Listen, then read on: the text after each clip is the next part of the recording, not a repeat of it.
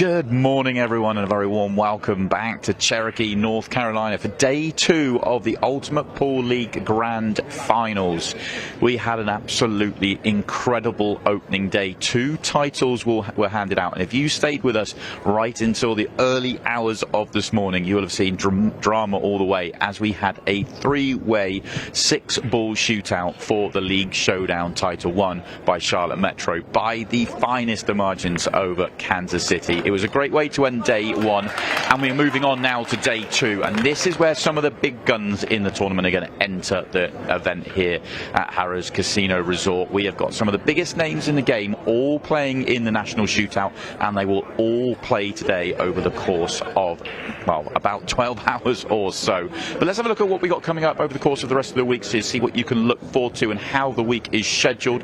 As I mentioned, over the course of the next 2 days, we'll be focusing on the National Shootout. Today will be all the last 32 matches, and then on to the closing stages tomorrow. We will also see Ultimate Pool USA Juniors taking on Australia in the first match from the Tri-Series.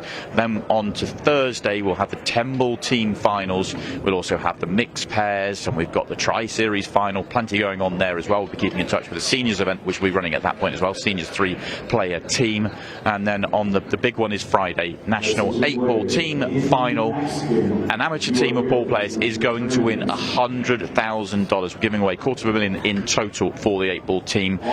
Action is hotting up. We'll keep an eye on what's going on there today as well, as they're into their second round of group games. And of course, we're also going to focus on the national pairs, which has been one of the favourite tournaments. Some of the big names are entered into that one. It should be absolutely fabulous to keep an eye on the back end of the national pairs.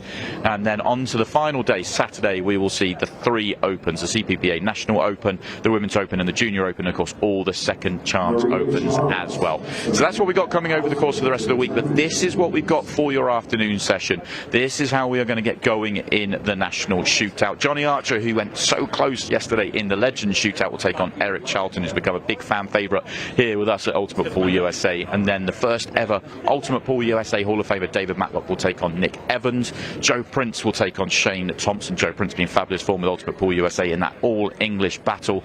And then the Kansas City Open champion Ricky Evans taking on SAVANNAH Easton, who replaces Chip Compton in the draw. SAVANNAH Easton, a great call-up for that event.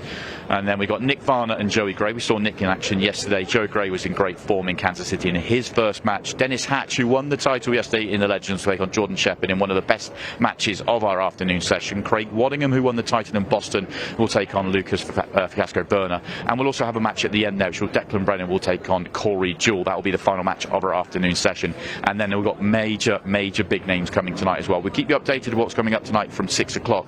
But for now, we're going to focus on the afternoon session, and we're going to start off Eric Charlton taking on the Scorpion, Johnny Archer. We'll send it out to commentary. All right, welcome back, folks, here at Cherokee, North Carolina, Harrah's. We've got a great match coming up right now.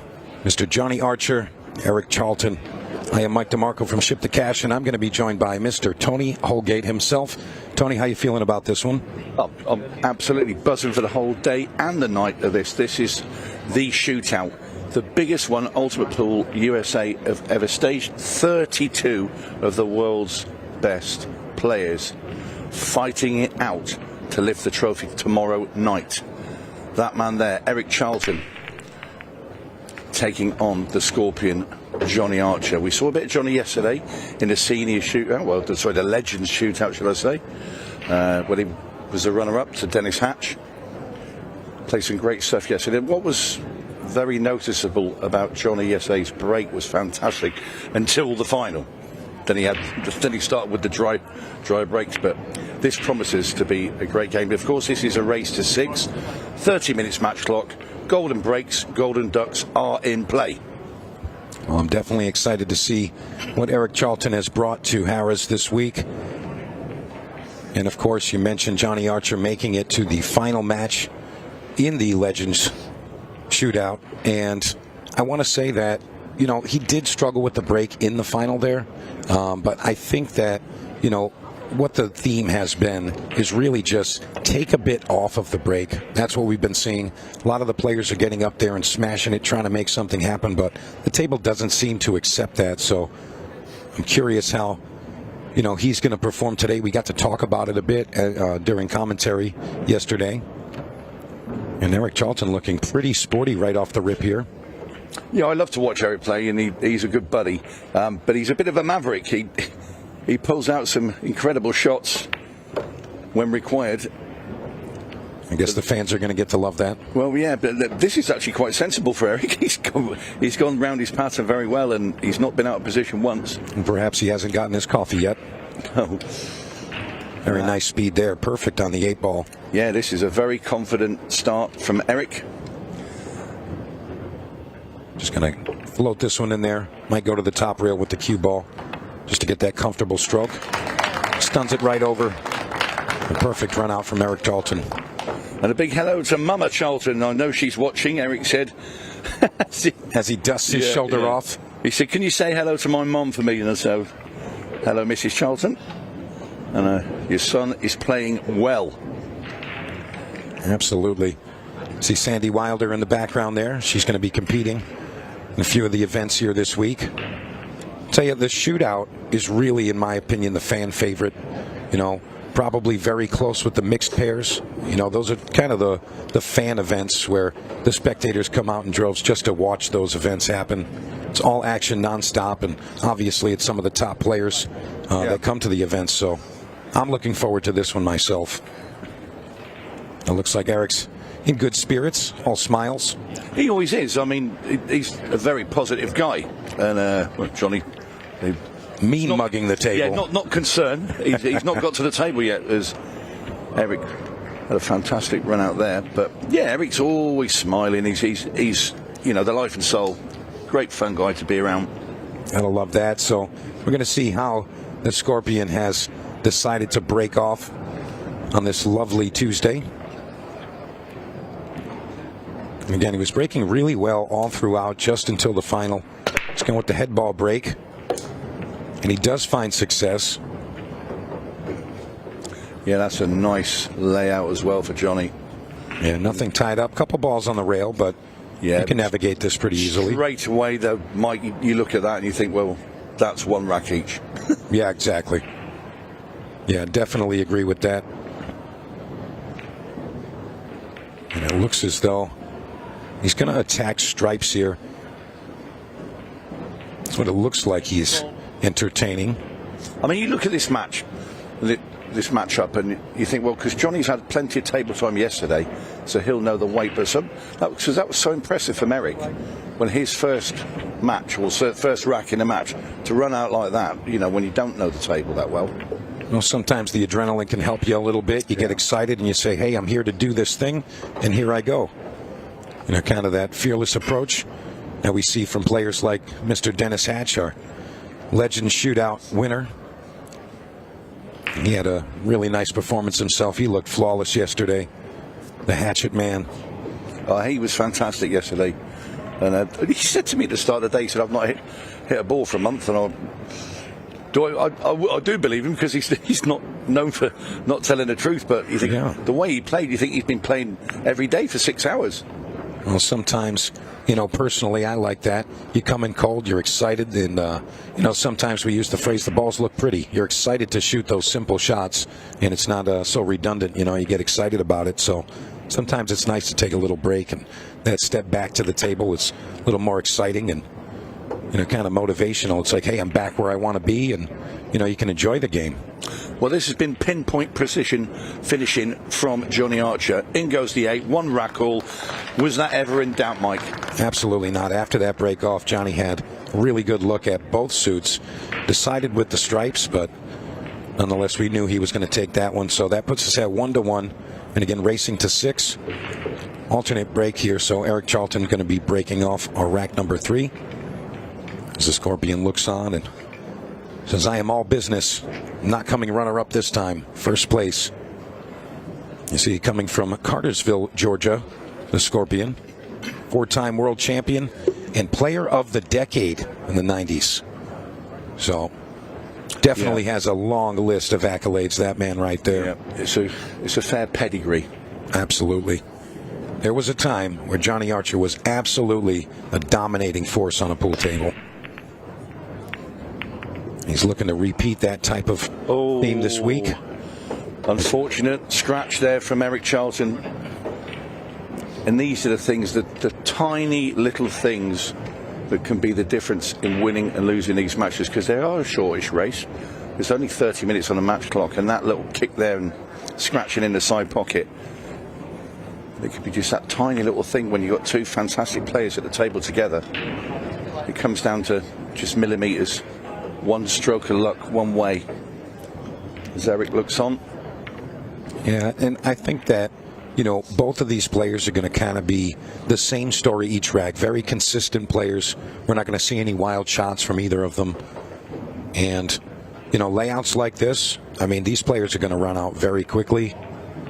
I mean, this could be one of those matches that's kind of just a cut and dry if the breaks keep going this way. But keep in mind that the table is going to tighten as this week progresses. You know, it's very, very slick starting yesterday. And I'm sure it's still quite slick out there, but it will tighten up a bit. And we might see a couple of balls hanging up a little more so than we did. Yeah, we've got a great lineup for you today as well. Coming up next after this match, Ultimate Pools USA Hall of Famer David Matlock taking on Nick Evans. And then the third match on, an interesting one from my point of view, because you've got two guys from the UK, Joe Prince, who everybody will be familiar with. We used to call him Joe Prince II because he could never win a final. He finally got over the line in Phoenix, and he's taking on England's Shane Thompson. That will be a titanic battle. And Johnny almost gets himself into trouble there, but the 3 doesn't get in the way of that 15, so he's got one more strong positional shot in order to finish this run out here. I want to say his move is really just either draw to get between the 4, to get a look at the 10, right between the 4 and the 1. And it looks like he's got an angle to slide over there. Tony, what do you think? Yeah, just enough. He might have to just try and cheat the pocket a tad. Yeah, not really. Oh, he's going to go forward here. And it looks like he's overrun position by quite a bit here. Yeah, it's going to be a bank shot now for sure. And you got to look out for the carom off of the 1 ball with the cue. He's gone actually a long way down. He wanted to stop near that side pocket, just so he had an easy cut with a 10 into the corner and then come back out for the 8. So this, and he's looking at the bank and he's trying to bank this in the bottom right-hand corner. It looks like he can avoid the 1 ball playing high. Well, he's missed the bank. Missed the bank. And Eric Charlton going to have a chance to take the 2-1 lead here. Yep, and that's the first missed ball. We'll say it's definitely first missed position too. You know, sometimes the cue ball can get away from you on this super fast table. And we saw that right there from the Scorpion. Eric Charlton, friendly bump there on the 6. When he was going into the 2 balls, it didn't really matter which one, as long as he got one of them out of the way and landed on the next available ball, which we were always going to do. So he shoots the 4 ball into the side pocket now. He's not thrilled with that shape there. For me, I mean, he could play the combination shot, but I think I'd just play the 1 down into the bottom right and then just roll the 5 up the rail and then try and just rub in to the solid next to him. So he run into the 2 ball after this. Yeah, alternatively, if he can, just come 2 rails around the backside of the 8, get above the 2. To shoot down to the side wouldn't be terrible either. I don't know if he needs to. I think he could just play this really softly into the corner. That ball went in and out. That's the second one I've seen of those this week. A huge fluke last night with a 3 ball that came out and went back into. We're going to get to see this come right back out of that pocket. That is incredible. Around the rim. Oh, the Scorpion's going to get a second chance at rack number 3, and he falls fine on this 8 ball. That's going to be 2-1 to Johnny Archer. So not necessarily a miss from Eric Charlton. No, he'll feel aggrieved at that. We'll call it not a miss, but misfortune. Absolutely, yeah. That's so unlucky there for Eric. Nonetheless, 2-1 to that man right there. I had that happen to me in the European Championships years and years ago in the semi-final in France on a part of the 8 ball to actually win a match against Mick Hill. Unbelievable. Came straight back out and then he ran out, and that was that. And that was at 7-all. I was on the marina trying to throw me cue into the sea, but somebody stopped me. We get to see that incredible reaction. Those are just so rare to see that type of thing happen. I mean, it happens. I mean, this has happened on the biggest stages in the world for all of time. You know, since pool tables had 6 pockets, Tony, and you can't really do anything about that. The pool gods say not right now. So Johnny Archer to break rack number 4 here. He's up 2-1. Remember, racing to 6, just 21 minutes and change on the clock. So I'll tell you, they're both keeping a pretty decent pace here. Not a lot of innings per rack, so I think we're going to go the distance. Somebody will get to 6. We're not going to end up finishing prior to that. Time will not expire. These guys are kind of moving along nicely.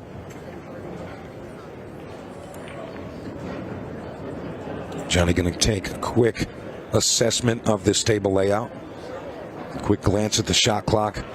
Got to make sure that you're managing that clock in your mind, and just take a quick glance every now and again. It looks like Johnny may have arrived on stripes. I mean, it's kind of 6 1/2 dozen, if you know what I mean, Tony. You could kind of go either way here.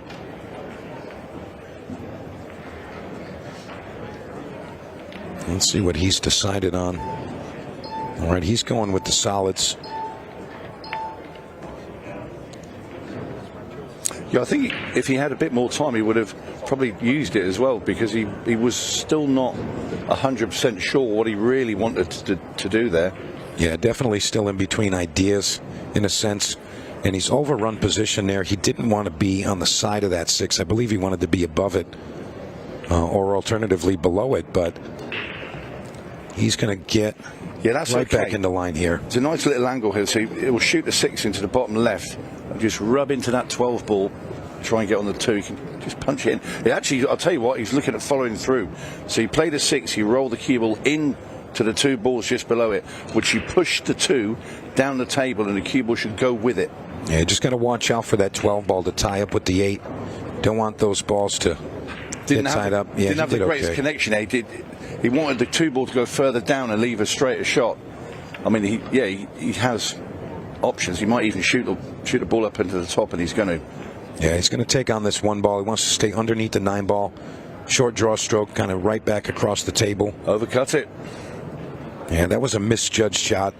You know, a lot of times you have to have that feel. And, you know, first match of the day, you know, as straight a shooter as these boys are, you still have to have that feel. And if you don't have that grasp on the equipment, it can be really difficult to make those touchy shots like that. So Eric Charlton back at the table. He's yet to miss a ball, because the ball that spat out the pocket, he pocketed it clean into the center of the bag. Yeah, accuracy not a problem, maybe fortune a problem just for that 1 shot there, but very resilient player and relentless nonetheless.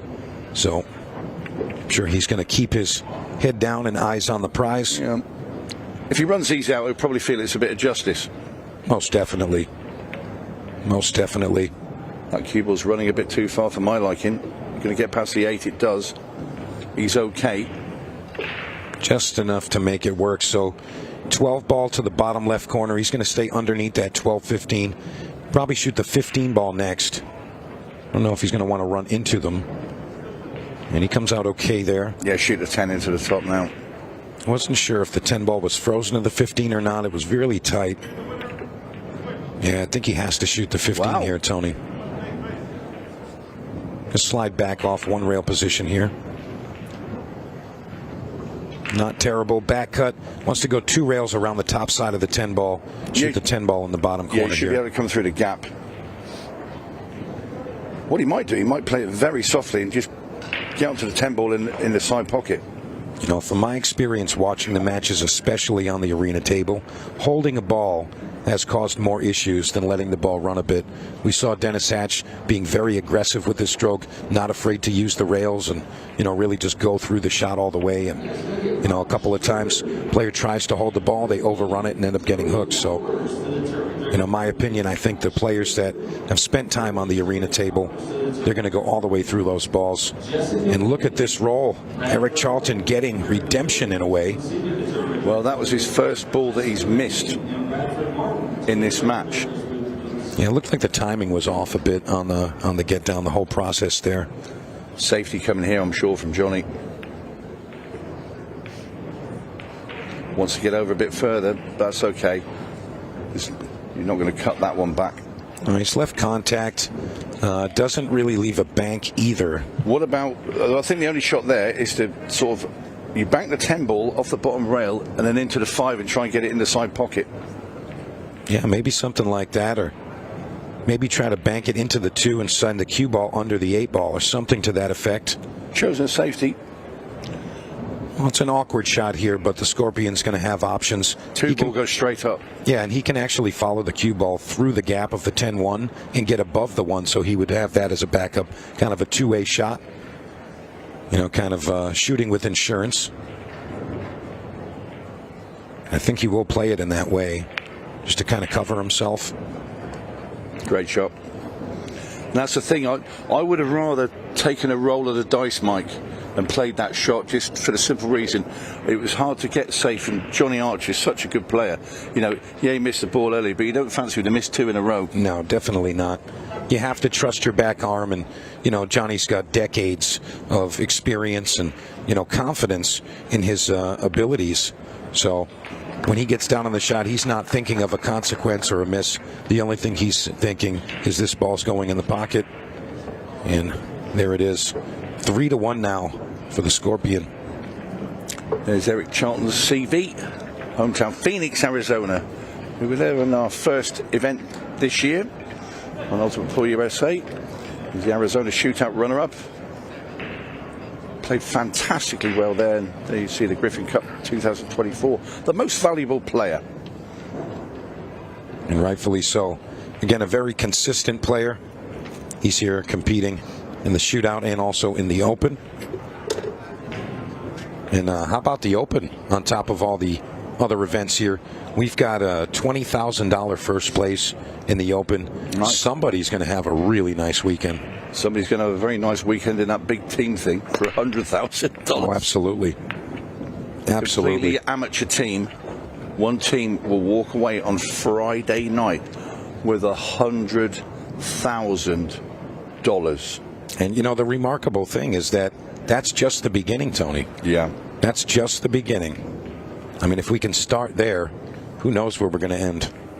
I think the vision is in several years' time, 3 or 4 maybe, have $1 million first prize. Yeah, I've heard the talks of that, and honestly, I do not doubt it in the least. I'll be getting a team together. Yeah, honestly, that type of payout, that entices people to actually get up and go compete. It's not that I just want to go do something on the weekday night or whatever it is. It makes it so you can still be a casual player and have fun in the leagues, but now you're actually playing for life-changing money. Yeah. That is different. No, you qualify and you get to come here, and this is a great place to be, and the event is fantastic just to take part. Erik Charlton missing the 1 ball there. Sometimes getting into a match, especially the early match rounds, you kind of come out there and you're almost unconscious. You kind of just letting the things happen, and sometimes you kind of snap back into reality. It's like, oh no, what's going on here? And kind of have to get back to that relaxed state and kind of spectate yourself watching the balls go in. I'm sure you understand that mindset. You're a player of your own. You get the itch watching these matches, Tony, Of course, yeah. You want to get out there and hit them. For me personally, I don't get it while I'm at the event. It's right when it's over. I'm like, wow, that was awesome. I want to go do that now. Right. I always focus on the task at hand, but I'll tell you what, it definitely is motivational watching these guys enjoying these matches, and, the spectator setup here, it's so beautiful. Great job by the crew here, Tony. Yeah, when you're out in that arena, and you're playing your best pool, it just makes you feel alive. It really does. The adrenaline's flowing. Yeah, the rest of the world kind of disappears. You feed off the crowd as well when you get a big match. I mean, I used to prefer the evening matches because everybody, maybe they had a couple of refreshments as well. Yeah, yeah. And they're a bit louder in the evening. Everybody's into it. And yeah, lots of Kool-Aid and Sprite out there. Yeah. But yeah, it's great for these guys, and it's a great spectacle for us to commentate on and watch, and also for the crowd out there. Everyone thoroughly enjoyed himself. Such a great venue. I mean, these 100 tables. When you go out into the big arena at the back there, where they're playing in all sorts of different competitions. And Johnny looking like he's going to finish competition of rack number 5 here. He's got 4 balls remaining. And he's kind of just taking a quick lap there. I really like his demeanor today, Tony. He looks very deliberate and, you know, all business here. Sometimes players, especially a player like Johnny, you know, they'll come runner-up or just fall short, and it doesn't, you know, discourage the player. It actually motivates them to do even better, and that's the true nature of a champion. And that's perfect there. This has been a wonderful exhibition of cue ball control here in this rack from Johnny Archer. Punch through the gap. Come down. Oh, lovely. Very nice control there, yeah, indeed. Check side that he's put on that cue ball just to hold for the 8 ball. It's always nice to see that cue ball make a hard turn or kind of stomp on the brakes real quick. It's really nice to see those maneuvers. Yeah, Archer crowd really enjoys that. Archer is very best there. Very, very good indeed. So opening up, looked like Eric Charlton was going to have his way with the Scorpion. You know, nice run out in the first rack there, but after that ball come back out of the pocket, he kind of lost his composure a bit, I would say, but match is not over yet. Still a fair amount of time on the clock. Let me see that shot again. That's got to make you feel crazy.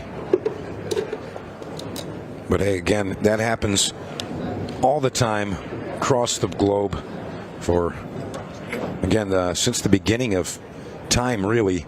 And there's not much you can do about it when it happens. It's a rare occasion, but just got to kind of forget about it and move forward.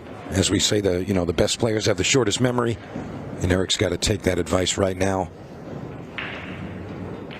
11 minutes, 29 seconds remaining on the match clock.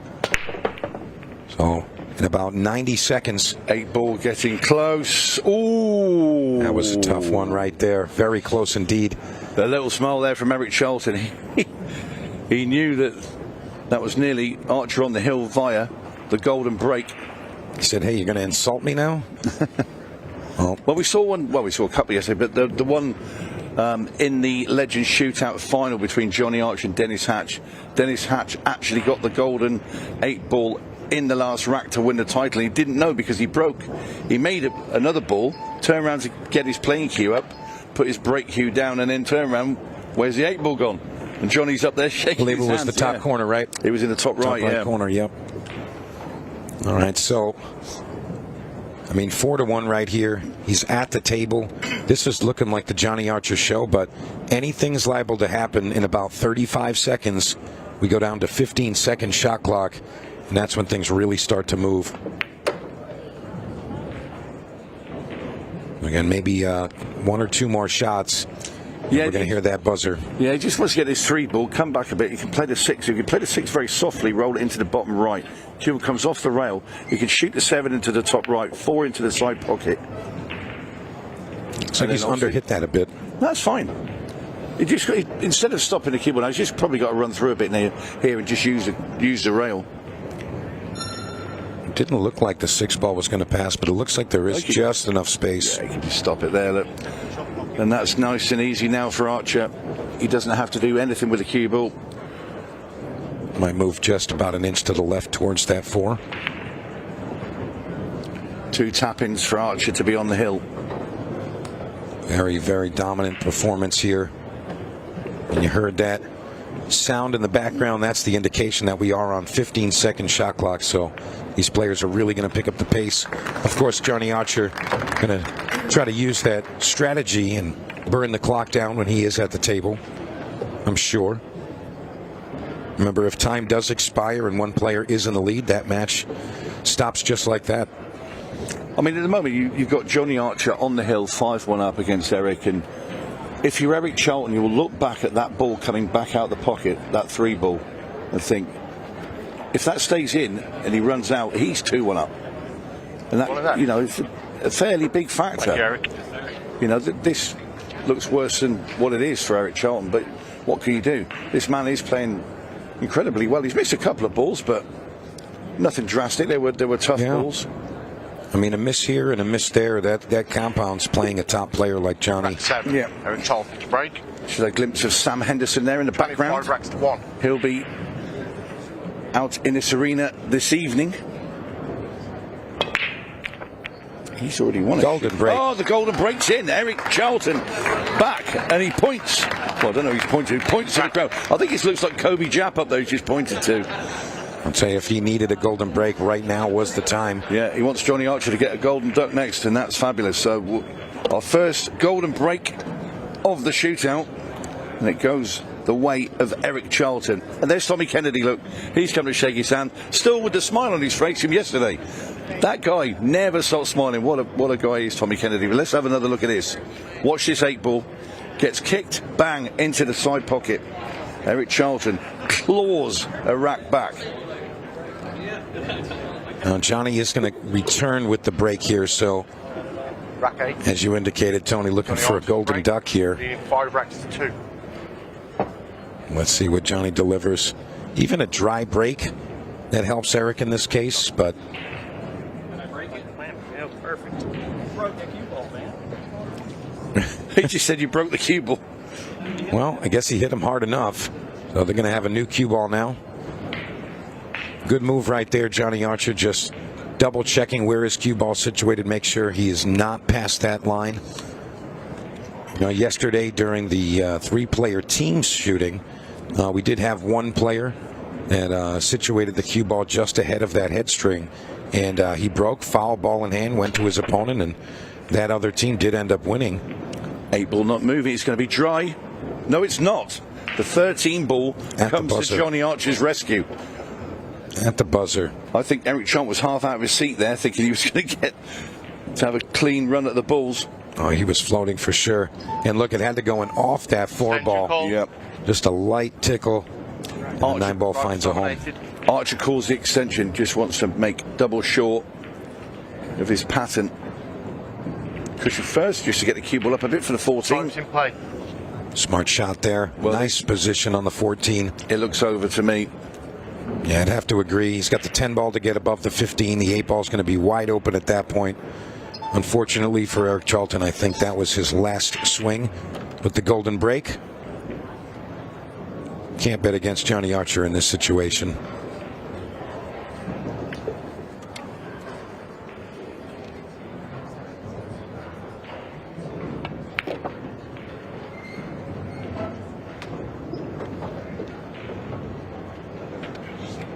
All right, gets himself situated nicely on the 15. Just going to come across, stay above that 11 ball. One rail position. You see how Johnny favored the center of the table. That's so that he can stay on the left side of the table for that 12. If he had come across that, it could get a bit tricky. So, and look at this. Well. Look at this. He saw the finish line, and his shoe was untied. Well, I'd have lost money there. Most definitely. Eric Charlton going to gladly get back up on the table. And there is time. Okay, 7 minutes 23. Eric wants to be fairly smart about this and get these knocked in a brisk manner. Makes it 5-3. It's his break next. Yes. Another one of what he had before. And all of a sudden, this match could be tipped on its head. Yeah, I know we're getting excited, maybe a little bit too early, but... Well, I'll be honest with you. Nice shot there. Crazier things have happened, Tony. And yesterday, in our first 3-player teams event, we got to see the first 6-ball shootout with 3 players per side. And that's how we ended our finals. Yeah. So Unbelievable. That was pretty exciting, by the way. I don't know if you got to witness that, but definitely a unique way to end it. Three ball going. Did not want it all the way over there. He's okay, though. Come right underneath. He has to, yeah. That's okay. The side pocket looks tiny from that angle. I'd rather be going up into the top left. I think he might do that. Remember, the pockets on this arena table are a bit tighter than the standard cuts. Oh no, it's gone wide, and this time that will be it. Johnny Archer with two simple stripes to knock in, and the 8-ball, and a shake of the head there from Eric. Disappointed. He got himself a chance there that he didn't think he was going to get. Well, here we go. There's 3 shots away now. 12 to the corner. Likely the 8 to the side. He could come back up, but I think he's just going to put this one in. 8-ball square in the side pocket and call it a night. So this 8-ball for Johnny Archer to make his way into the last 16 of the shootout. And in it goes. And the match. Johnny Archer defeats Eric Charlton. Cheers, Johnny. Eric was a little bit disappointed, had a bit of bad fortune, slight chance there, but it is the Scorpion that goes through. When we come back, we will have David Matlock taking on Nick Evans. Don't go away. It's going to be a great day of pool.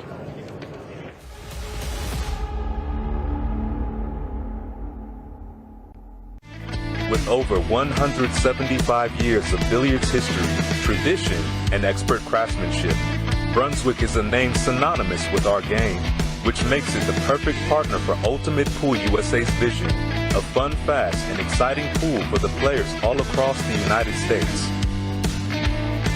Brunswick, Ultimate Pool USA's official table partner.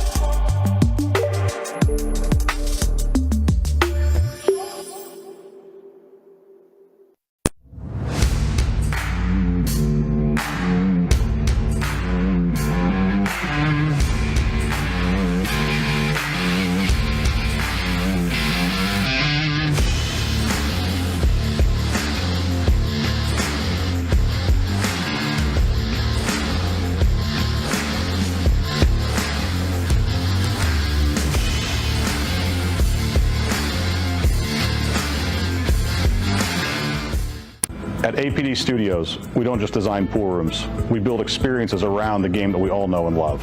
I'm Adam Pfeiffer, a licensed architect for 10 years and a nearly 25-year pool player. I bring nearly 2 decades of real-world experience designing, setting up, and optimizing pool rooms and tournaments, both locally and nationally. Whether you're upgrading your pool room to host larger tournaments, planning a full-scale event, or just looking to perfect your home playing space, I design with purpose. From traffic flow and lighting to vendor zones and spectator comfort, every detail is considered, making it efficient for staff, welcoming for players and spectators alike, and compliant with local building codes. For residential spaces, I bring the same precision, crafting rooms that feel luxurious, play beautifully, and reflect a true passion for the game. At APD Studios, we design for more than just gameplay. We design for the future of your room.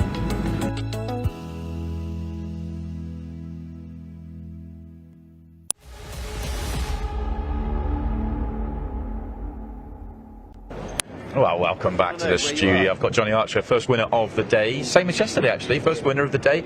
All very, very good. Looked like you just continued where the form was yesterday. Yeah, you know, I made a couple mistakes today, but really the mistakes I made, I didn't make them bad. I did miss one ball really bad. But other than that, I really still played pretty consistent. Yeah. You came in yesterday when we were talking, not on air, but before the match and stuff. You've been playing some good stuff coming into the event, so you're probably as confident as you've been for any of our events so far.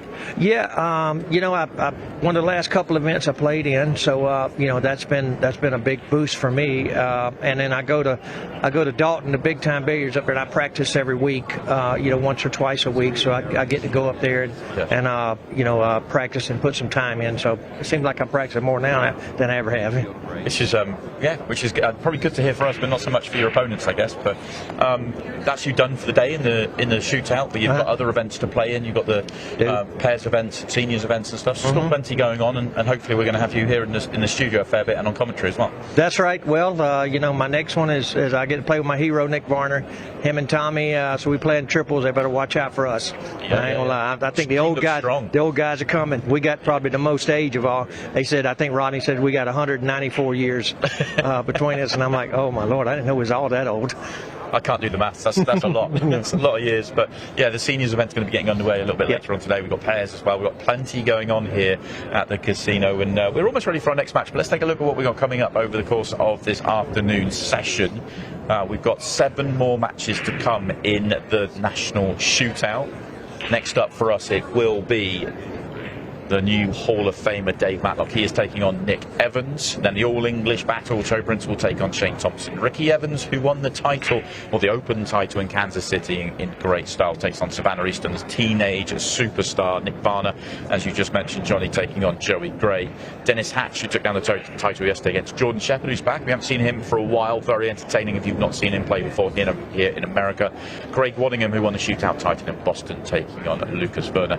And then Corey Jewell and Declan Brennan, which is my personal favourite match of the round. Love watching Corey Jewell play, and I'm a huge fan of Declan Brennan, who's more a favourite with English ball, but as he spends more and more time here in America, he's going to get more and more known, and people are going to get to love his game. If you haven't seen him play yet, Johnny, I think that's one you should definitely look at watching for. I'll be there watching then.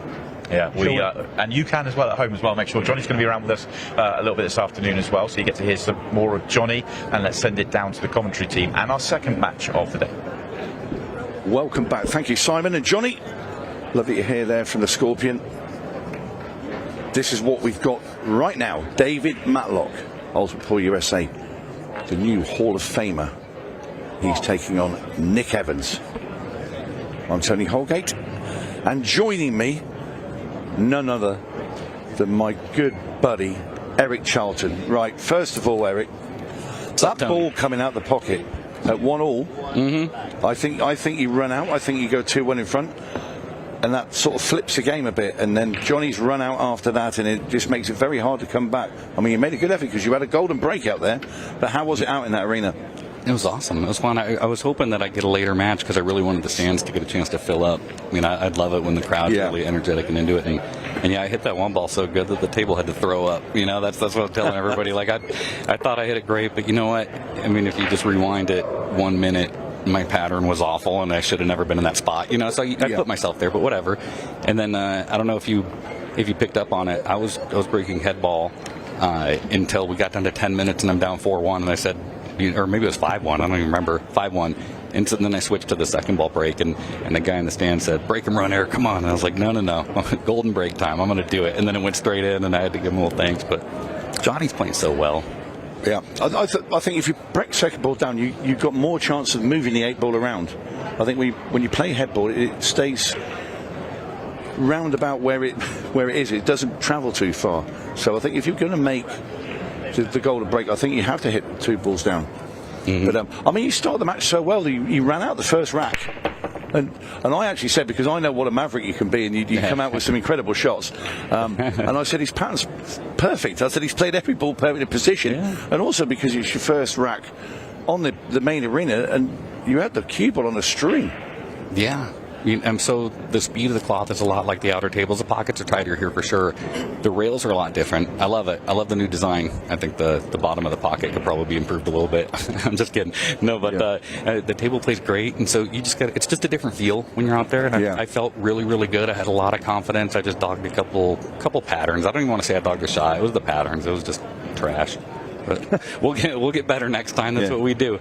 I think you're being hard on yourself. But anyway, Nick Evans at the table. All these matches, of course, are a race to 6, 30 minutes match clock, 30 seconds a shot, and when we get to the last 10 minutes of each match, that then drops to 15 seconds a shot, and we do tend to have some fun and games when that happens. Yeah. Oh, this is a great shot. Oh, what a shot from Nick Evans. Absolutely superb. I've played both these guys in the shootout before. They're both real tough. Great shot. Well, the main open at the last event when we were in Kansas City, his brother Ricky was the winner. Yeah. And he's coming up in 2 matches' time, I can tell you as well. You know, a lot of people said that's a big surprise. It's really only a big surprise if you don't know Ricky. No, that's right. Yeah. He played phenomenal the whole event. And like I say, next matchup will be Joe Prince taking on Shane Thompson. And that's an interesting battle there, all English. But then Ricky Evans will be the match after that. And he's taking on the Roadrunner, SAVANNAH EASTON. I saw that. That's going to be fun. Yeah. If you haven't seen SAVANNAH EASTON play, you've got to watch her. She's fantastic. A star of the future. Yes. A star of the present. Yeah, she's a star of the present. But you look at, when you think how old she is and then what she can achieve in the game. Yeah. You know, we're talking multiple world titles and all sorts that young lady's going to win. No question. And this is a great start. A great visit from Nick Evans. He's got to be loving this. Mine was a little faster, my first breaking run, but that's all right. 8 ball down. Nick Evans wins the first rack. And that was a very, very tidy finish indeed, Eric. Yes. Yeah, I like it.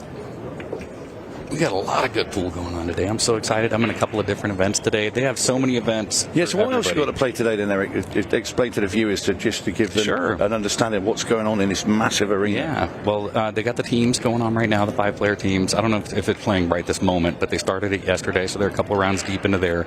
They did the, what do they call it, the league shootout like that yesterday, and my team fought hard and lost in the first round to the New England team. It's a bunch of great players. So we're out of that one. That one's already over. I won a couple of singles matches in the National Singles League tournament. So I'm in the final 32 in that. I think if I win my next match and Chase wins, I think I get to play Chase in that. That'll be awesome.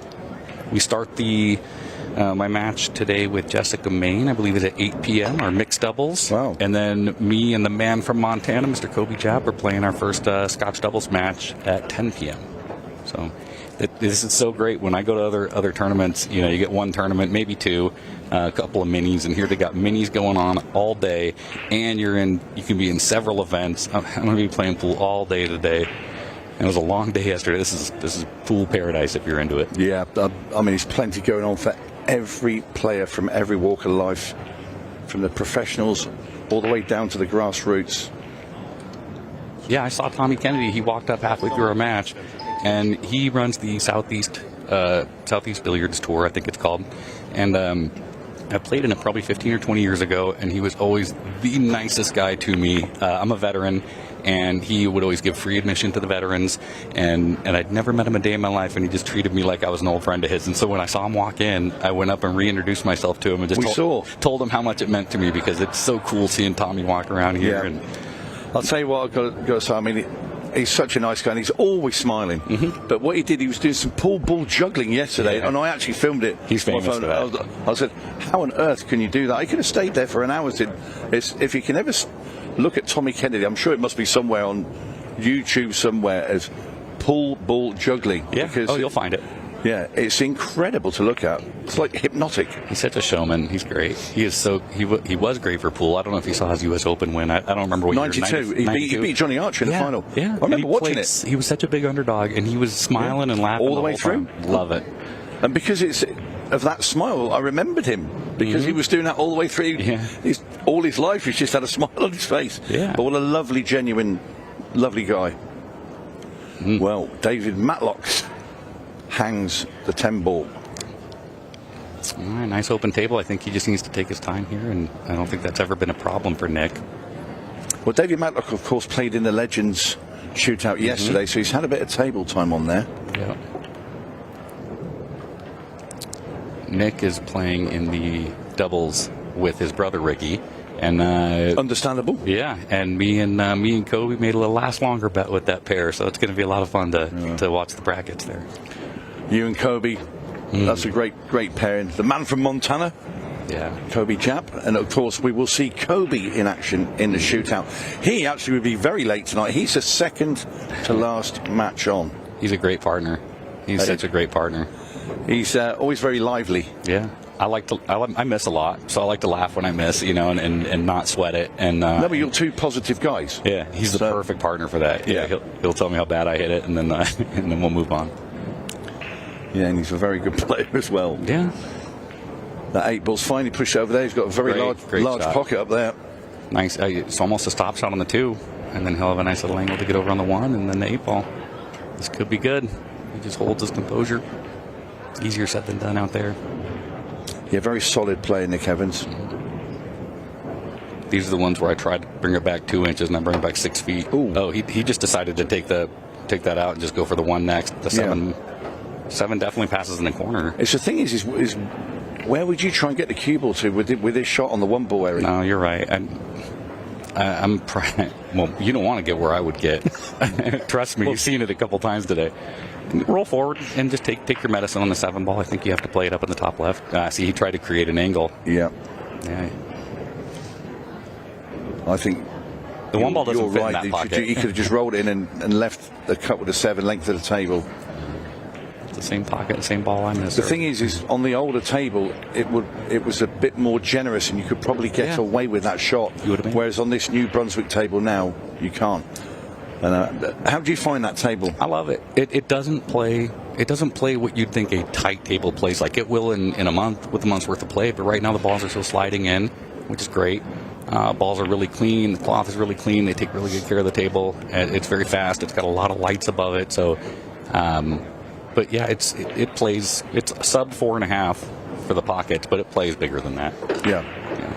I love it. It's a nice looking table as well. You've got to say, the Tournament Elite Brunswick table as David Matlock ties things up here.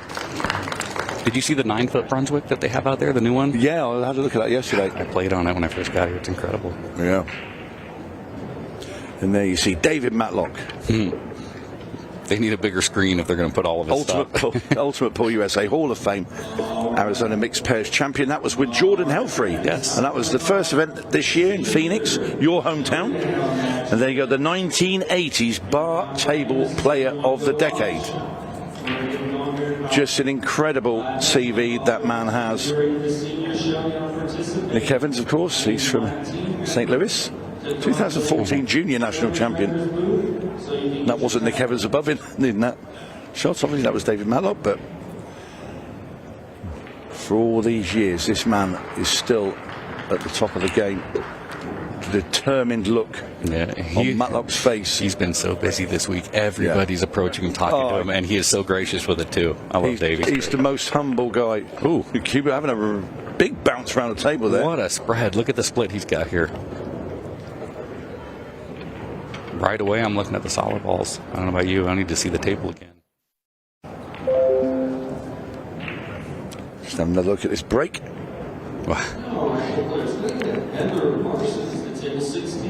Okay, I like and this is the thing, when he played in the Legends Shootout yesterday, his break was not firing up at all, and it cost David in the end, but he seems to have put a bit more into this today. I love this here. He's going to go trying to play the 1 in the same pocket. That's probably the only chance he had to get on the 1, and he recognized it immediately and hit it perfect. What a positional shot there from Matlock. Great shot. Just love watching him play.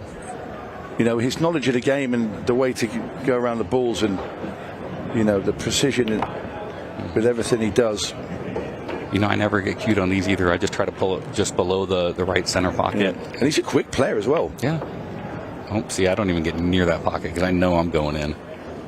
Great shot.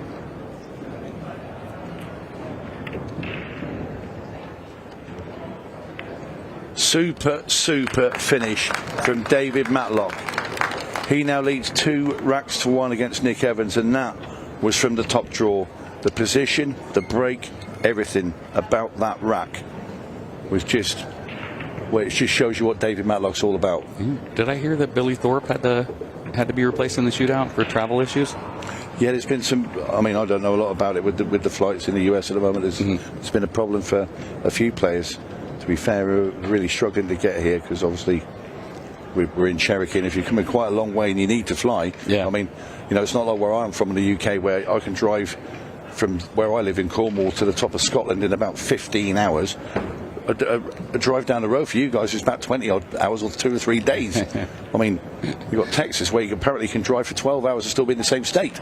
Well, if you drive, yeah, if you guys, if it's not if I'm driving. Stephen White keeps telling me that anyway. Well, yeah, if he's doing circles, that's cool. But yeah, you can get, it's what, 700 and, it's less than 800 miles across. Steve's silly. Steve's silly. He's a silly man. Good break. All right, he's got one down. He's got a pretty good split here. I could argue either of these. I think I like the solids. I think I like those solids.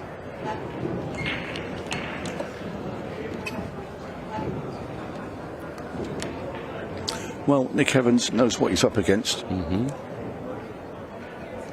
He's up against a very determined man in Dave Matlock.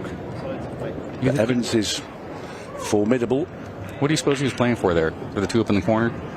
I think so. I think yeah, I still like the two. I think he can play through it and get on that side. Well, maybe not from this angle.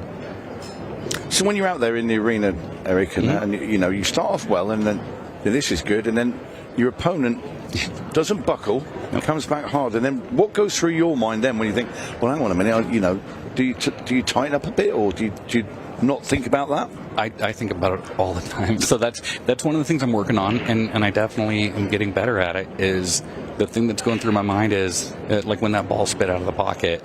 The thing that went through my mind was, you know, I kind of caused it. I'm not going to blame the table because I shouldn't have played the pattern I did, or I like the pattern, I just didn't hit it well. And so I put myself in that position, and I'm going to have plenty more opportunities. You never know what's going to happen. It's a short race, and I just tell myself, don't give up. No. You know, just fight to the end. And he didn't really give me a whole lot more chances. But it's fun. It's so much fun. I'm here for fun. If I didn't have fun, then I'd lose. Yeah. But, yeah, I didn't lose today. I had a great time. Well, Dave Matlock now trying to punish the Nick Evans mistake. See, I think he's playing it the right way, but this isn't the way I would go. I probably would have saved that one for last. And this is exactly why, because I would end up doubling up. Can he slide past the 9 and get to the 13? Not telling us much with that expression. Yeah. I'll be interested to see. Oh, he can just shoot right past the 13. Yeah, he's good. Oh, Dois. Never mind. Wow. Had to take a very thin cut with the 9. Or he missed the 13 real bad. I would. Not Dave Matlock. Yeah. No chance. No, I'll tell you what, if I was shooting the 13 there, I'd pretend I was cutting the 9 too. So Nick Evans gets a reprieve. Good shot. If that 4 passes the 8 in the left center, I think that's going to be his out ball there. He'll play 6, 7, 4, 8. This is great. This back it up a couple inches and then just roll the 7, and I think you're out.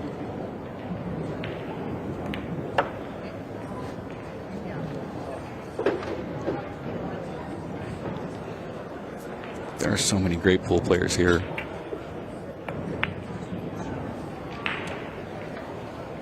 There are indeed, and we're going to see them all throughout the day and tonight in this shootout. This 8 ball to level things up. Nice out. Round of applause there for Nick Evans. I haven't seen anybody yet. I was a little surprised because there have been some, I don't want to call them rookies, but guys like Nick Varner and Ronan, who is, I watched him in the practice room. That guy's incredible. And I know he didn't win his match, but Tommy being new to it, I'm surprised we haven't really seen any loss of frames, you know, just violations. Yeah. Yeah. when the even Shane Van Bonen when he came in, he went and grabbed the cue ball. You know, when he was going to scratch, and that is the loss of the rack. Yeah. You know, these little things, and obviously with the shot clocks. You know, I think yesterday Tommy Kennedy, he asked a question of the referee, but he was just checking.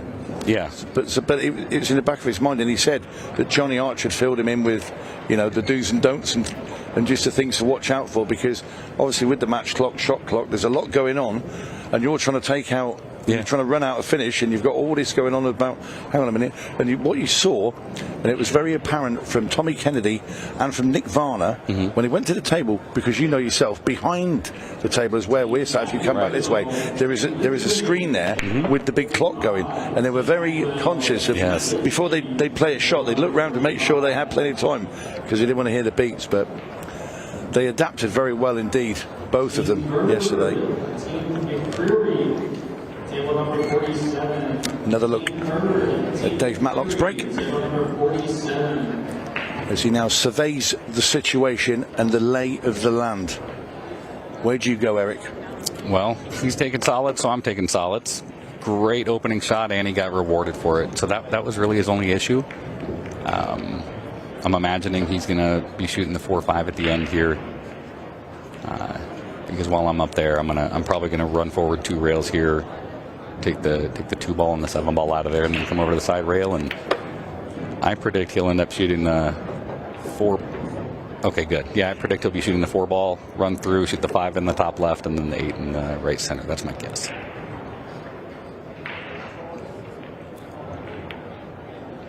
I would have to readjust my pattern like 3 times, but he's good. He's got his cue ball. He knows where he's going. Just got to pinch this one back a little bit. Did not want that kick. So I thought he would have dragged it a little bit deeper and come past the 9 ball just into.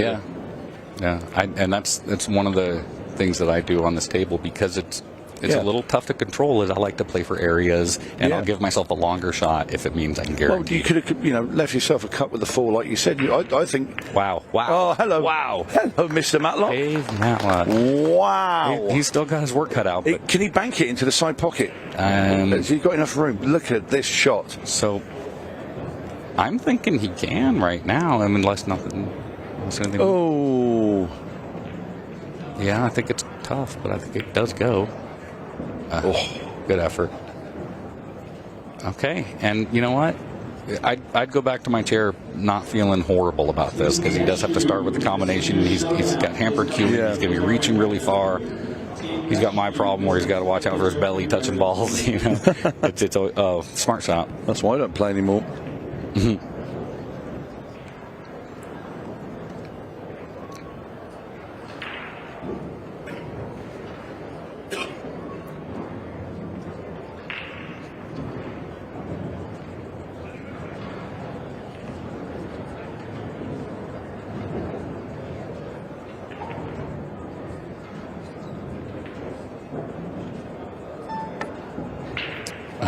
That was a tough hit the whole time. Yeah, absolutely.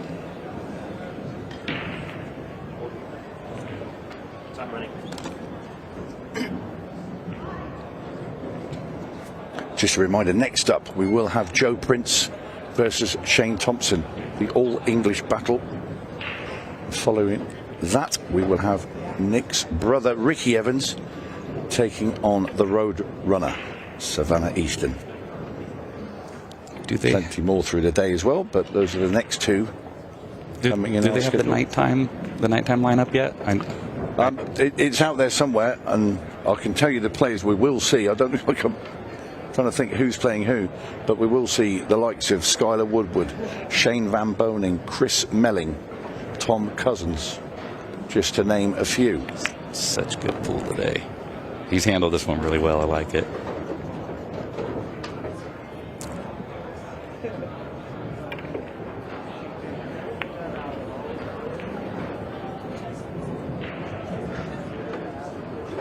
A little bit straight, but this shouldn't be any problem for Nick.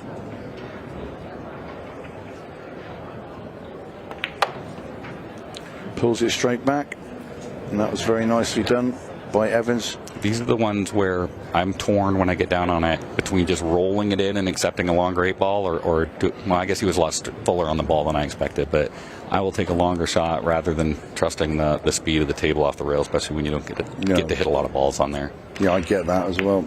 In goes the 8, Nick Evans. There it goes. Gets his nose in front against Dave Matlock. This is the point in the match where Stephen Wyatt would be telling us that, well, the match clock is past halfway. Maybe we get a 6-red shootout here. I would love to see one. Have we had, besides the team? No, nothing. The only one we've had was the team showdown. Yeah, that was exciting. Evans at the moment now will be thinking, I don't want anything to do with that at the moment. I just want to get this match won right now. Yeah, go and have a chat with Simon Webb, and then go and chill out for the rest of the day, or play. Obviously, it'll be the same as you and playing in other events. So, yep. But he can then put the shootout to bed until tomorrow, because obviously we will play all the last 32 matches today and tonight, and tomorrow we will see the conclusion. I can't wait. I hope you guys let me come in the booth. Oh, absolutely. I'm excited. This is one of my favorite things to do You're here. part of the furniture, Eric. Good. This is one of my favorite things to do here. And you know what's And your buddy Kobe is as well. Yes. He'll be in here later as well. Yeah, well, I mean, you're going to get a good personality, but you won't get any knowledge out of that kid.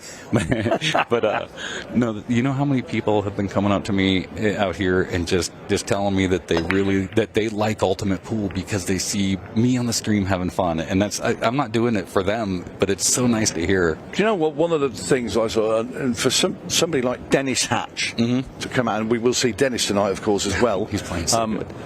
He said to me, he said, I haven't had so much fun playing pool again. It sort of like reinvigorated him, and he just said it's such a great format. Yeah. Because you're always on the edge. Yeah. That's what you want. You're out there. You feel alive. Yeah, the bar table 8-ball tournament, it's gotten stagnant. It's been just sitting in one spot forever, and the shot clock is so much fun. It's a different game. Yeah, it is indeed. Quick fire. It's great for the spectator and great for the players.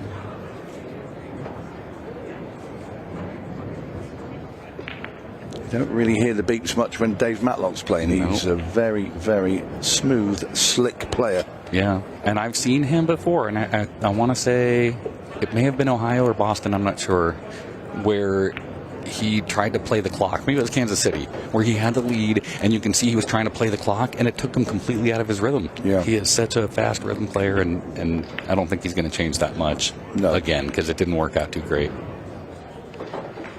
But I like this. Really like this. Love this for him.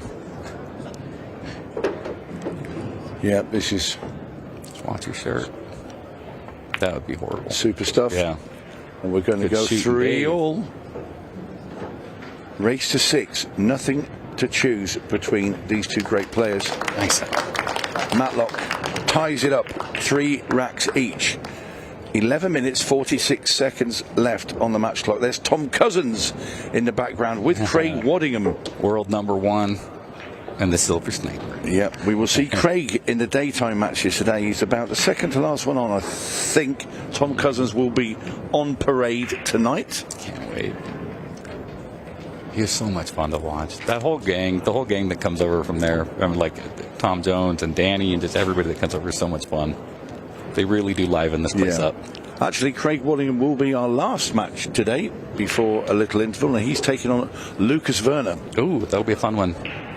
He was asking me about that yesterday. I was like, you got to play good. What do you think? LUKAS plays great. Yeah, I see. I've commentated on LUKAS. I think he might have been in Iowa. Yeah. He's great. I think it was Boston. I think that was his first event. You're right. Yeah. It was Boston. Yeah. He's great player. Yeah, he played Tina, I believe, in the shootout, and he didn't miss a ball. No. Right? Yeah, he had one loss of frame when he caught the cue ball. But yeah, and he fairly races along as well. Yeah, great player. So anyway, Nick Evans. Nice easy combo into the side pocket. Love the choice. I'm going to take the 11 and 9 out of there as soon as I get a chance. Well, maybe not. You've obviously got that 10 ball. I mean, yeah, it's an easy pot, but it's a 13 to the 10 because there's a little risk there with that 6 ball in close proximity. Which way do you sort of approach this one, Eric? So honestly, I'm probably going to. You got to get that 14 ball out of there. You know, it's going to haunt you. So he's probably going to go for the 13-10 next, and then, well, he might change his mind now with that 12 ball there. I still like 13-10, 14, and then the 12 ball. I'm not sure if the 8 passes in the bottom left, but if it doesn't, you can run through and play it into the left center. Yeah, it's one of those angles can be quite deceiving. I think it might slide in there, and that's only because I've been caught out a few times saying that's not going in there, and then they just put it, and they had an acre of space to go through. That's a rule of thumb. If you don't think it goes, it probably does. Well, he's on the 10 ball, but he's going to leave himself with a cue ball on the cushion here after he's potted it, and the 14 has to come next. I love like running you rightly forward. said. I'm definitely not stopping it there. That's a little too much angle for me. This is great. This is really good. That's perfect. You can just pop this out now nicely. Not too pacey, and there you hear that little bell. That will signal the 15 seconds a shot. Yeah, he's doing the thing I'm doing. Like right now, I'm torn between going forward and pulling, but lately I've just been trying to pop it backwards off the rail there and then play it, but it's just so it can get away from you. I like this. He's making sure he's got a shot. Well, judging by the way Nick has played this, that 8 ball must pass the 7 into the bottom left. And then I say that, and he's missed a 12, and he's coming through to play the 8 into the side pocket. Well, that is a huge mistake there from Nick Evans. Another look at this, Eric. You would never, ever... Do you know what it was? He's tried to pinch some pocket because the angle he had, he thought he was going to go into the 4 ball. You're right. So he needs to address that 2 and 3, and it wouldn't surprise me if he, right now, just tickles the right side. No, he could probably make the 3 comfortably from the middle of the table. Okay, I was making it a bigger deal. Dave Matlock just wants to get this rack on the board as quick as he can. Yeah, he developed them. He's going to be shooting the 2 next. Yeah, it's okay. And this is good because, you know, with Nick's 1 ball where it's at, Dave has a little bit of freedom here. Yeah, because everything's above. So, you know, his last ball, you think it's going to be the 7 ball. What Dave'd like to do now? Oh, hello. We'll play with the other hand. Don't worry about that. He's probably done that once or twice in his career. Look at this. That's happened. What's the stop? Oh, he's good. He's good. He'll just pound this to the rail and out a few inches and collect his next rack. Beautiful. Well, very tidy from Matlock. Evans really has gifted him this, or the chance, but you can't gift David Matlock chances like this. He will eat them up. Yeah, and you know he's thirsty too. I mean, he is. Yeah, he would love to come win one of these tournaments. He's got what it takes. No, he's 4 racks to 3 in front of Nick Evans. Quick drink of water. Rehydrate. Hey, ready for the next rack. While we're between racks, be honest with me. What do you think about my fit? You like the drink or the drip here, my belt, my... Oh, yeah. Yeah, I'm really cool, really excited I got to wear it for 1 match. You'll be back out there again. Yeah, I hope so. I'm doing well, and the other stuff, I'm playing great. I'm having a great time. Really tired. I only got a couple hours of sleep last night because we ran really late playing pool, and I was really excited this morning, and I woke up with the sunrise, and I'm ready to go. It's a bit cold out there, wasn't it, the last couple of days? I haven't gone outside. But yeah, every time the door opens out in the lobby, you can feel it. It was a weird little cold snap just for like 24 hours. I think it's heating up again. It's amazing. So the day we got here is about 19 to 20 degrees, and it's, you know, where we are in the UK, the weather changes gradually. Over here, it's like in the blink of an eye, you've gone from 20 degrees to minus 10. 8 ball. Is it going to go? Okay, no. Not today. That never happens. I was just wondering with the other balls chasing up the table that he might nudge it in. Yep. Okay, you're probably starting with the 10 or the 14-10 combo, right? I mean, if you want to run out, and we're getting to the point of match where he definitely wants to run out. Yeah, I think that combo is the play here, and then just see what you got. Even better if you can bring the cue ball down table when he does it, because he definitely wants to make sure he's got something to shoot at. Give him a little bit of a reward. Great shot. And he will have the 13 up in the top right, but it's not easy. No, it's not. And I think the 9 goes in the left center. So if you can punch this in, you're out. Yeah, you just want to, like you say, punch it. So you get the cue, you elevate it up in the air, stop the white as close as you can without missing the 13. You don't want to sacrifice that. That's number one. Oh, man. Tough ball. That was a tough ball. That was it. Yeah, and what has Dave got left? You can see the 2. Yeah, definitely. Look how quick he's down. Yeah. Didn't even bother looking at the other balls. Now I can see the 2. That'll do. Well, we are on 15 seconds now, so Dave has to shoot in 6 seconds. So, and it takes about 40% of that clock. And this is big. If you can get 2 racks in front, I mean, obviously it'd be on the hill, but just with the clock going down, you think if he runs this out, it's going to be like 5 minutes 20. I'm only guessing at the pace he's playing. Okay, smart shot. Look at that. So 2 racks at 5:20. When you consider the average speed of the top player running racks at the moment is between 2.5 and 3 minutes a rack. So I sort of gauge it on that.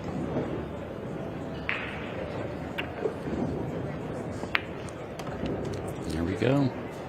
Okay, so depending on what kind of angle he has, he might try and just draw it straight back down to the bottom rail and play that 4 on the side, unless he can slide over to his left. Uh-oh, that's in trouble. Yeah. That is in trouble. That's why I overdo that one, because I know this is the only bad thing that can happen. But let's see what happens. Funny game. Smooth. He'll take it. Yeah, he'll be disappointed there. Well, Dave, that was a big opportunity to get 2 in front. Nick Evans been let off the hook. Oh, and I'll tell you what, he's just got away with that one as well, because look where he's left. You know Dave what? Matlock. Dave is not going to complain. This is, you know, anytime you get up. We know he's hitting this 4 ball, but can he kick it in? Oh, he's going to hit it pretty firm. Oh! Yeah. Well, take a bow, Dave Matlock. All right. And look at this. He can actually put the cue ball in kind of a safe spot up here too. Oh, he doesn't even care about the cue ball. That is obscene. Crazy. That's Hall of Fame stuff. That's why he's there. That is incredible. Oh, Tom's not impressed in the back. No, he wouldn't Tom be. doesn't care. No. He's like, poor pattern. Look at this. This is absolutely incredible. And this is what we've come to see. These sort of things. I mean, that's ridiculous. Yeah, maybe a bit fortunate, but this bank on the 8 ball, this isn't fortunate. This is pure skill. In it goes. Matlock on the hill. And what are we at? 5-6 minutes? 5 minutes and a tiny bit. 6-7 minutes. Just unbelievable finish to that rack.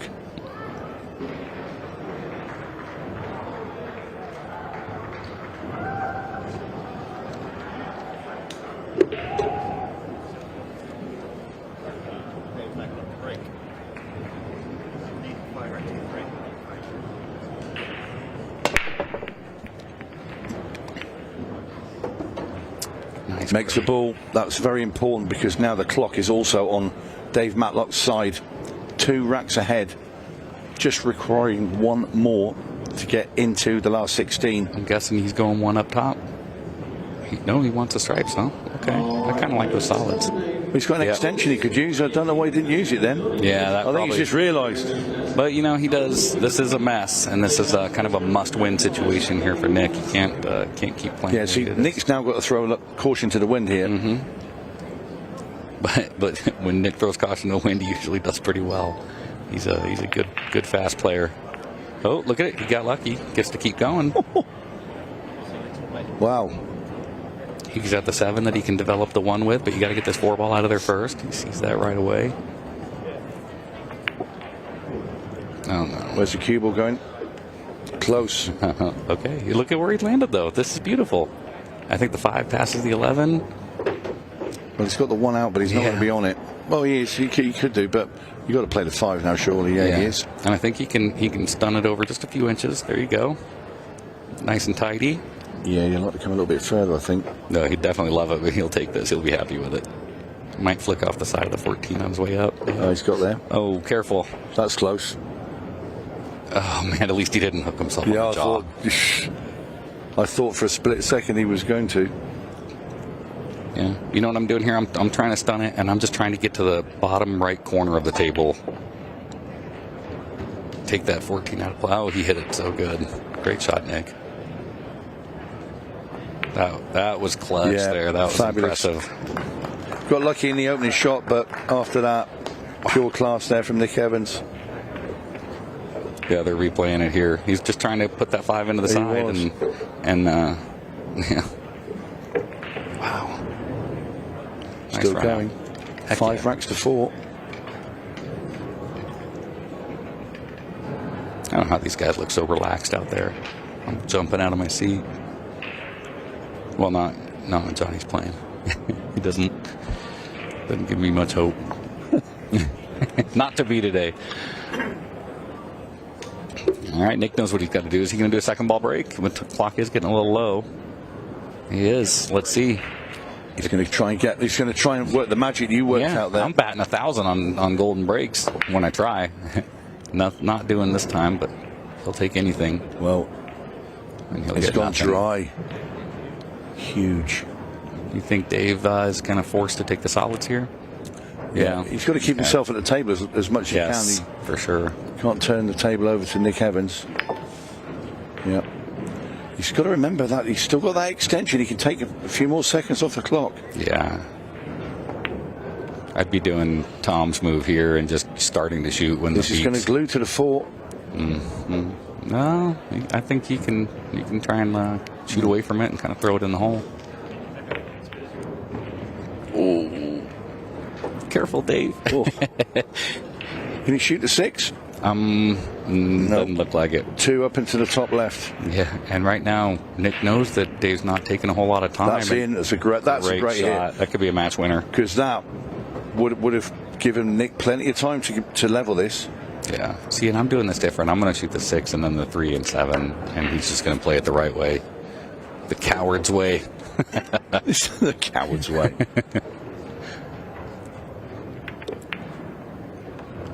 He's gone far enough. He has perfect. Touch. What a great touch. Who cares about the time clock? Just give him the match. Incredible stuff. Really, really is. Whoa. All right. Just this 8 ball for a place in the last 16 for Ultimate Pool USA's Hall of Famer. Can't hit it hard. Yeah, good. And David Matlock Great match. Does complete the victory against Nick Evans. Wins 6 racks to 4 in a quite astonishing match, but well played there. Matlock really on form. When we come back, Simon Webb will have a chat with our Hall of Famer.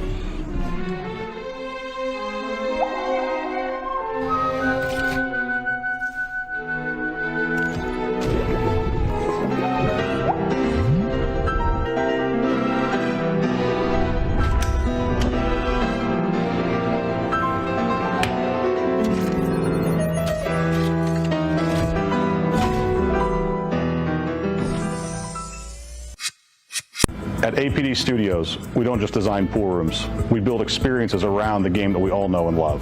I'm Adam Pfeiffer, a licensed architect for 10 years and a nearly 25-year pool player. I bring nearly 2 decades of real-world experience designing, setting up, and optimizing pool rooms and tournaments, both locally and nationally. Whether you're upgrading your pool room to host larger tournaments, planning a full-scale event, or just looking to perfect your home playing space, I design with purpose. From traffic flow and lighting to vendor zones and spectator comfort, every detail is considered, making it efficient for staff, welcoming for players and spectators alike, and compliant with local building codes. For residential spaces, I bring the same precision, crafting rooms that feel luxurious, play beautifully, and reflect a true passion for the game. At APD Studios, we design for more than just gameplay. We design for the future of your room.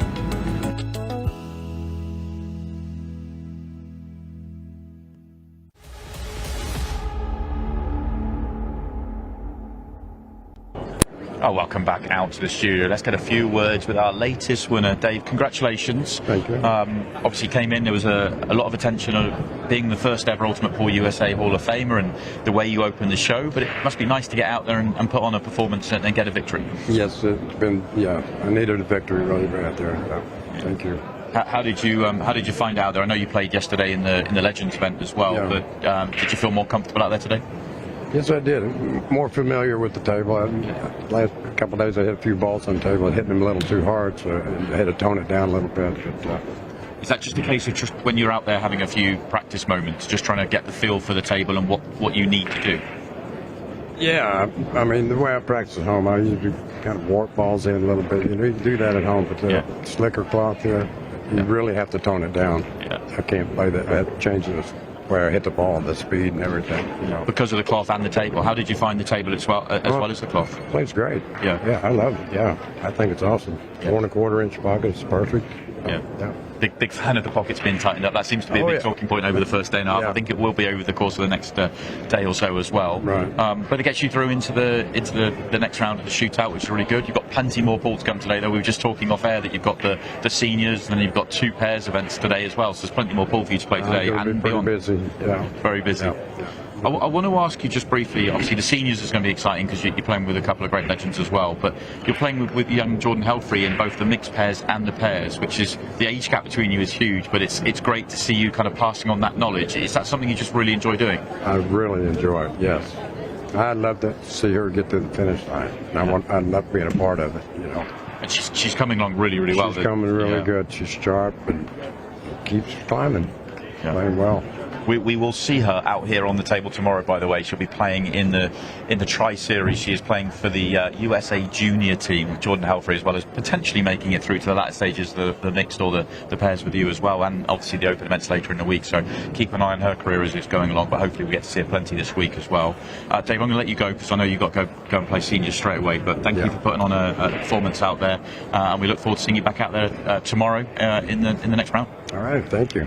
And we are going to continue. We're going to move straight on to our next match. The All-English Battle comes up next. Let's send it down to commentary. Welcome back. Thank you, Simon. Lovely to hear there from Dave Matlock. Yes, the All-English Battle, even though they've got American flags next to their names. Joe Prince versus Shane Thompson. And they are not from the Starters Strikes. And this promises to be a titanic battle. 2 great players. Joe Prince, nicknamed him Joe Prince II because he couldn't quite get over the line in his early Ultimate Pool USA career. Finally won in Phoenix. And he's taking on Shane Thompson, monster player from the UK.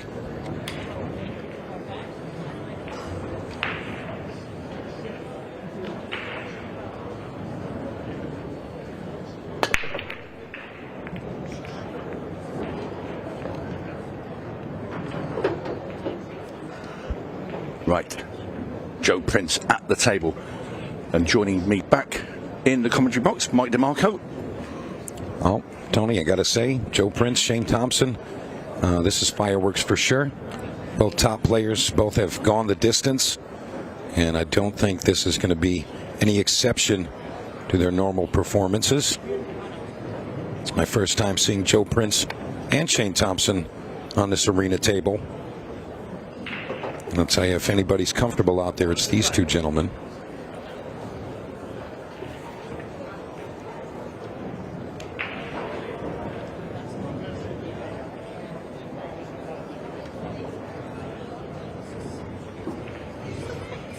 Looking on the solids here. And Joe Prince looking to bump that 3-ball out.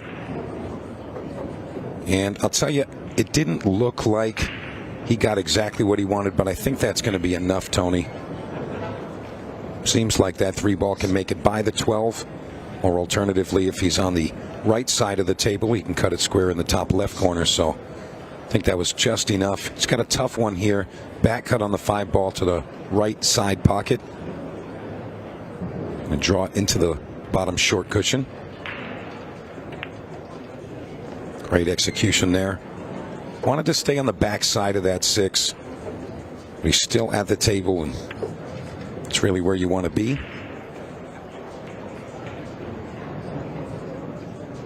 Yeah, Joe Prince, he's taken to this game more than the English game, I've got to tell you, really. He only turned professional over in the UK on our tour. This season is his first season, I believe. But over here, it's been like a duck to water with the US game. Looks like he's going to try to slide by this 13 to get on the backside of the 3. He's done very well there. A couple of tricky positional shots here, though. 1 ball's a little more open than the 6. Might end up seeing Mr. Prince take on the 6-ball bank if he doesn't get ideal.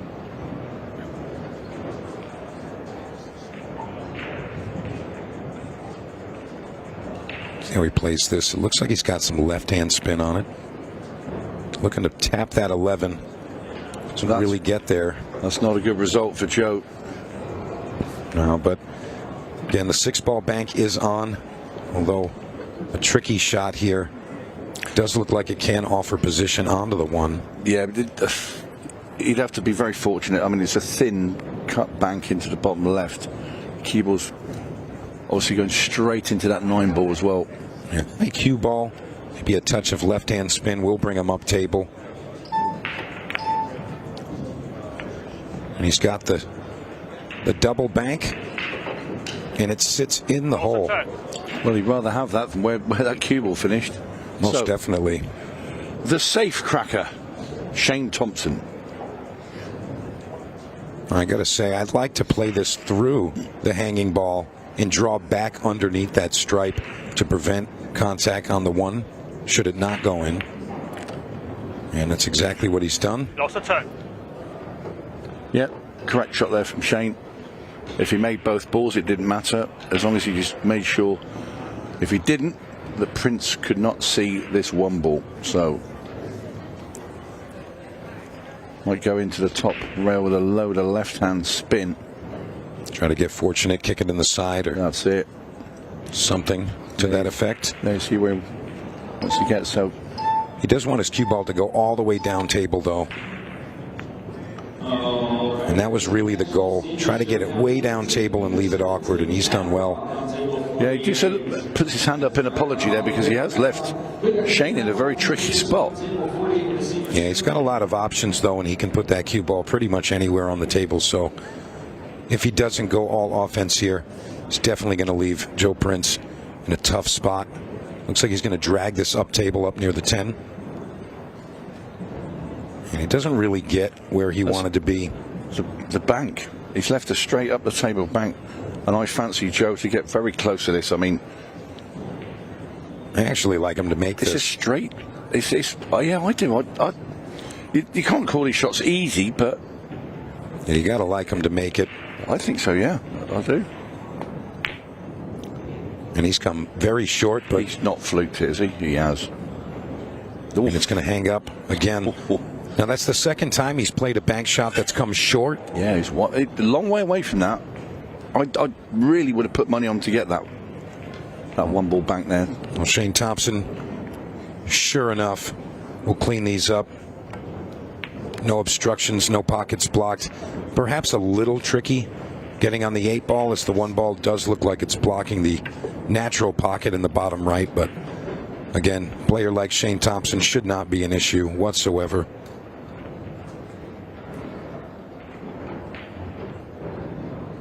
And he may choose to go down table now. No, he's going to stay up at the top. So we're looking at 9, 13, 14, 8. And a clear up top section of the table.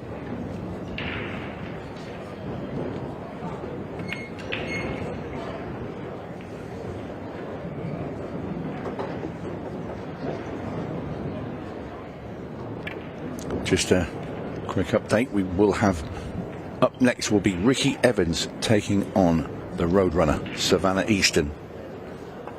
Following that will be Nick Varner. He'll be out there against Joey Gray. Second to last match we have in the daytime session will be Dennis Hatch, the recent Legends Shootout champion from last night, also yesterday daytime.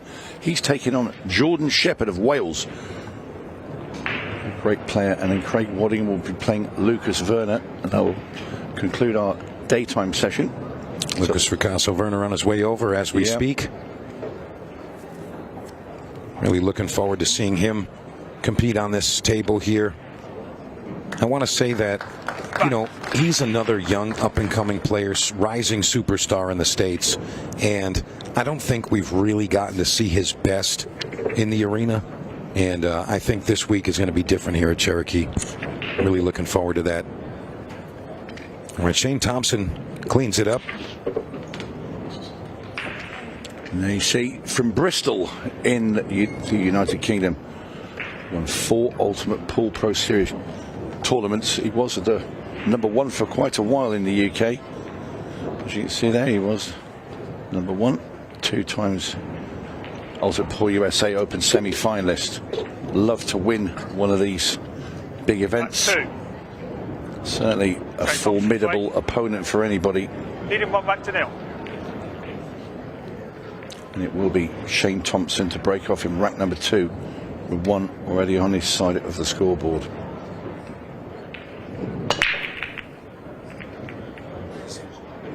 Decent break there. Doesn't look like he's going to get anything to fall. Won't be a happy man with that, and you can look at his face there. Disappointment for Thompson.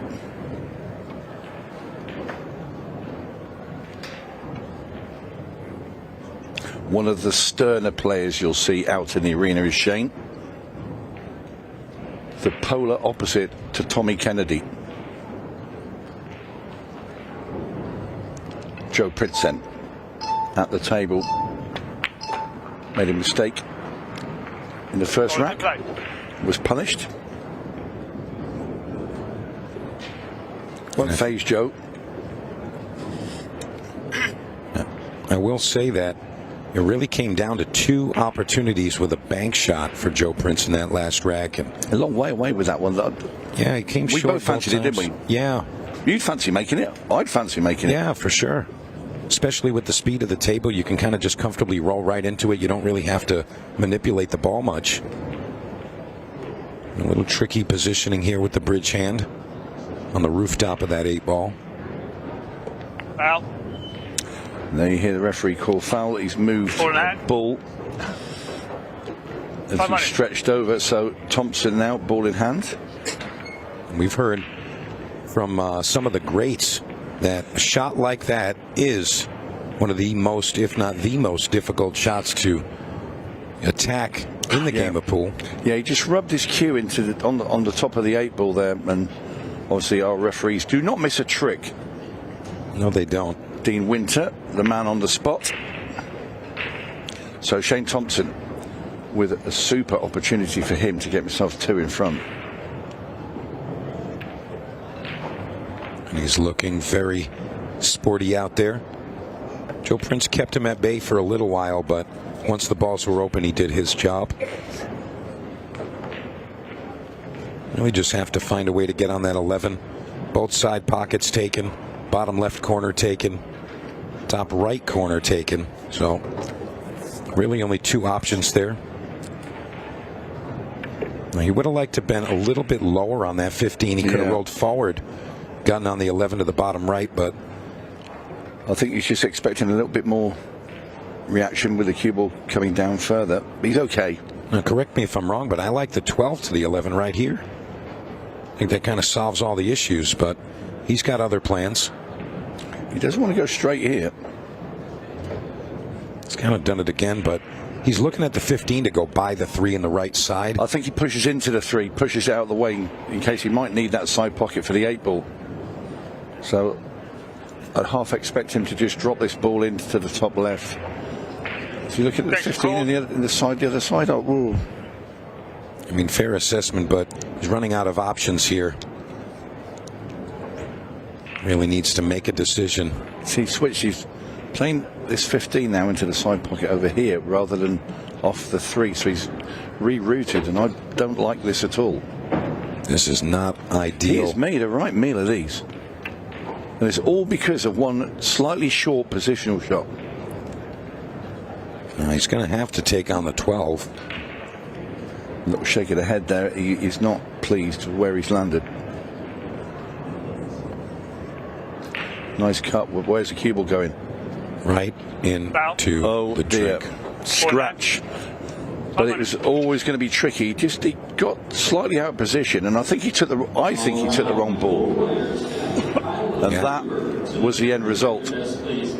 I think he had the right way. Well, he landed himself straight up at the top, and he made his plan. He was going to play off the 3 with the 15, and I think he should have stuck with that. He's then suddenly changed his mind, thought it was a better way about it, and it wasn't. So Joe Prince has been let off.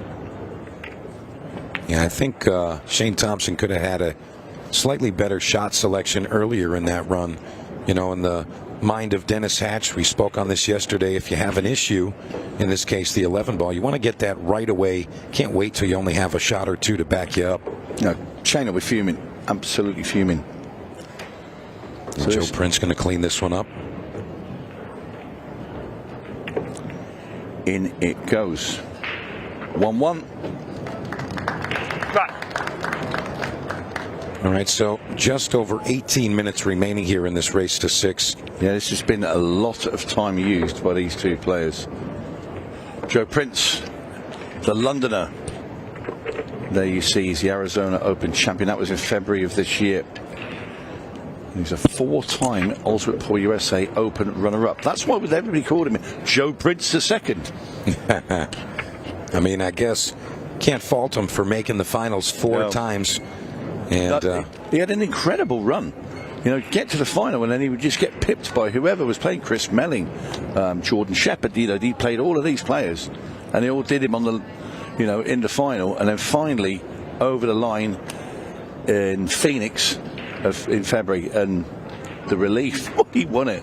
But then he's not made the final since. Well, I mean, now that he knows he can go the entire distance, I'm sure that's in the back of his mind, and he's kind of just looking to repeat that vibe and bring that energy to this event here in Cherokee. Very precise with his placement of that cue ball for the break off. And our last winner of an Ultimate Pool USA event, which was in Kansas City, will be up next. Ricky Evans, taking on SAVANNAH EASTON, of course. And it looks like another dry break here. You know, when you're out there and not viewing the matches, you're kind of just waiting for your turn. You know, you kind of just, okay, I'm going to bring my game to the table. But I got to say, if you are a player and you're going to be heading to this arena, got to watch what the players are doing and see who's finding success and try to take those cues. You know, especially on the break. The break is such a huge, huge swing in these matches. You know, just 30 minutes to play, only to 6. I mean, it's just a small fraction of time, and you need to make that break work. Such a massive shot. Shane Thompson attacking these solids.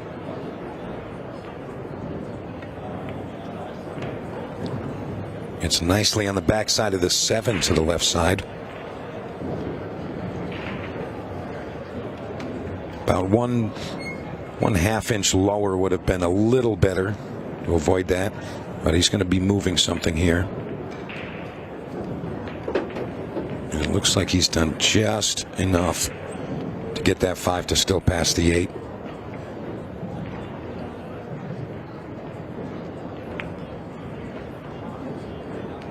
Yeah, very, very simple stuff at this point now.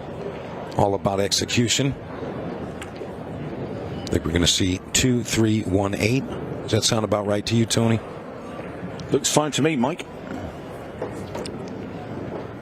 Just drags this 3 ball in to the top corner.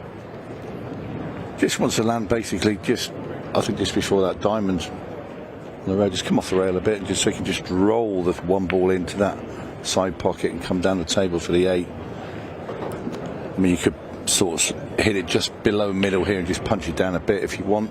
You're confident in the table. Yeah, I think that's how he's going to play this. He wants to stay on the far side of the 8.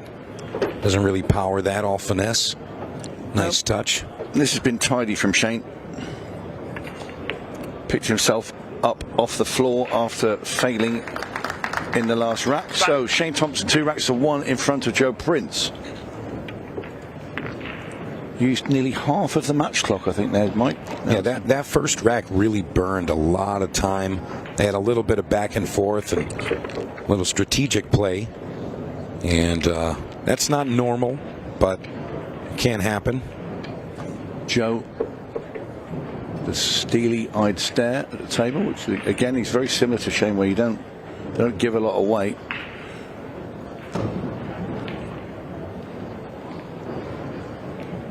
See that determined look on his face. Yeah, you watched the likes of Eric Charlton out there and Tommy Kennedy, and they're all smiling, laughing. I'll say these two look like, you know, they're going to war. Yeah, they're going to war. This is punishment. Yeah, this is the job here. Yeah, but this is purely concentration, and they both desperately like to win. Both of these players. There's obviously everyone in the tournament would love to win it, but these are like two really icy, determined individuals. Well, that's another dry break, Tony, and got to say it's still the theme. They're hitting it too hard. You know, it seems like any time that they're just firing at that head ball, it's just not making it happen. So I'm curious to see if they're going to make those adjustments or if they're going to try to stay the course. And well, when the golden break's in play and you want to move the 8 ball around, and I was saying this with I think it was Eric earlier, that if you hit the second ball, you've got more chance of moving the 8 ball around the table. If you hit squarely into the head ball, it will stay around the vicinity. It won't go too far away from its original position, Mike. If you go into the second ball down, you then bring your ball off to the side rail and come back, and that's when they collide. Yeah. And then the 8 ball's got more chance of going on a journey. Yeah, great call, Tony. I mean, if you have the option to win in one shot, why not also take that opportunity? You know, so, I mean, personally, I definitely agree with the second ball break, especially on this arena table. You know, just a medium hit, second ball break, slide it right over into the cushion, back over into the pack. I think that's kind of the recipe for success.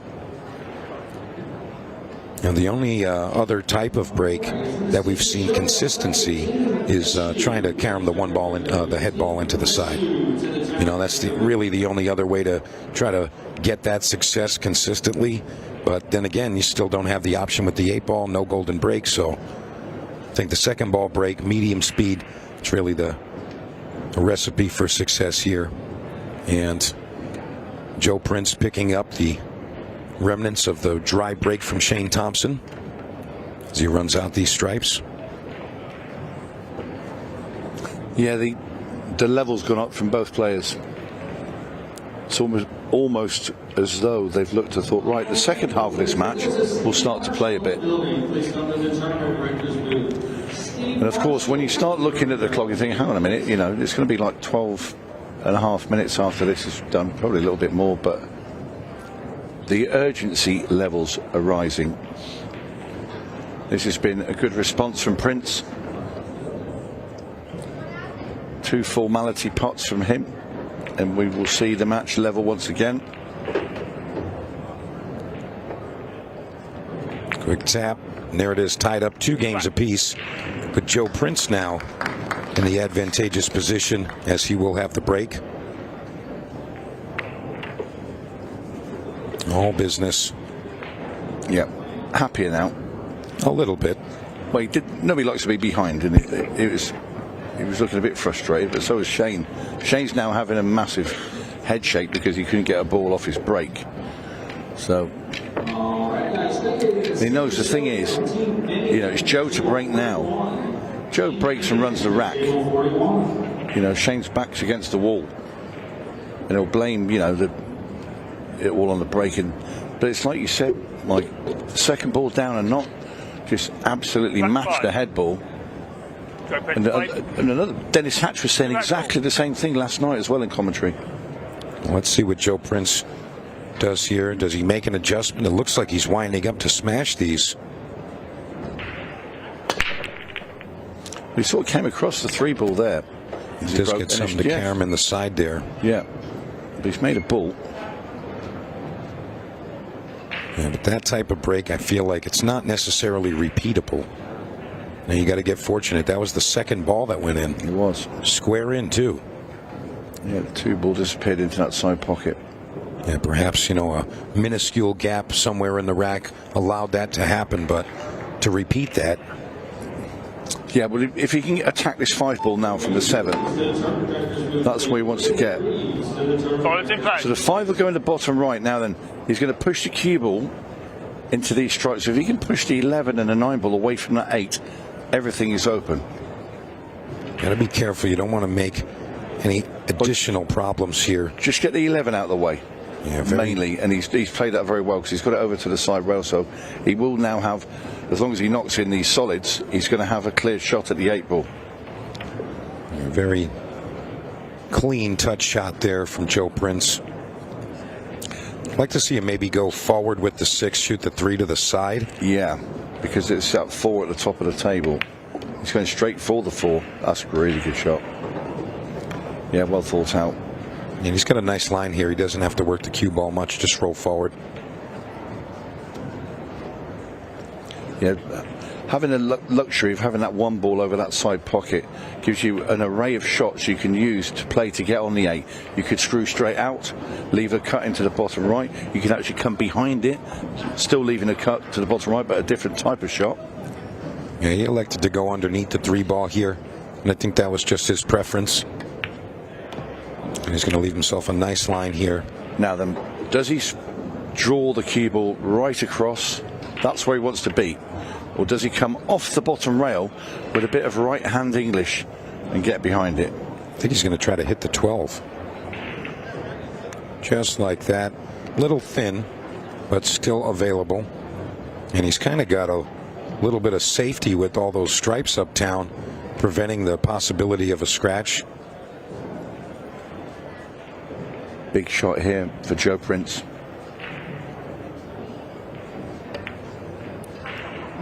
And he's missed the 8. And he's missed the 8. Would you believe it? I got to say, I kind of liked him smoothing that shot versus stroking it with that type of English. I think just firm right through and slice the ball. I'd have liked to dig it, but softer. It's hard to describe. I'm with you. That was more of a sharper sort of jab shot. Yeah. It's a jab rather than he tried to throw the ball a little. In. Yeah, he tried to throw the ball. Hit a little fat with that outside spin, try to twist the 8-ball towards the pocket. Alternatively, you just play the clean line straight onto that contact point and let it slice right over.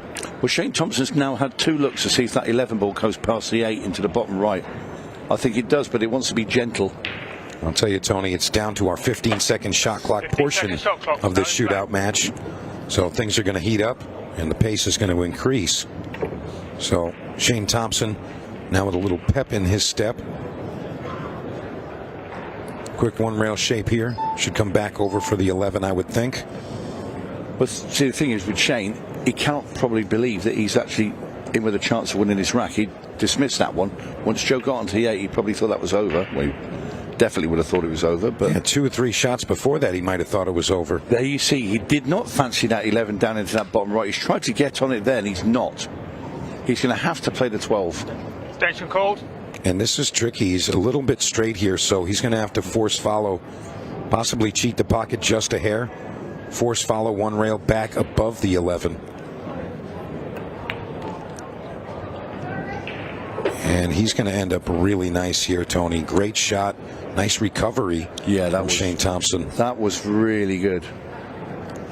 Just when he needed it most. Floats it in, and he's going to snatch up. It's a really good finish here from Thompson. Number 5. There it is. In goes the 8. Thompson edges in front. 3-2. Big rack of pull that was. Yeah, and just 8 minutes. The 8 ball, and then Well, he did well there, did Shane Thompson? Yeah, he did. And just 8 minutes, 30 seconds remaining. So this is really going to have some quick pace here. It's not the position where Shane Thompson has a lead enough where he can kind of burn the clock. He still needs to put up another point. So I think these guys are going to duke it out right down to the final seconds.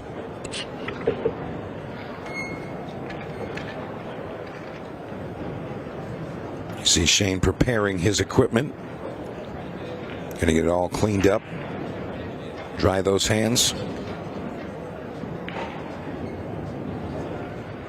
And Shane Thompson going to have the break in rack number 6. So let's see if he makes an adjustment here. We've seen a couple breaks from him so far. Big 3 backs to 2. And again, the way he hit him, he's going right at the head ball. I'd just like to see him take a little bit of pace off of it. Absolutely monster hit, and he does get something to fall. So he kind of forced the issue and found success that way. Well, what is the lay of the land for Thompson here?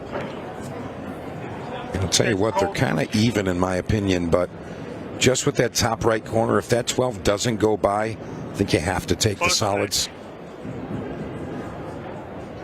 Looks like he's going to open with the 2 ball. Solids in play. I think he was trying to stay up there for that 7, but yeah, luckily in 8 ball you have some options. He's going to go for the 5 in the side here.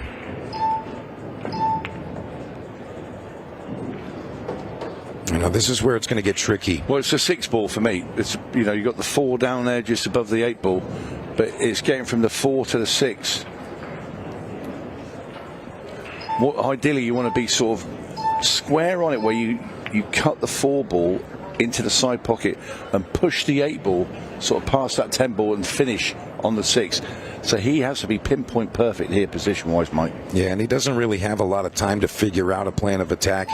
You know, 15 seconds, you see he's already just down to the last 5 there, and he's barely getting down on the shot at that point. Oh, he did not want that flick off the jaw. He was cut. That was perfect as well. The weight of that, he was going to land in that little gap there where he could just roll that 4 ball into the side pocket. The cue ball is flicked off the jaw and put Thompson in trouble. Karam to the side. Oh, good effort. Good effort indeed, but no success. So Joe Prince now able to get this match tied up at 3 games apiece. Not really any big issues here, Tony. Everything's got a home. But we have got 2 plays here with 15 seconds of shot. We know Joe Prince doesn't mind it. We've seen him have that buzzer beater in Iowa. That was incredible against Jovan Bustamante. Another nice, strong player there. Oh, what a break that guy has. Yeah, shootout winner over at Kansas City Open. Absolutely, yeah. Super player with just his break shot. From where he actually sets up with the break, the power he generates is quite incredible. And Joe Prince using all of that 15 seconds to execute that one. This is where you have to start getting very precise as the options run out.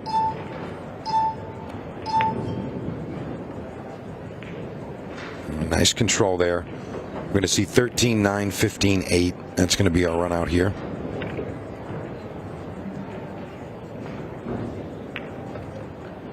Nice touch there. Going to get on the left side of the 15 plate to the bottom right corner. Yeah, put a bit of right hand spin on here. Flicks this ball so the cue ball with the spin will go straight to the left of the 15, like you say, Mike, just like that. And that is pretty good indeed. Yeah, ideally he'd like to be able to just stop the ball. He doesn't want to have to move it, and I think he's gotten that line. Just like that. Just like that, Mike. Great execution from Joe Prince. And this will tie us up at 3 games apiece. 8 ball side pocket for 3-3. In it goes, Joe Prince fighting back. Thompson will feel a little bit unlucky. That cue ball flicking off the jaw when he thought he was coming down perfect. But Prince makes no mistake when given the opportunity. Yeah, it seems like a lot of these games are being lost versus dominated. Yeah. You know, the player that has the go-ahead, they get to a certain degree in the rack, and they kind of pass it back over, whether it be dry break or a missed pot. But nonetheless, we're tight here, 3-3, just a couple of minutes remaining. Well, this is where the nitty-gritty comes in now. This match is on a knife edge, finely balanced. Both of them desperate to get through to tomorrow's last 16. Joe Prince, it's going to be to break off in this 7th rack. You see the arena getting full as a lot of the new and other event players are arriving here in Cherokee. Back 7. And I'll tell you what, a lot of the traveling players, this is their first introduction to this type of event, and you can see it. Their eyes are lit up. They're looking around the room like, what is this? It's like an amusement park for pool players. It's like, how many tables? Trust me, these two aren't amusing. It's a war now, this match.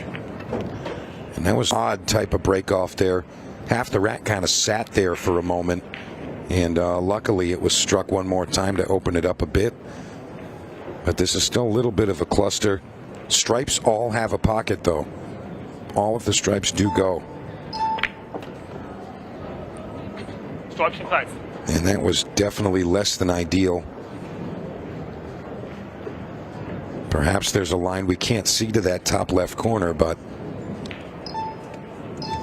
Extension called. not sure. That was definitely less than ideal. A little bit quick on the get down. Curious what he's playing here. Oh, he had the ball straight in. Yeah. Yeah, that was a bit of an illusion from our Slapped it in perspective. as well. Slapped. Sitting with Sam Henderson in the arena yesterday, and one of the balls fired into the back of the pocket. Such a lovely sound. Yeah. Really is one of the greatest sounds. We spoke about that when I was out there a couple of days ago with Kevin Guimond, and he was out there, fired a ball into the corner pocket. He went, oh, I love the sound of that. Oh, yeah. Wonderful, wonderful sound. Prince now with a chance to get himself 4-3 in front. Position has to be the name of the game here, with all those solids dotted about the place. They are the traffic. He's come far enough. He can roll this in. He just wants to get straight or straight-ish on the 11 ball.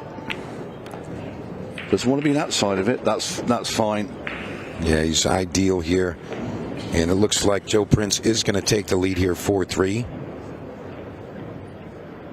So really kind of a seesaw match, back and forth a bit. Kind of trading racks.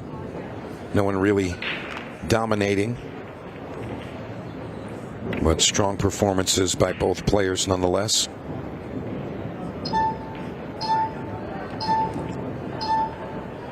And you see him burning that clock just Absolutely. a little. Yep, the clock has now come into play. Prince there deliberately taking as much time as he possibly could to knock in that 8 ball, and that was a big finish there from Prince. Yeah, that's definitely something that, you know, some of the newer players have to kind of adhere to and pick up on those strategic maneuvers. You know, if you're going to be in the lead and there's just a couple minutes left, you got to try to burn that clock down. You know, that's how you play this. And I'll tell you, a lot of non-pool fans that have caught wind of this, they've actually reached out and said, hey, I like this. I enjoy watching.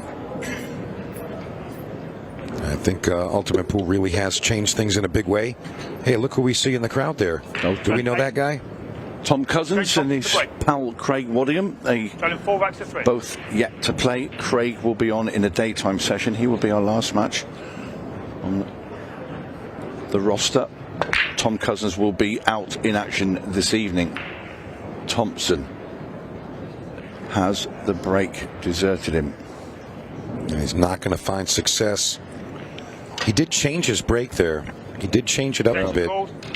All Joe Prince wants to do is make a ball. His first ball is not an easy ball, especially under the pressure. He knows if he misses the first ball, this is possibly then going to go to a 6-ball shootout. If he makes the first ball, he'll win this match. And he's made that first ball. Yeah, but he's got the 13 available right in the open up at the top left. You can probably see enough of the 11 to get it off the 2. I say he plays the 13, keeps himself at the table, gets rid of another few seconds. There goes the 13. He's just got, I mean, look, you've got 1 minute 20. He wants to take enough out of this that does not leave enough time for Shane Thompson to run out. Well, he's got to hope he makes this 10 on the side. Kind of left himself in no man's land. Not really getting ideal position here, but that clock is burning. Absolutely fine. He's happy as long as he can see a clean pot.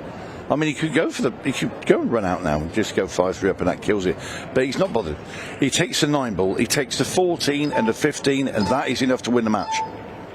The 9's in. 46, 45. There's going to be another 10 seconds come off here. And you see the 15 ball will be coming after this. This is over. It is all over. There's no way in the world that Thompson can knock in those balls in the time that's going to be left if Joe Prince misses, and Thompson knows it. He is resigned to the fact that it is the end of the road in the shootout for him. Joe Prince won't mind that. And Shane Thompson concedes the match there. There was only 15 seconds left. Joe Prince goes through to the last 16. A bit of a slowish match at the start, but Prince will be very, very happy with that. When we come back, Ricky Evans is taking on the Roadrunner, Savannah Easton. Do not...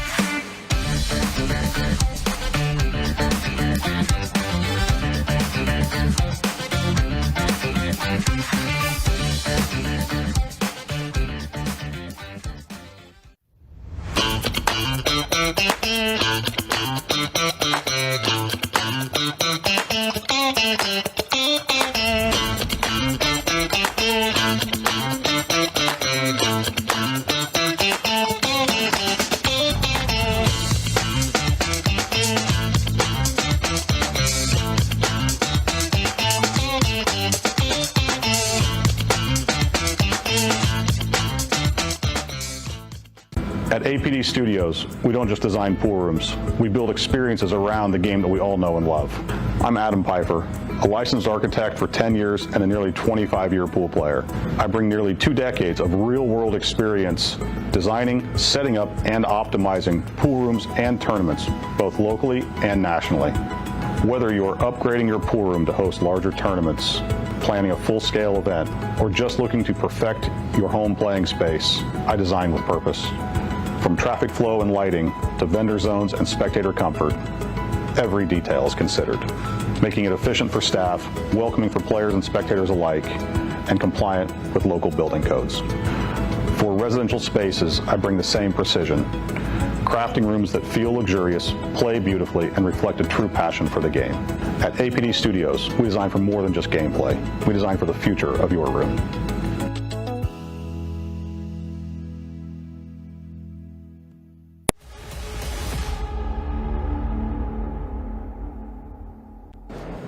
Oh, welcome back out to the studio. I am now with Joe Prince, the winner of our last match, being Shane Thompson. And Joe, another victory, another good start here in the US. Yeah, I mean, for me, I'm my own worst critic, but I don't think that was very pretty from me. I think on another day I could have won that quite easy. On another day I could have lost that quite easy.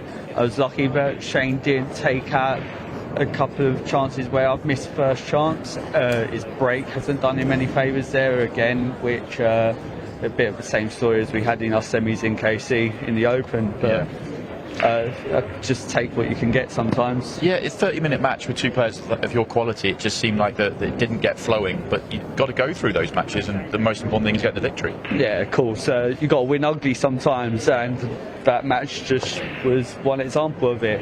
I've always said to numerous people that I always come good at the end of these events. Yeah. I always seem to play my best sort of game on the very last day, which doesn't actually do me any favours in this shootout when it's the first event. Yeah, the shootout's always the first event, but is that a part? Is part of it that obviously you are focusing a lot on American pool, but you are also playing English pool as well? So is it just that transition of when you first get back out here and playing on the American tables? Yeah, I guess it is a bit. Don't get me wrong, but the table's lovely. The table's incredible. It's a new table we haven't had before. Yeah. The cloth is so slick. It's going to take a bit of getting used to.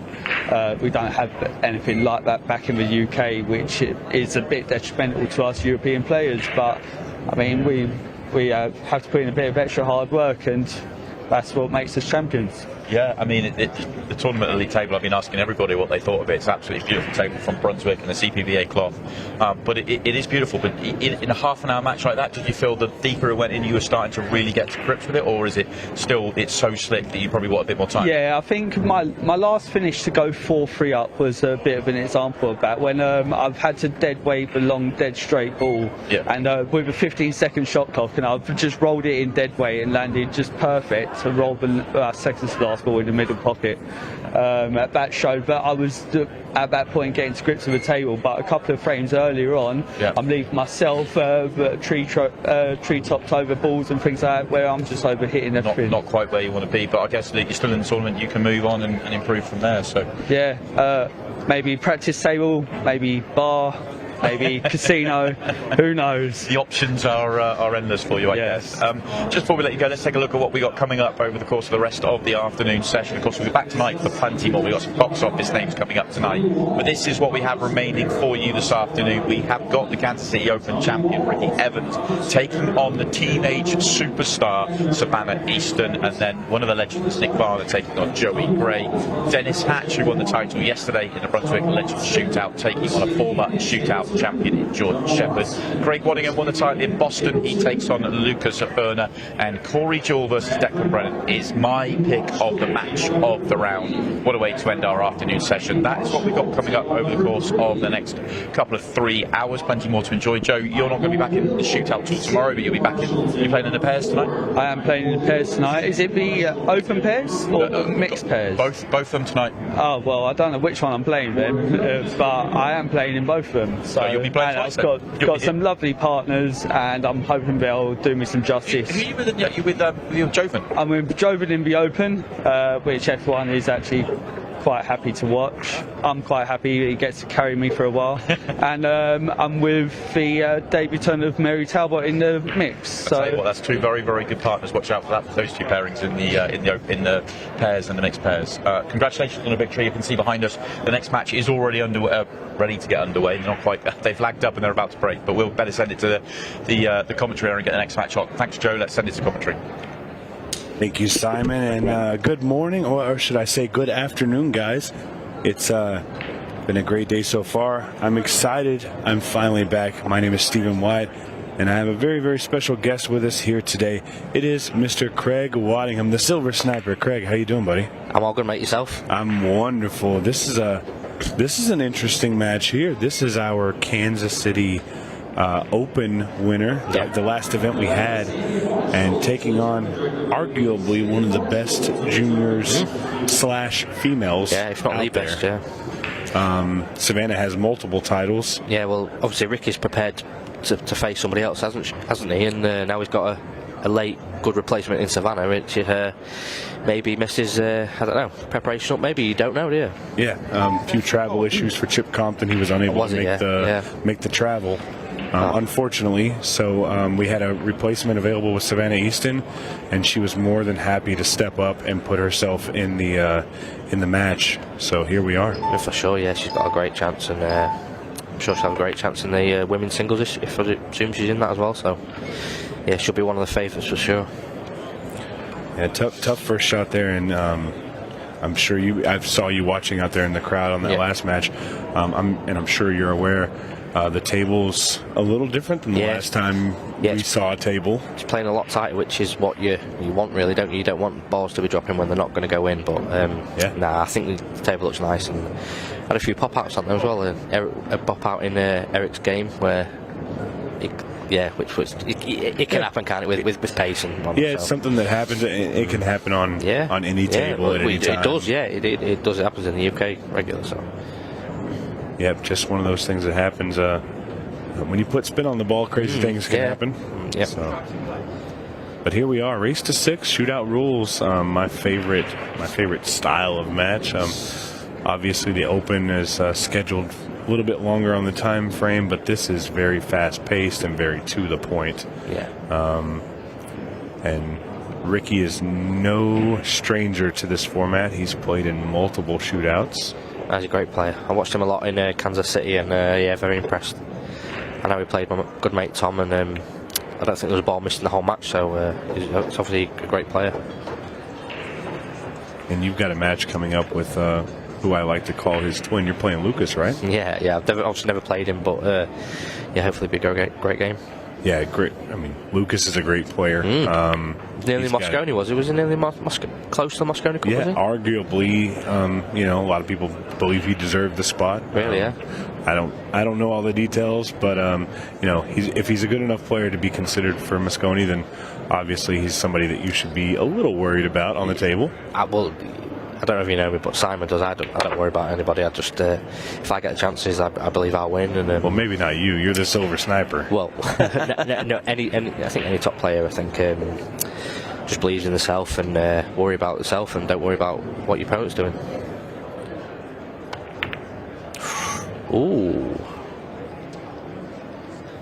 shot miss there. It's a chance for Savannah now.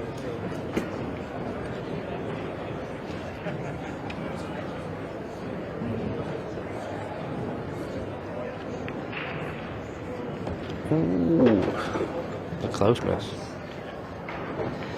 I think these are gone now for Savannah. Obviously one of the best women players out there. Juniors also.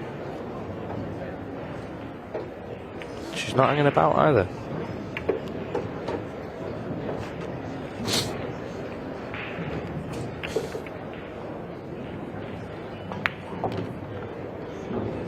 You can't really allow Savannah multiple trips to the table without hooking her. That's right, yeah.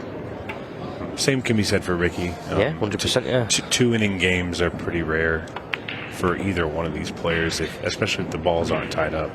Black that he missed there, he missed more balls there than he did in like I say, the match against my friend Tom, so it's but this table is playing a bit tighter, so balls can be missed. Nice shot. Is it as quick as the other table played on, or is it, do you think, or I've not hit a ball on this, but so I haven't got to watch too much. I've been doing some other stuff today. Yeah. I know I can account for yesterday and the day before that I feel like it's as quick. I don't think it's any slower. Yeah. Hard to tell if it's any quicker. Yeah. I mean, it's playing really well though. It is playing very well. Look at this, Savannah Easton. The titles. Last minute replacement here, and she's happy to be here. I know she is. Out of Las Vegas, Nevada. She's the Arizona Women's Open champion, a 2-time Junior Open champion, and she's been a WPBA professional since 2022.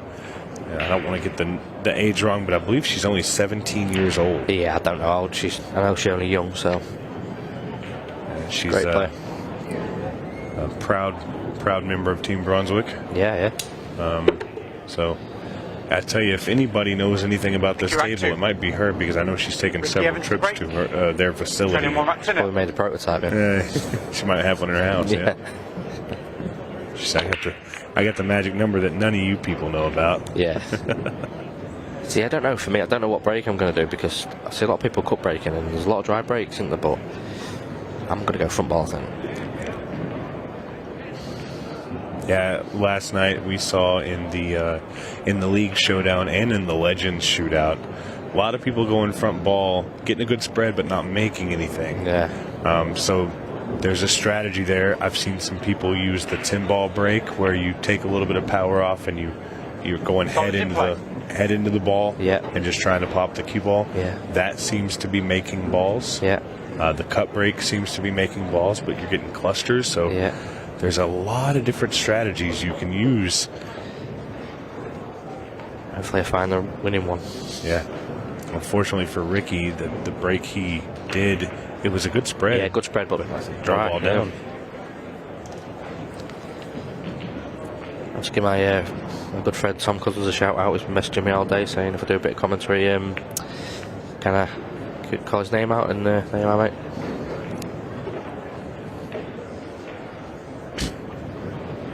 Alright guys, we have Tommy Garber and Ben Yates to table number 2. Tommy Garber and Ben Yates, table number 2. Savannah Easton not taking any time at all. No, I think she's a rhythm player, isn't she? She's fluent.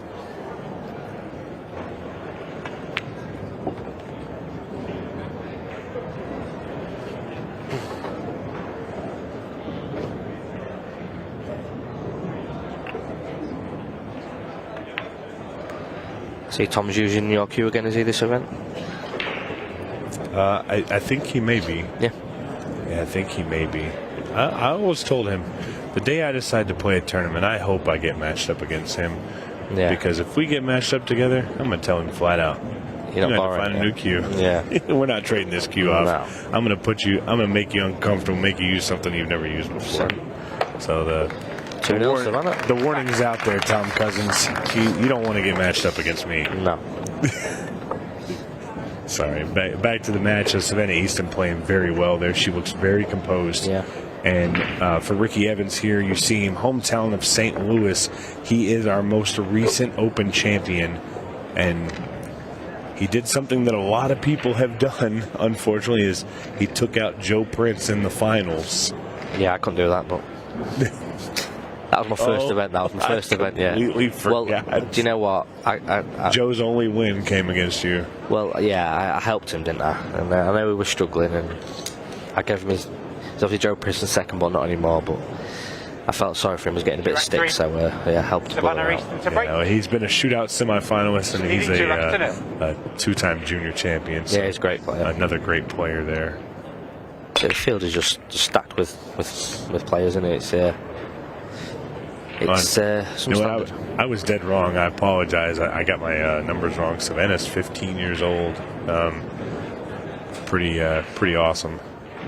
She's how old? 15 now. Yeah. Wow. Yeah, I was a little wrong on that. 15 years old is Savannah Easton. Wow.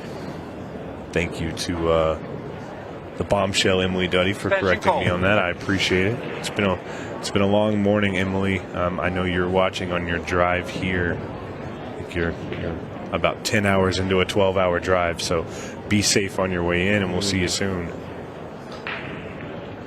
15, wow. She's going to be some player. Well, she's now, but, you know. That's scary. That's the scary part about it. Yeah.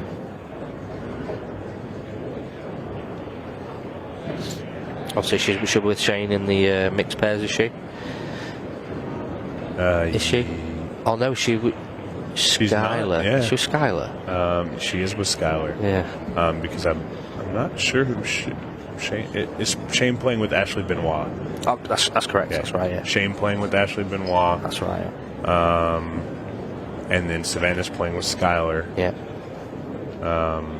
A bunch of good teams. Who are you playing with? Are you playing with Amy? Yeah. Amy Beecham. I know Vicky Lomax is in that event. She's in it with Danny Balshaw. Tom's with Jamie Clark. Yeah, Jamie Clark. Yeah, I think Jamie was originally going to play with CEO Scott Ryan. Yeah. And I think maybe Tom needed a partner, and Scott graciously stepped down from his winning team to allow somebody like Tom Cousins to get an opportunity. See, I think going back to that shot there, I think that would have got in on the old table. It's possible, especially with the speed. Yeah. I can see that for sure. All right, let's get Gene Bittman to the tournament director's booth, please. Gene Bittman to the tournament director's booth. Maybe lost a turn, maybe here.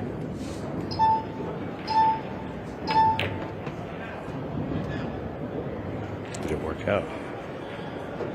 It's not bad. Lost a turn. Not bad. The venue is something else, isn't it? It's brilliant. Yeah, I've been here since Saturday, and I'll tell you what's really crazy, Craig, is it's the transformation from Saturday afternoon to Monday morning. I'm gonna give the shout out to the team because they did a fantastic job of turning this empty room into a pool player paradise. Yeah. It really is something fantastic, and the arena is something else also. I mean, It's the best I've ever played in this arena. It's it's something else. Yeah, pretty incredible. The hotel's unbelievable as well. It's a great venue.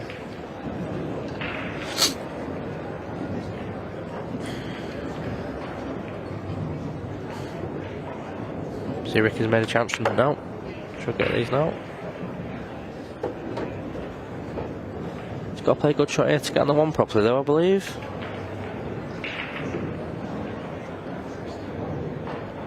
It's where pace can catch you out. Yeah, too hard, possibly. I think me there. I'm short. If anything, you're nothing for long, are you? Like, even by the middle bag, you're okay there. Yeah, well, I'm not sure he meant to get that much on it. No, definitely not. The table speed really hurt him there. Yeah. The question is, what can he do with it? The cut to me looks like it's going to send his cue ball in a tough spot. There's no one rail there. He's looking at treble in this. I don't think the treble. I think he's looking for the one rail past the 15 ball into the corner. Right. But I don't know if it passes the 15. There was treble. Foul. Scratched. Oh no. Ball in hand. Time running.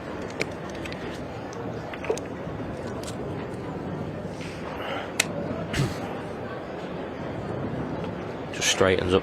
Obviously, the harder you hit it, the straighter it gets. Yeah, you know, anytime you have new felt, new rails, you're going to see a little bit of squirt when you hit banks, especially with side spin. Yeah. Not easy to navigate a one rail bank, much less a two rail. No.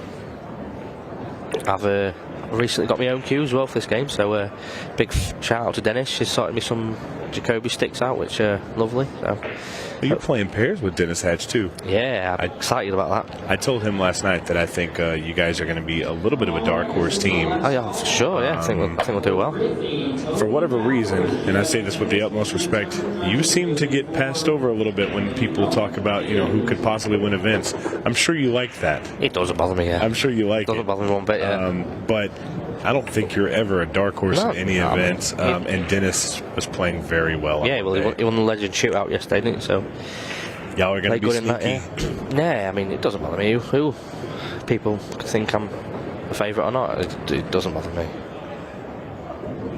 He's going to get that underdog head, and he's going to come through and win the whole boys. Well, I just don't think nobody will want to play me and Shane and Dennis. So I don't want to draw y'all. No. And look at this, Savannah Easton putting on a pretty good master class here.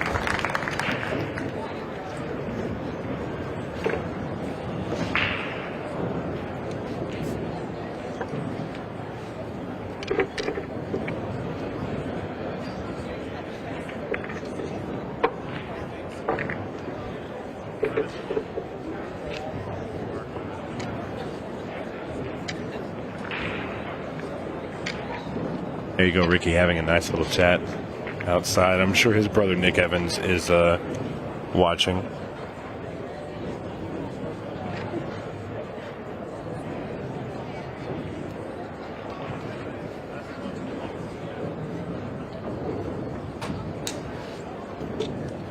This is a big spot for Ricky. He needs a good break, and he needs a ball down. Ricky Evans to break. Trailing 3 racks to 0.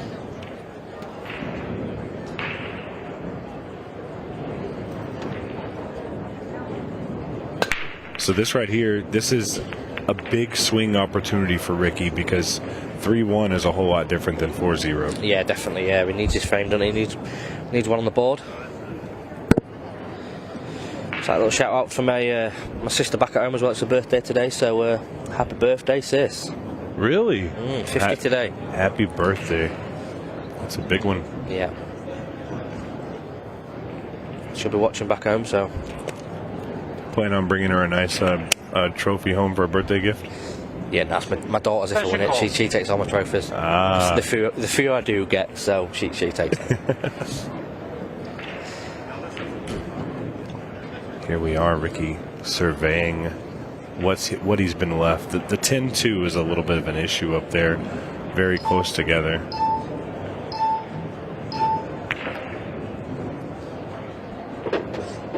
Solids in play.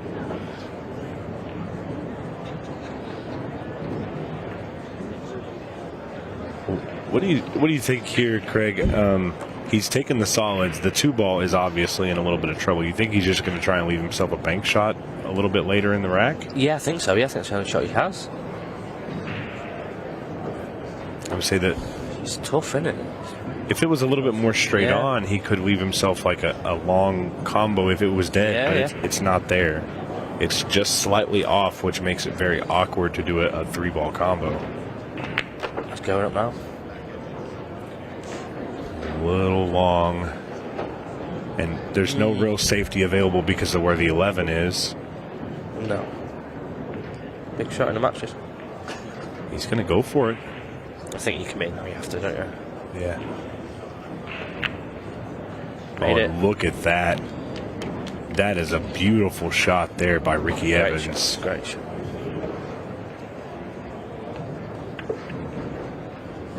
A lot of pressure on that as well. That could have been game, set, and match if misses that.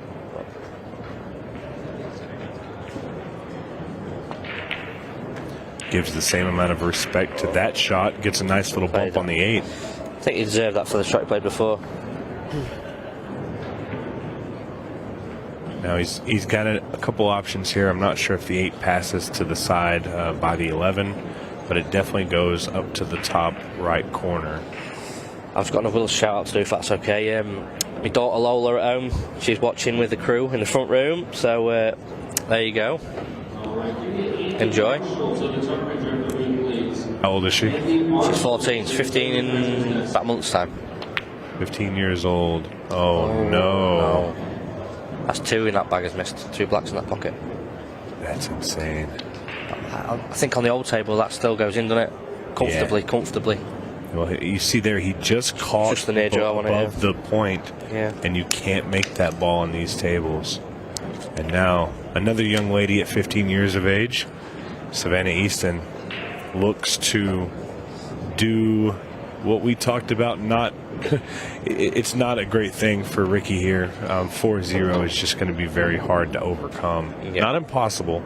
No, with the golden breaks and the golden ducks in play, and anything can happen in this format.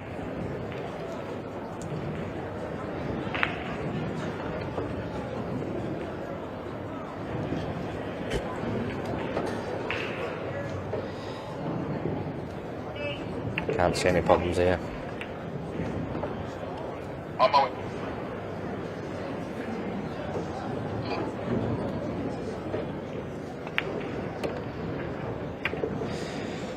She looked fairly good.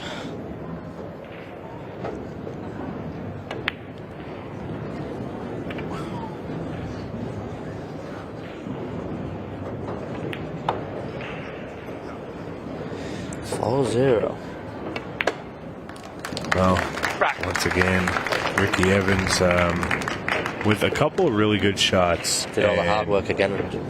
Yeah, he definitely did the hard work, and you see it right here. You'll watch the 8-ball just contacts the right side rail. Only slightly wanted, so. And, I mean, it's just a little touch. And, you know, 4 months ago, that ball did go. Yeah, 100%. Yeah. Tough action there for Ricky. Ricky's a very passionate player. He's a lot, to me, he's a lot like maybe a quieter Dennis Hatch. Yeah. Somebody who's very passionate about you know his game. Yeah. Thank you, rack 5. So great player as well. I've winning the event in Kansas. I mean, from what I've seen, he was pretty flawless all the way through. Stacked event too. Yeah. It was a very stacked event. He was flawless and deserved his win. For some reason, it's just not clicking for him at the moment. But that can soon change.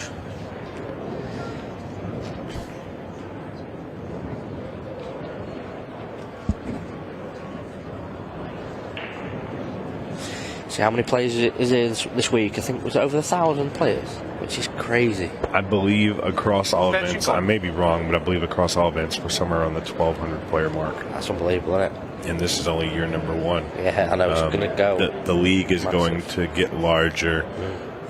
Well, it should when we're giving away, you know, $100,000 to an amateur pool team. In play.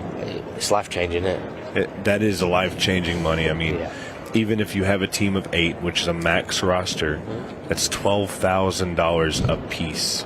That you can buy a used Kia for that. You know, it goes a long way, doesn't it? Family holiday or something like that. It can goes a long way. A honeymoon, a wedding. Yeah, great. Things that you wouldn't normally be able to afford. All of a sudden, it will be available to you. So and that prize money has the opportunity to get bigger in the years to follow. Our CEO, Scott Ryan, is very adamant that as the league grows, so will that prize fund. Oh, it's going to be, it's going to go massive, isn't it? I mean, it is now, but it's great. Might be forcing to play the plant now.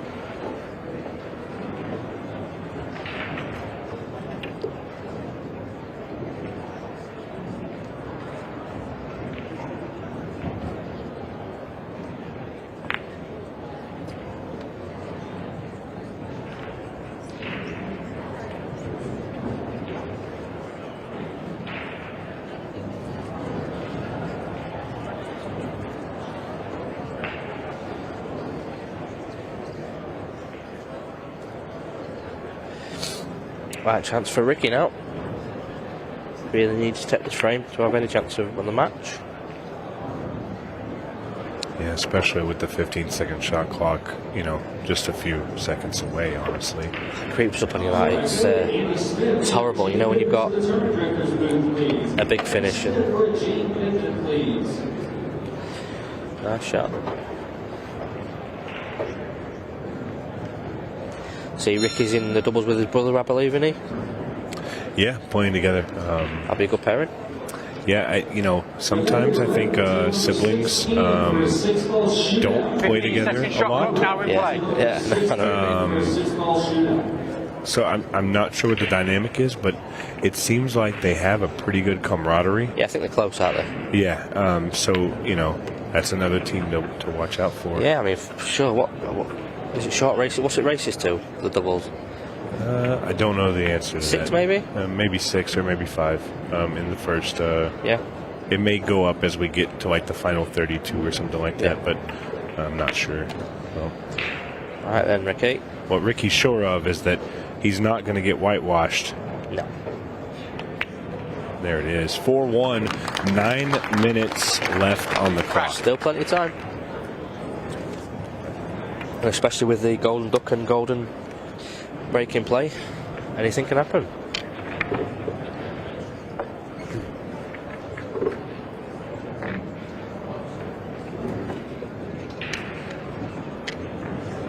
I'd say for 15 years old, this young lady has a very intimidating game face. Yeah, she's She's quite relaxed, isn't he? I played her in Arizona, my first time. That's right. Yeah. I do remember that. She's a great player. It was all new to me, all the... She asked me if I could stream the game, and I went, yeah, of course. So it was all new to me, because people back home don't really stream matches like that. Yeah, no, it's a big thing here in the U.S., especially for the juniors. There's a lot of people. They carry tripods and phones around with them everywhere, just specifically to, you know, push their brand. Yeah, and why not? Yeah, but yeah, it's very smart. Yeah. Marketing yourself. Yeah, good marketing, yeah. Good break there. I think the front break is the way.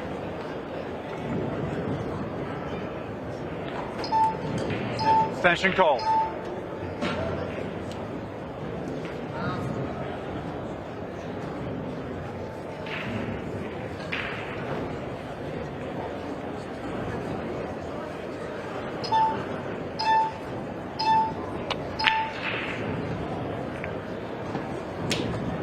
Solids in play. That was a great shot.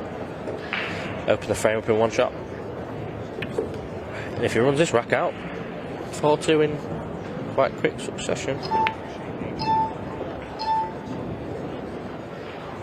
think he looks like he's hitting the ball a bit better now. A bit more confidence, maybe.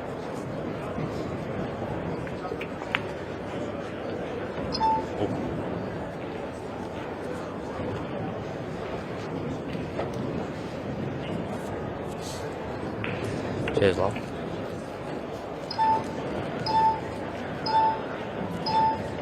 Time moving quickly for Ricky, and I think he's got the right pace now.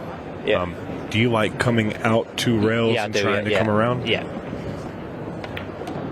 Just like that, don't want to overshoot it. Oh, I think it's fine. Yeah, it's fine. Needs a little bit of a bump, and he gets it. Got to be happy about that one. Nice, yeah. Doesn't want to be stuck on the rail here.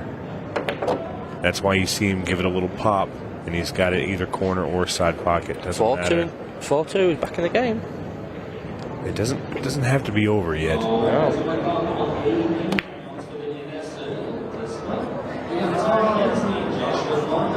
Foul. Oh my goodness. That is absolutely devastating for Ricky Evans. And you saw, and I thought about it just before that, it's the same shot that he missed the first time, that long shot to the corner. He put a little bit more pace on it. He gets the double on the 8 ball, and the cue ball just sinks in. That is gut-wrenching. Oh, no. And unfortunately for Ricky Evans, he knows where that puts him at in this match. Yeah. It's almost to the point of no return. Yeah. He's going to need a lot of help from Savannah. Yeah, he needs mistakes now, doesn't he? Yeah. A lot of help. And quickly. Rack 7. Yeah, that's it. Yeah. Savannah EASTON to break. 5 racks to 1.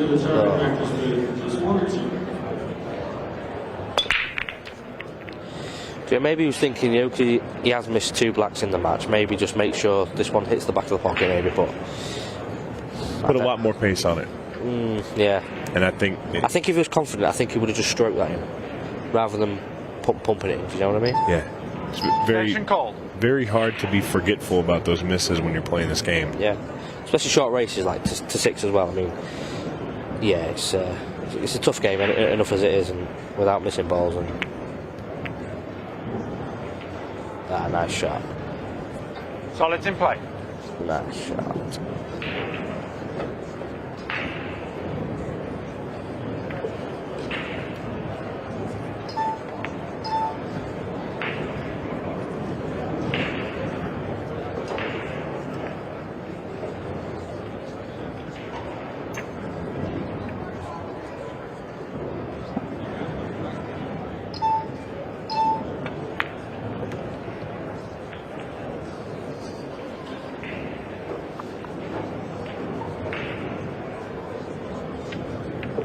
Good shot here. Wins you the game.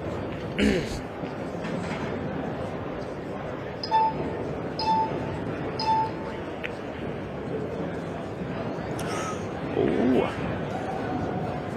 There's a mistake. But Ricky's got to be quick. He's got to be quick here. He's got to be quick.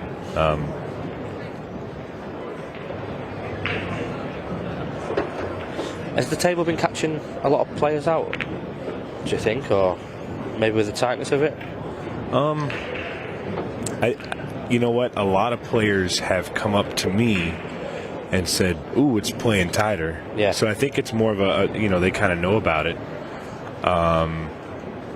But maybe once they get on it, they realize it's not just that it's playing tight, it's that it's actually tighter. Yeah. It's actually tighter pockets. Yeah. So I think that's where there might be a little confusion on some of the players about how that is. So. And give a nice little shout out to Chris Douglas over in the UK. He was going to make it over here, unfortunately not able to. But I know his buddies Denny Balshaw and Tom Jones are here, and they're ready to duke it out as well. So yeah, Chris is a good lad. Yeah, shout out, buddy. Repping McNamara's. Yeah. Obviously the hoodies as well. Yeah. How comfy are they? So comfy out there. This is super comfortable. Yeah. It's a cool place over there. I hope to make it over there soon. Yeah, come over. Yeah, more than welcome. It's not my club. I mean, you will be more than welcome. Yeah. You know what I mean? I've heard those guys are absolutely top notch. Yeah, they'll look after you. It's good stuff. So, Chris, I know you're watching. Enjoy the show, buddy. Person who's not enjoying the show currently is Ricky Evans. Time is really dwindling. Well, this could be the other way. The score, couldn't it? Thank you, Rack 8. Rick has missed Ricky 3 Evans blocks. to break. No, I think it's supposed to be 5-2 Ricky. Yeah. As far as opportunities go. Obviously, Savannah's held himself together and. Well, look at this. See, Ricky's being very quick with his movements. He realized he made a ball. He immediately starts moving. Yeah. You're not gonna see. Oh no! And he's really overcut that one. Yeah. Now, in this situation, if I'm Savannah, she's on the hill. She doesn't have to rush. She has Take your an extension. Yep. Take it nice and slow. I've noticed with a lot of players, when one person speeds up, sometimes it's almost a reaction for the other player to speed up a little bit. But that's not how you should do it. You should slow down.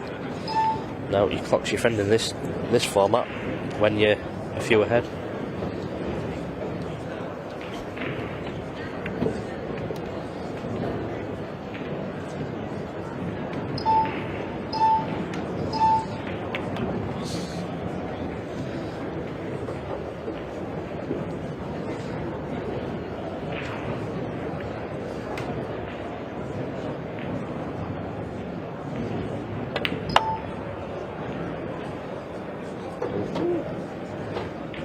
Taking a top, great shot.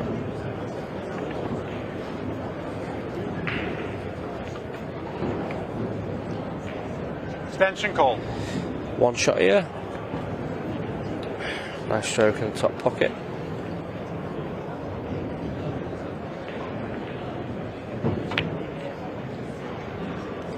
Oh.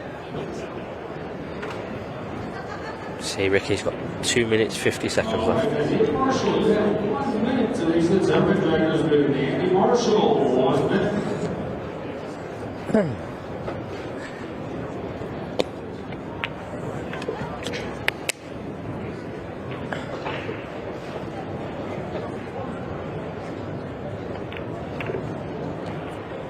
Needs to pull up, needs to pull up. Needs to pull up.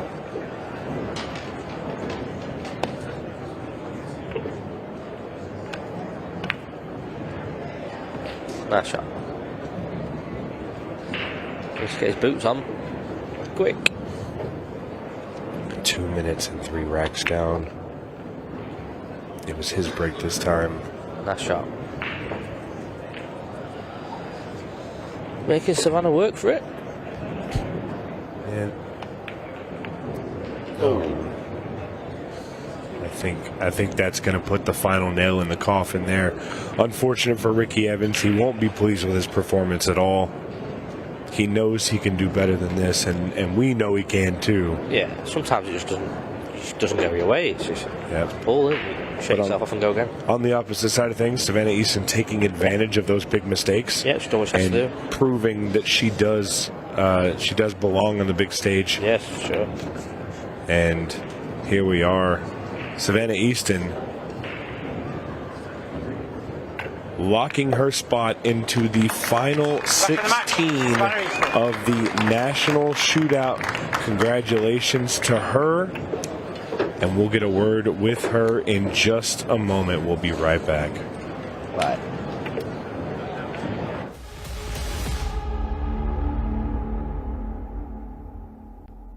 At APD Studios, we don't just design pool rooms. We build experiences around the game that we all know and love. I'm Adam Pfeiffer, a licensed architect for 10 years and a nearly 25-year pool player. I bring nearly 2 decades of real-world experience designing, setting up, and optimizing pool rooms and tournaments, both locally and nationally. Whether you're upgrading your pool room to host larger tournaments, planning a full-scale event, or just looking to perfect your home playing space, I design with purpose. From traffic flow and lighting to vendor zones and spectator comfort, every detail is considered, making it efficient for staff, welcoming for players and spectators alike, and compliant with local building codes. For residential spaces, I bring the same precision, crafting rooms that feel luxurious, play beautifully, and reflect a true passion for the game. At APD Studios, we design for more than just gameplay. We design for the future of your room.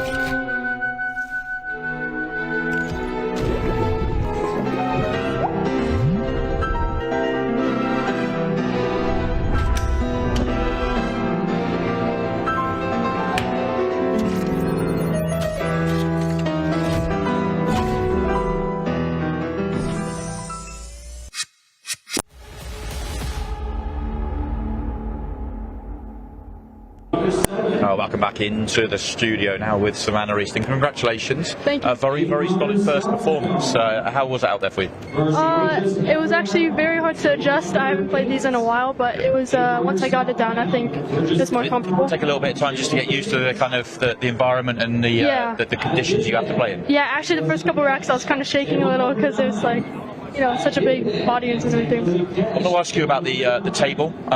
Obviously, brand new tournament league table got here from Brunswick. It looks beautiful. What was it like to play on? It was actually very nice. It looks very nice, especially under these lights and arena and everything. It looks really nice. Obviously, still fast, but it's I adjusted to it and it was playing really nice. Did you get more with the CPBA cloth? Did you get more and more adjusted to it as you were going through the match? Yes, definitely. And I'm sure Ricky was starting to get it, but you know, towards the end, the 8 balls kind of just costed him. Yeah, and obviously it puts you into the next round of the shootout, which we'll see you in that tomorrow. Yes. You're in the mixed pairs with Sky later on. Looking forward to that? Yeah, I'm very excited. Looking to get your hands on some more Pool USA silverware. Hopefully. And we're also going to get to see you in the Tri-Series as well. We've got a little exhibition tournament taking on Australia tomorrow morning. Yep.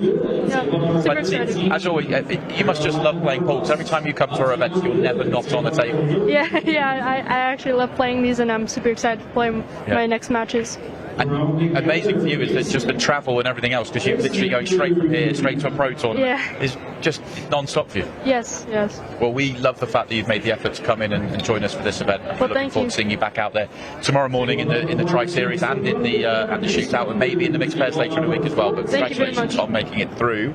And we're going to move on pretty fast, as you can see there. Nick Varner and Joey Gate are already lagging behind us to join us. Well, actually, I'm going to send it to commentary, and they're going to pick the match up. All right, here we go. We're back for more shootout action from the Ultimate Pool USA Grand Finals here in Cherokee.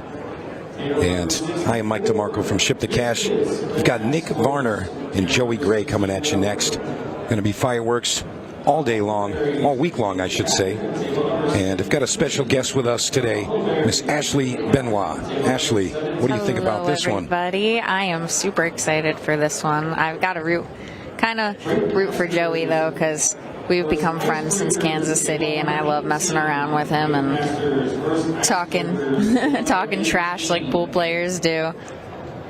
I'll tell you what, he's got his hands full. Nick Varner looked really, really sharp. Oh, yeah. In our Legends shootout. So this is going to be a tight one, I'm sure. Joey going to come with some firepower. And I've seen some of his videos floating around doing some trick shots, so he's definitely got the stroke for it. But that man right there, Nick Varner, I mean, he's been around for so long, and I mean, really, he looked great yesterday. Break was working, running out clean racks. So really can't call this one just yet. Yeah, Joey does have a great stroke. Like, he does all those videos with Florian, and he was teaching me that fouette shot the other night in the practice room, and I got it, and I never felt greater. Like, he's a great coach, a great mentor, like a great person, great personality. Yeah, it seems like he's always smiling, enjoying the game. Yes, he is. And here we go, Nick Varner to break rack number 1. 30 minutes on the clock, and again, this is a race to 6. Golden break in, golden ducks are in play. Try break, but there's not much for Joey to see here. I think I can see the 13 off the 14 in the side. I think that's the only shot I see. Fair assessment. I was thinking the same thing. Possibly a back cut on the 6 to the alternate side. That too, yeah. I couldn't tell if it went past that 12 or not. Yeah, it looks like he's kind of torn between the two. But again, only 30 seconds to make that decision. And that clock ticks down. And he looks like he's made the decision. I think he's going to go with our option 1 here, Ashley. Carry him off the side. Let's see what he can come with here. Very slick cloth. Yeah. Did not hit the mark. So Nick Varner in control. Tied up that 1.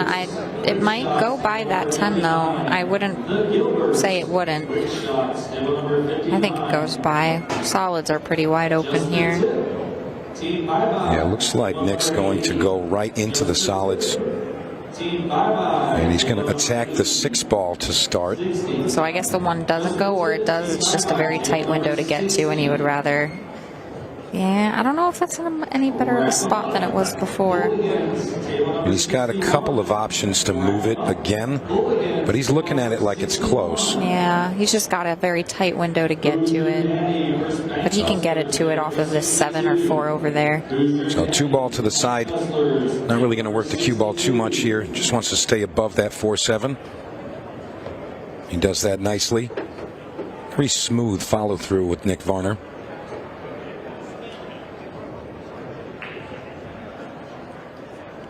See him quickly assessing the situation. And he was going for the backside of the 1. Yeah, went a little too far. Didn't leave himself much. He can still back cut this 1, but it's a little tricky. Looks like he's going to entertain this 5 ball. Okay. Sometimes the camera angle can be deceiving, but I think he's going to lightly swerve this. Yeah. The pocket accepts it. And he can break this, just tickle off this 1 and float up between the 7-8. But you don't want to hit it too hard and have the 1 come back into that gap again. Their assessment. Let's see if he can control this. And the 8 ball's still okay. Just don't want to change too much here. But if anyone's up for the task, it's Nick Varner. Station cold. Quite literally a living legend. Yeah, I've said it before, I'll say it again. I really wish I got into pool before 6 years ago. There's so much I've missed out on. The FOMO is real. I'll tell you what, fortunate we have some of that stuff recorded, so we can watch some of it, but to be doesn't bring there the though magic. and witness it, yeah, it's a little bit different. Yeah, it doesn't bring the magic as, you know, actually being there. Same like the folks that are watching at home. If you're in the arena, standing table side, it's electric. Yeah, like, oh man, that's a tough miss right there. Oh no, that was close. But watching Savannah and Ricky missed that 8 ball and then come back and forth and make it and then scratch. It was a roller coaster. It would not have felt the same watching on video for sure. Absolutely not. You can hear the crowd doing the oohs and the ahs. So Joey Gray going to get his first real open shot opportunity here. He's got a small cluster there under the 8 ball, but Think he's going to handle that right now? Yeah, he's going to double carry him. Oh, never mind. He does not want to attack that right now. And to be fair, it's a reasonable combination shot for Joey. He still hasn't gotten this table down yet. This combo might be dead. This 14-11. Yeah, and I think he can also play it opposite into the side pocket if he falls on the opposite side. But I think he might be playing safe, or is he going attacking here? I'm not familiar with his style of play, but judging by this right here, he's going to go 2 rails underneath these balls here. Grazes that 12. That landed very nicely. If that 15 went by the 1, he might have had a look at the 1. Well, Nick's going to look at a 1 rail kick. I'm a crazy person. I'd try the 3 railer.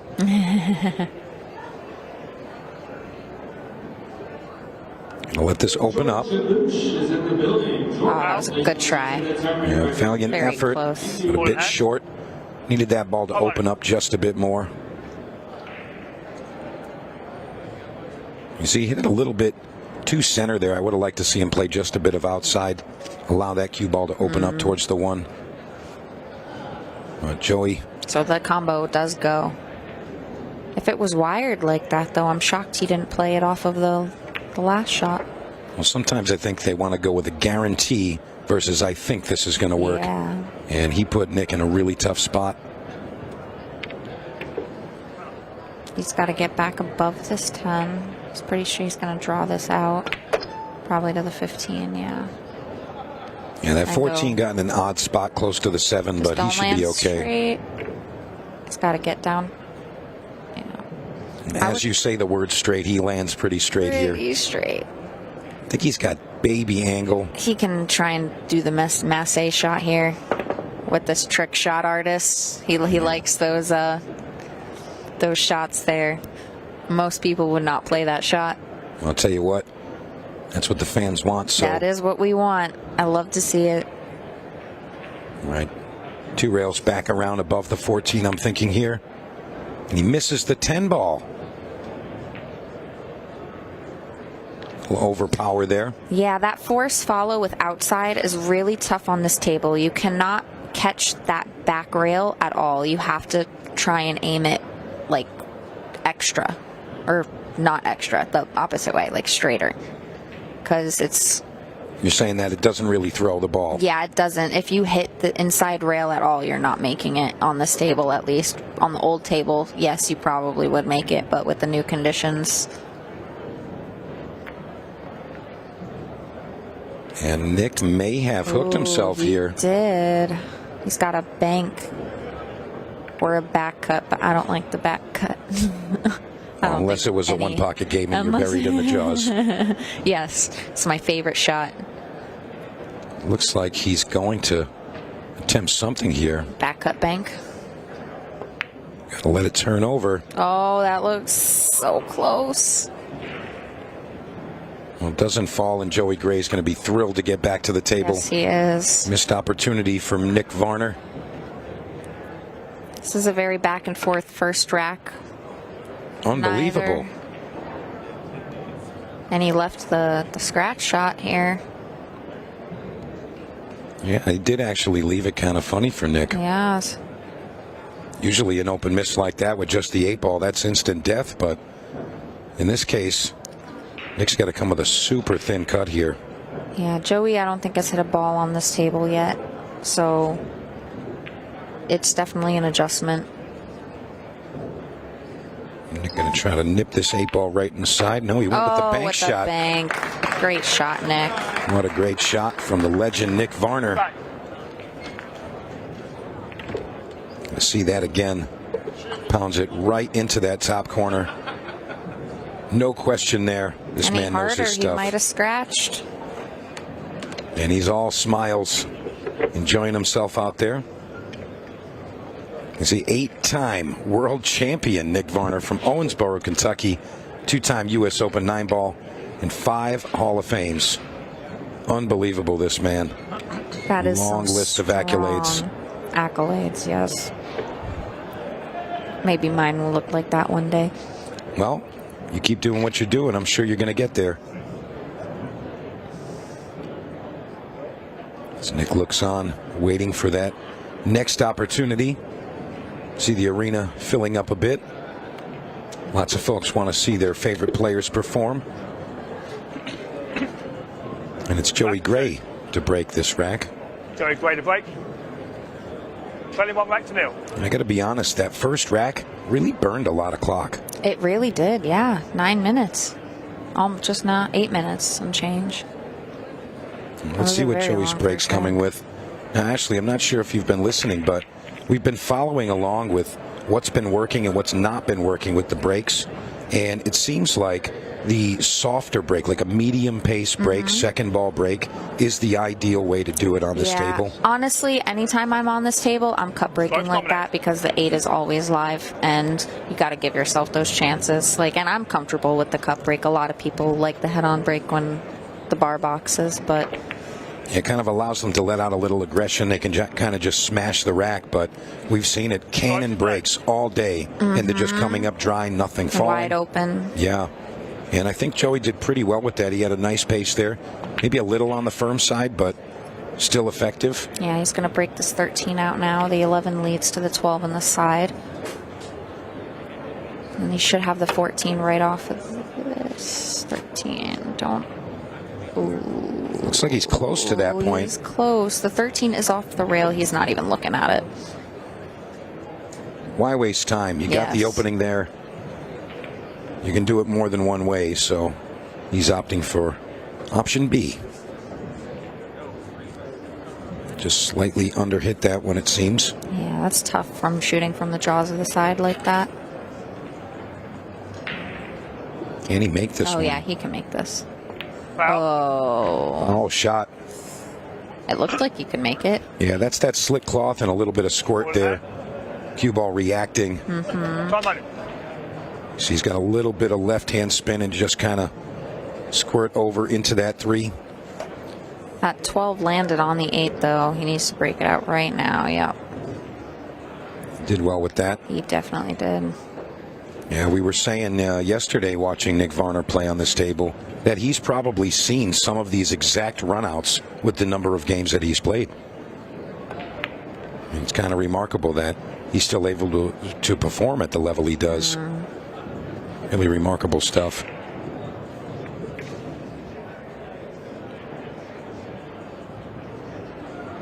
Looks like he's wanting to go forward here, maybe 2 rails around the 1 ball. You went rail first there. I don't know if that was really what he was looking for, but still an opportunity. 1 ball first, then following it with the 3. Got to manipulate the cue ball a little bit. It's kind of 50-50 here. Got to spin this one out of the corner so it comes a little sharper, gets right underneath the 3. He's done pretty well there. Yeah. Nothing fancy here. He can just pot this one in, stay above the 8 ball.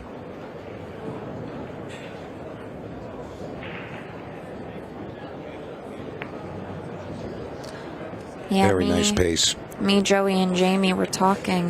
They want to get me out to Oklahoma City and do some sort of exhibition thing with Nick, I think it was, right? That was discussed. Oh, with Nick Varner.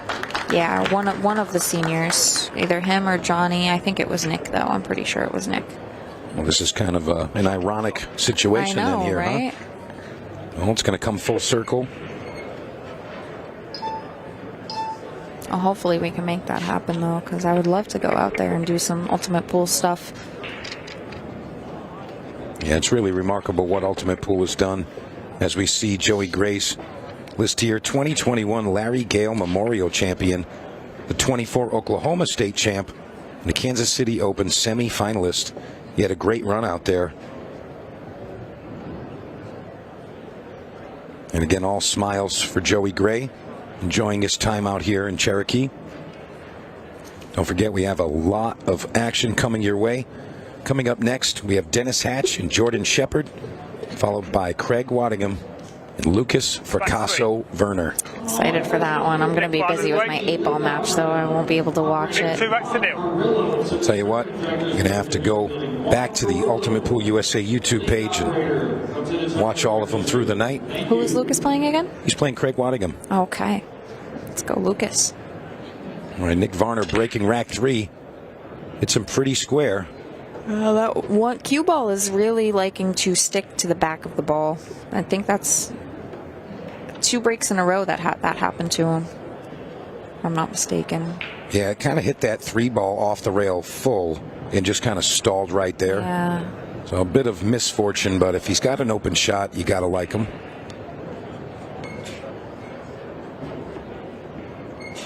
Looks like he's going to start with the 2 ball to the side. He navigates through that pretty well. So solids it is. As Nick takes a quick walk around, take a lay of the land, figure out his pattern here.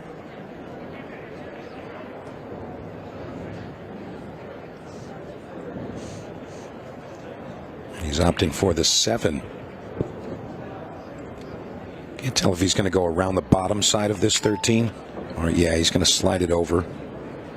Slightly overhit. So he's going to have to look for a backup plan. I don't think he has enough to make this 5. Likely shot is going to be the 4 ball, I would think. And he's looking at it. Definitely is. You see Nick glancing back at that shot clock. Got to remember in the arena to be mindful of how much time you have. So he's used his extension.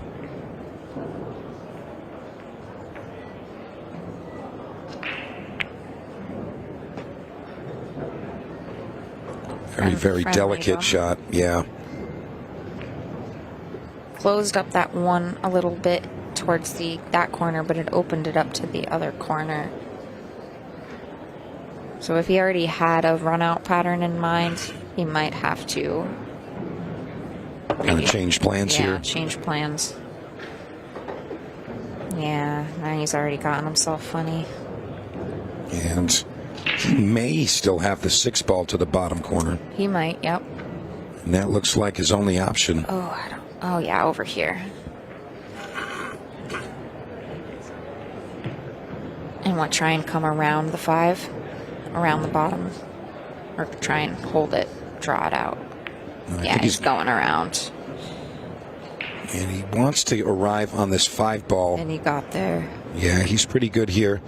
Same thing here, though. He's going to have to kind of force it to go by the 13. Or he can stun into the 14 and use that to stop it and just play the 1 in the corner past the 11. Yeah, you could try to do that.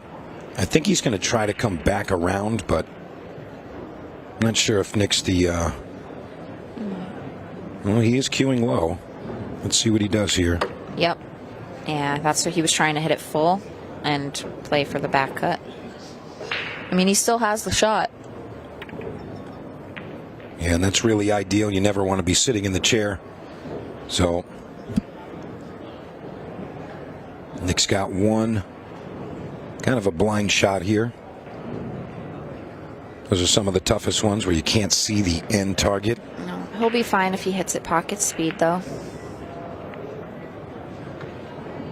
Yeah, you don't want to do that. Now he's Joey, and if Joey runs into trouble here, he's got that 11 as a backup. And Joey's still looking to put his first point up.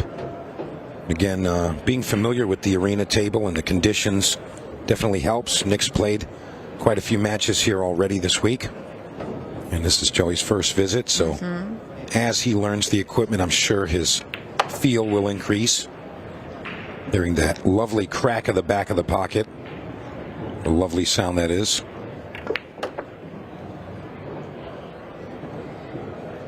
Looks like he's gotten himself pretty straight here. I think he can draw it back past the 8 ball. Or he's just going to take the cut. Yeah, that's reasonable. And this should be Joey's first point up here. And he falls well on this 8 ball. He's got plenty of time left, so he should not rush anything. And there it is, There we Joey go. Gray. 1 rack, first rack on the board. So I'm curious if Joey's going to stay with the same style of break. He's going with the second ball. He did have slightly firmer than we've seen with the most successful breaks, but again, I really think he hit it pretty well. Having a good time out there. That's kind of the key. You got to enjoy what you're doing.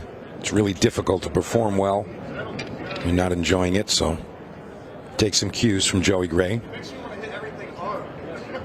As you hear him say, it makes me want to hit everything hard. Although those are the most fun type of shots, sometimes you got to be delicate. Back 4. And here he comes. Go great to break. All right, he is going that side again. Looking for full contact on that 1 ball. Make sure that cue ball is all the way behind the rail there. That happened to us yesterday on Rich's break, and it's just one of the things that you don't think about warning, because when does it ever happen? Like, I got him to tuck his shirt in.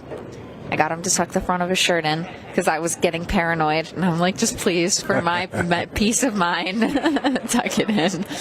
And he did that, and then there's just so many little things about being on the stream table. It's like you can't possibly warn them about everything. And yeah. I should have thought about the break, though.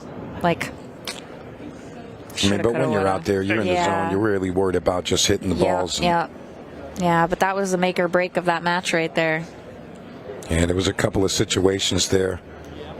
But, I mean, that's kind of the way it goes. You play through the matches, and when you make the errors, you log the mistake and kind of take what you can from it, learn from it, and move forward. Yeah. Absolutely, just forget about that stuff.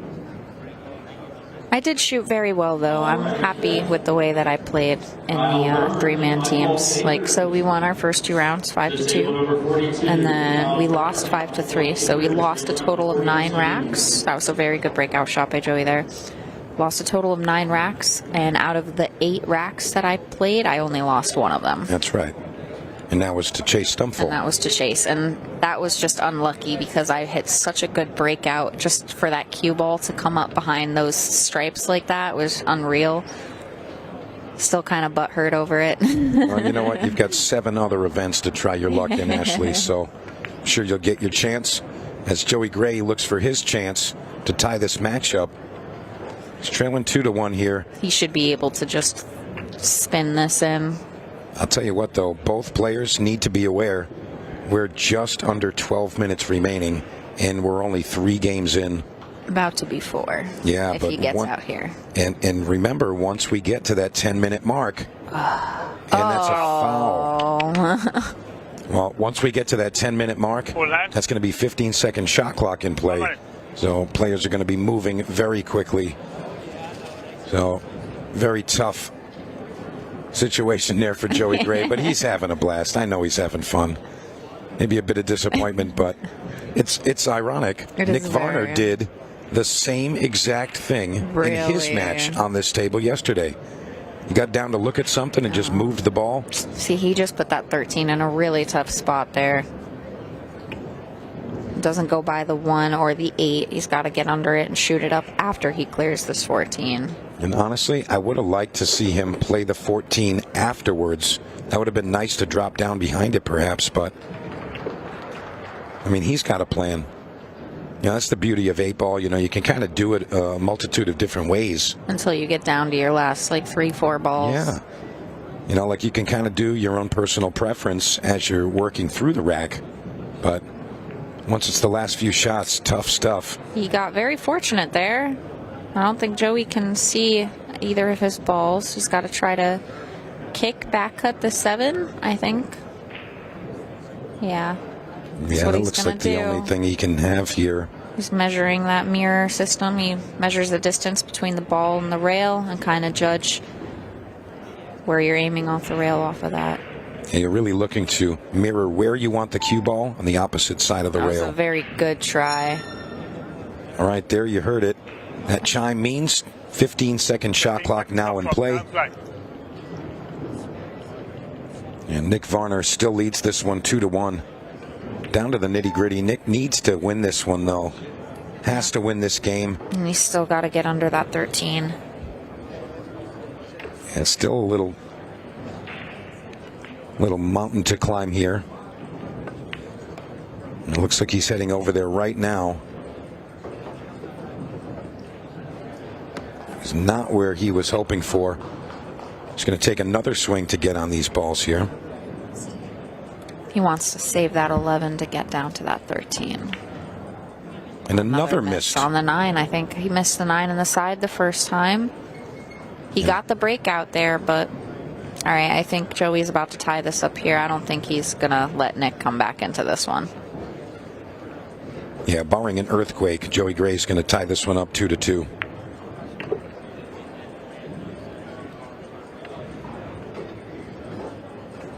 And there it is. All right. 22. And I believe this is going to be Nick's break.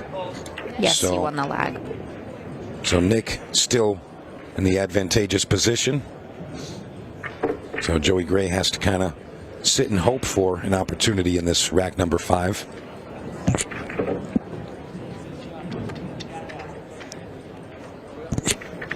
Nick still very wide-eyed and ready to go.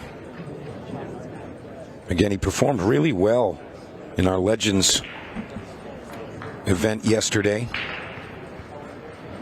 And congratulations again, runner-up Johnny Archer, and the champion of the Legends, none other than the Hatchet Man, Dennis Hatch. Is Dennis the one who beat Nick?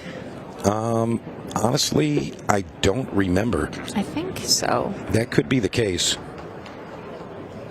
Perhaps my associate Tony would remember who knocked Nick out of the Legends yesterday.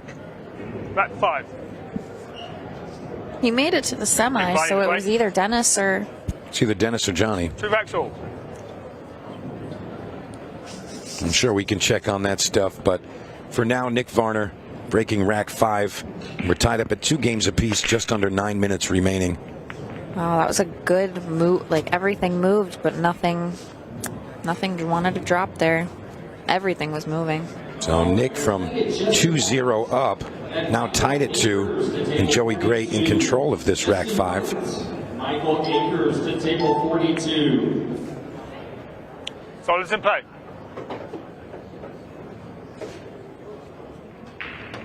Let's see if Joey can manage this one here. I'm sure he's gotten a lot more of the feel for this arena table now. This 5 is going to be tricky for him to get on. Yeah, I think that might end up being his out ball. You know, he's going to be right near the 8 ball. Don't think he wants to move any of those stripes there, the 13, 9, 12. This is actually kind of tricky here, but yeah, I think he can get it done. The 6 is easier to get on than the 5. Look at that. Perfect. Take the 6 now if you can see it. No? That's what I'm saying. And we did get confirmation Dennis Hatch was the man to eliminate Nick Varner yesterday. Yeah, I knew this 5 was going to give him problems. Does it go in the corner past the 14? Yeah, looks like that might be the case. Yeah, he played it with that in mind. He could just kind of stun this over and split him. Alternatively, maybe he can follow straight into that 14. No, I think he's going to stun it and get between the 14, 15, yeah. Yeah, that was the way to play that. What a great out. Really nice control really there. Great out, Joey. Yeah, fires that one in. Cracks the back of the pocket. Didn't move too many stripes there. No, that was very, very surgical, if you will. And now Nick Varner going to have... He's actually going to have to wait here. Joey's going to follow with the break here. That was a dry break from Nick. Yes, it was. So although we're quite unbiased here, I know you're rooting for Joey here, so you might get your wish. For what? Oh, to win? I'm not wishing anything. Commentator. Yeah, exactly. Commentator me and normal me are 2 different people right now. Yeah, as soon as you walk out that door, you're going to see the other one come out. Joey Gray feeling great about getting into the lead of this match. He was down 2-0 to start. And a couple of missed opportunities from Nick Varner, and then the dry break in that last rack. So Rack 6. Joey Gray to break. let's see how this break looks here. Staying with that second ball break. See if he keeps the same pace into the rack.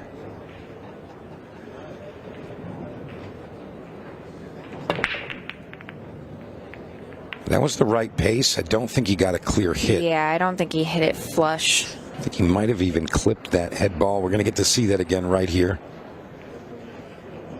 No, he hit it thin. He hit the second ball thin. Yeah. Kind of trickled off the side of the rack there. So Nick Varner gets first go at rack 6. Solids in play. I think the 1 here is the trickiest ball. Yeah, he's going to have to develop something on that yellow 1, as you mentioned. Doesn't want to get hooked there. He's okay. He's got the 5 in the side. Yeah, 5 to the side here. I would come into the 2 here and play the 1 on the side. Just float down into the 2. Yep. Seemed like that cue ball kind of settled. One more quarter rotation after contact. You know, again, the camera angles can be deceiving at times. Oh, I'm shocked he's going for the 6. Okay, 6-3. I don't know. I don't like saving that too. I mean, he knows things. He does know things. So he's going to show us exactly what he knows here. Perfect. Yeah, you know, I got to say, so weird with it's that. very strong the way that Nick has kind of adapted to this arena table. Yes. He's able to play those touchy shots. Well, those inside English shots are so tricky on this cloth because it doesn't catch like the way you want it to, so it can end up going so straight. Totally agree with that. But this guy knows how to get it done and straighten on the 8 ball. Nick Varner showing us why he's an 8-time world champion. Right. Unbelievable. Just like with 10 minutes, we were at 2-1. And we just played just as many racks as it took to get to 10 minutes as it did to get to 5 minutes. Well, it's no secret that Joey Gray likes to run around the table a little quicker. But, you know, a little back and forth in the earlier games, but nonetheless 3-3 now. 5 minutes and change left on the clock. I mean, you gotta like whoever wins this rack here to be the favorite, but again, Golden Ducks and Golden Break are in play, so anything is liable to happen.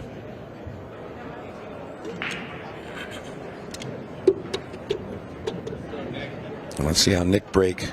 Rack 7. Nick's break is going to work here. Nick Varner to break. 3 racks on. All right, second ball break. Let's see how this opens up. That one opened up much more. Watch out, cue ball. Unbelievable. Ball application. Time running. You look, he hit it so well. Double carom into the pocket. It's so crazy. You don't deserve those sometimes, and they always happen at the most inopportune moments. Yeah, like tied up at 3-3 and under 5 minutes remaining. Exactly. Yeah, that's a tough spot to be in. Joey Gray graciously accepts his opportunity at the table as he elects to go with the solids. Did you do that on purpose? Joey Gray, graciously. It's just natural, Ashley. It's just natural. I just push the commentator button and it comes out. We don't have to think much. So Joey Gray continuing to run these solids. And you can tell he's much more comfortable on the equipment as he was in rack number 1. And a couple of overstruck balls. He was really overpowering the ball a little bit. You can tell he's very familiar with 9-foot table action, so they're coming onto the smaller table. Got to kind of lighten up that stroke. Going to get precise with things. Very beautiful.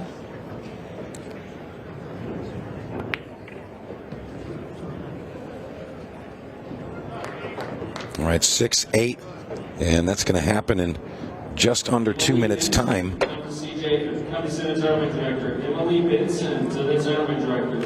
So still an opportunity for Nick Varner to stay in this as he goes up 4-3. So Joey Gray going to have the break here. So big advantage there. I never see him really play the shot clock, though. Like, at that point in the rack where you know you're going to run out, like, take every second you can. Oh, yeah, most definitely.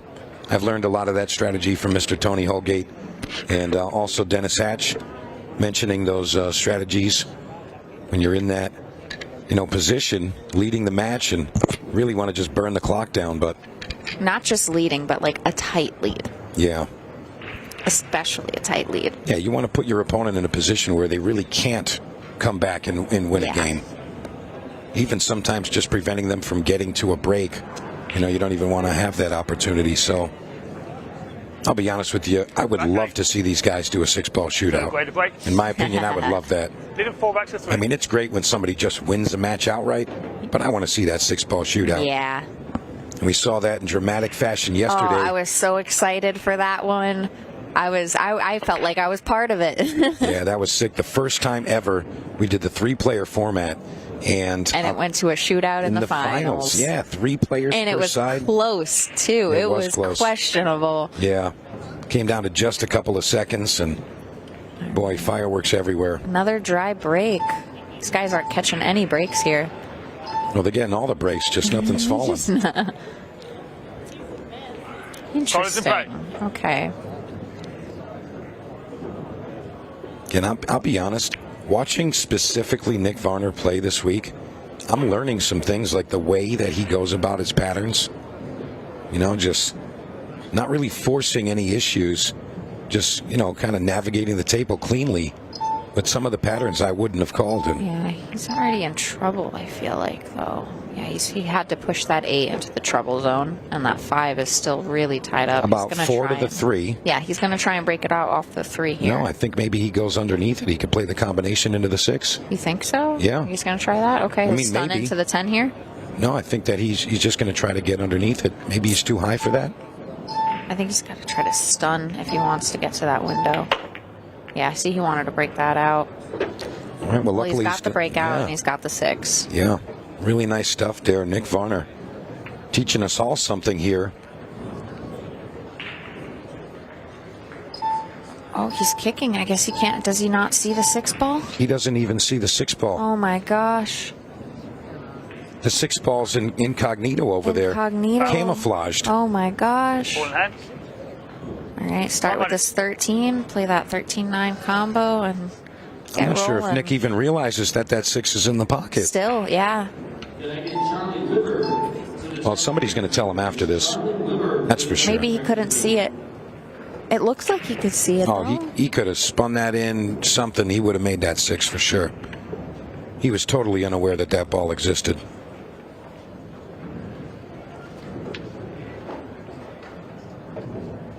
And Joey Gray not even worrying about burning the clock. He's just, I'm just going to win this game and get a 2-game lead. He's got to get under that 13, though. Or, I don't know if it might go in the pocket past the 6. I can't tell how much he's got. He floats it in. Oh, yeah, I think he's just going under it. Yeah, and I mean, we're at 40-something seconds here. Yeah. So, soft 2 rails above it. Does get to the 3rd rail. And he's going to finish this just in time to win this 5-3. Well, I mean, who just broke this rack? That was Joey breaking this rack. Okay, so Nick could get a golden break. And then if Joey gets a golden duck. Golden duck. I mean, it could happen. It could happen, but we're sub 20 seconds here, so things have to move along. And don't forget, folks, right after this Varner Gray matchup, more fireworks for you on the arena table. Dennis Hatch, Jordan Shepard coming up next. So that's right around the corner. And I'm going to be heading to my team 8-ball match. I've got to change. Well, we wish you luck with that, Ashley. Thank you. So you've got 7 more events to compete in. Yep, 1 is complete. Came 3rd, 4th, so good start. Yeah, good start there, but yeah. We want first place yes, only, correct? Yes, we do. I want to have to ship my trophies back home again. Because I'm already over on weight. Well, you know what? We're going to have to take them for a drive first. Yes, we do. Heading down to St. Augustine, Florida after this. Do the split bracket. We're at the International. Have some fun down there. Be nice, some warm weather. 8-ball moving. Oh my God, it was so close. All right. We were rooting for him. We were rooting for it. And as time expires, there you have it. Joey Gray over Nick Varner. Ashley, thank you so much. I am Good signing off. Have a good night, guys. We'll see you soon. Thank you very much, Ashley, for joining us. And again, coming up next, Dennis Hatch and Jordan Shepard. So don't go too far. We're going to head on over to our friends out on the floor.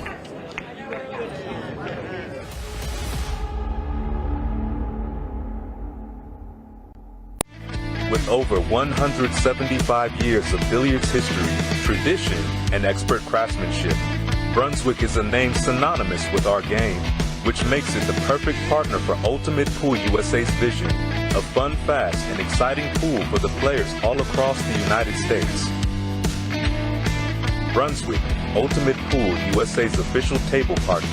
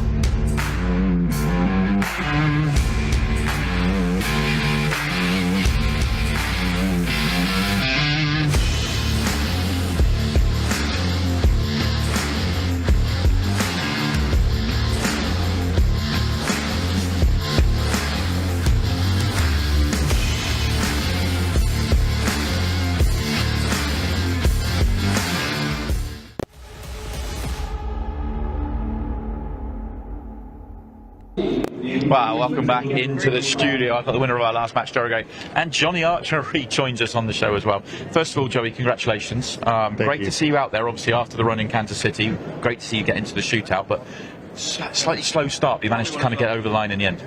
Yeah, to be honest, you know, I came out, my adrenaline's pumping, man. I mean, like, I feel like I want to hit everything hard. Yeah. And, like, you got to really calm everything down and let the stroke do what it's supposed to do. And I think I settled in a little bit towards the end, but I don't think I did. I'm still not. Do you ever feel comfortable up there at all? Not really, no.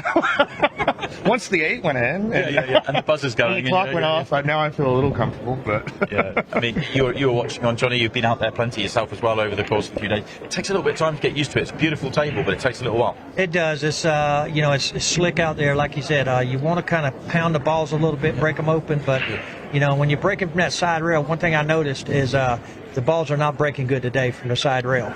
The cut break, and yesterday they were, but I never break side putt. I never break side, and so like, but the only reason I did for the shootout was to try to make the 8. Sure, right? sure, absolutely. So like, I'm always a head ball breaker because I just smash them and go, right? So I was a little uncomfortable even with that. I was surprised I even made a couple balls, but man, Nick played great. I mean, like, you know, he just gets out from everywhere. He's got such great patterns.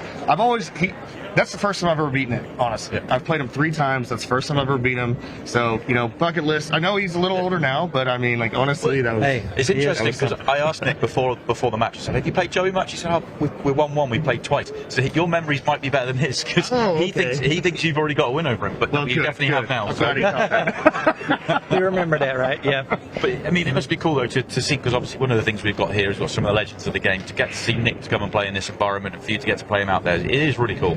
Oh, it's unbelievable, you know, and I mean, like, you know, I tell everybody, so, like, all my league players in Oklahoma, shout out to you guys, UPL, OKC, I let everybody know that this is bridging the gap. Yeah. This is literally bridging the gap between the top pros and the amateurs, and there's no other league that's ever done that. They've attempted, but there's never been that gap. Yeah. Everybody walks around, they can say hi to Johnny Archer and hang out with him. That's unbelievable, you know? And you mentioned the league, which is great, because you are one of our league operators as well.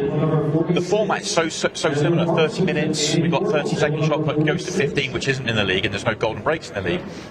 Other than that, this is the pro version. It's not handicapped, but this is the pro version. So if you're enjoying watching what you're watching, you can literally go and play it. Just join the league. Sure. If you're in Oklahoma City, go and join Joey's league.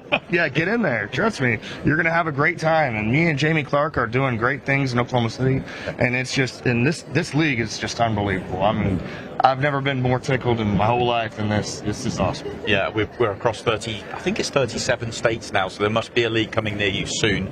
And Johnny, I mean, you must love this format as well. We keep seeing you coming back. I mean, we love watching you. You must enjoy playing it. Well, of course, it's really rejuvenized myself. Playing has got me very excited. I actually go practice a little now. I haven't done that in haven't done that in so many years. But you know, like I said, try to find someone in your area out there and go join it. I know some friends that's playing in North Carolina. They said it's the funnest thing they've done. They're so happy they've done it, and I think everybody will be that way. So I can't wait for one to. We're actually looking to get one where we're at, Dalton, Georgia. We're not in Georgia yet. I'll be talking to you. So I think we're definitely looking to get 1 or 2 or whatever around the area. Absolutely. Well, if you are interested, then make sure you get in touch. But we want to get everywhere. We want everywhere to enjoy this format. Thank you, guys. Joey, congratulations on the victory. We'll see you back out there tomorrow in the next round of the shootout. And we'll see plenty more of you, Johnny, as you're with us on the show. But congratulations. Good job, Joey. We're going to send it out to our next match. We'll send it out to Coventry. An absolutely wonderful conversation there with Simon Webb, Joey Gray, and Johnny Archer. But I got to tell you, this next one right here, this is probably one of the ones that I've been looking forward to the most. If you're just joining us, my name is Stephen Wyatt, and I've got Mr. Tony Holgate in the booth with me. And Tony, thank you, everybody. You know Jordan Shepard very well. I know Dennis Hatch very well. Of course, you do too now. What do you think about this match? Fireworks. Simple as that. And that's a great starting break there from the Hatchet Man.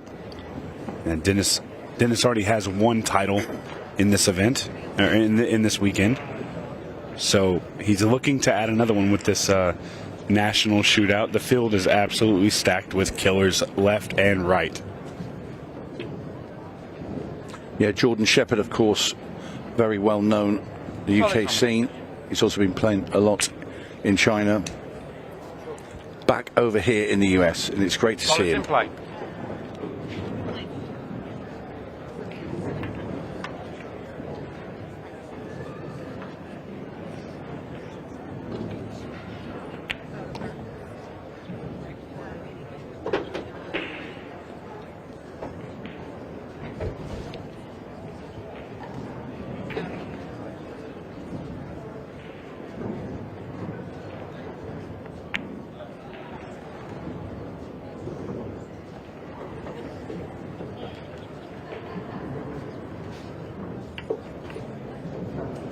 It's a good start for Dennis here. He's going to have to make something happen here. He has no problem moving the cue ball when he needs to. He's come up a tad bit short here. I'm not even sure he can cut this ball.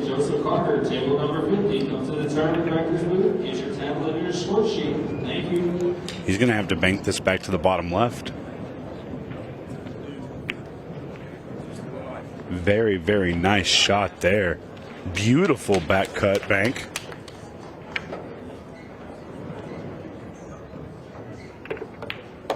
And Dennis Hatch is very quickly going to take down this first rack.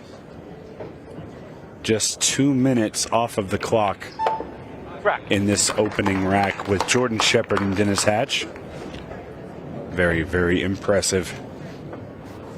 Both these guys are definitely rhythm shooters.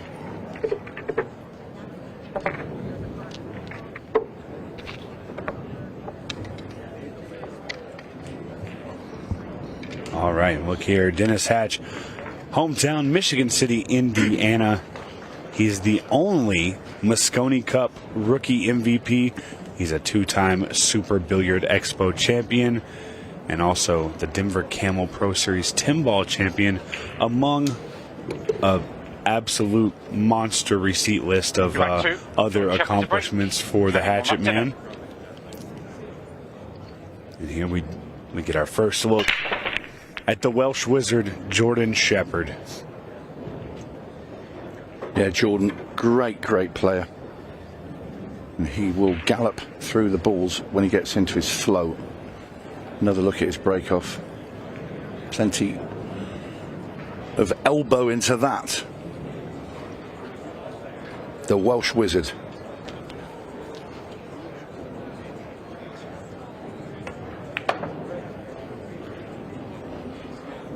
Solid in play. Like I said, he has really been jet setting this year around the globe. He just loves to play in these Ultimate Pool USA events. No stranger to lifting a title or two either. Well, he's 2 for 2. He won the Kansas City Shootout in our inaugural year there in 2024. Immediately came back for the Colorado Open and won the Open event. So, yep, 2 trips to the U.S., 2 titles, 2 paychecks. Looking to add a 3rd, 4th, 5th, and maybe a 6th. Yeah, and he's fine. He's just come far enough. There you go. That's where he wants to beef his next shot. Pot this 6 ball, land on the 3. Plays that side pocket. And very quickly, Dennis Hatch's lead is going to be wiped out.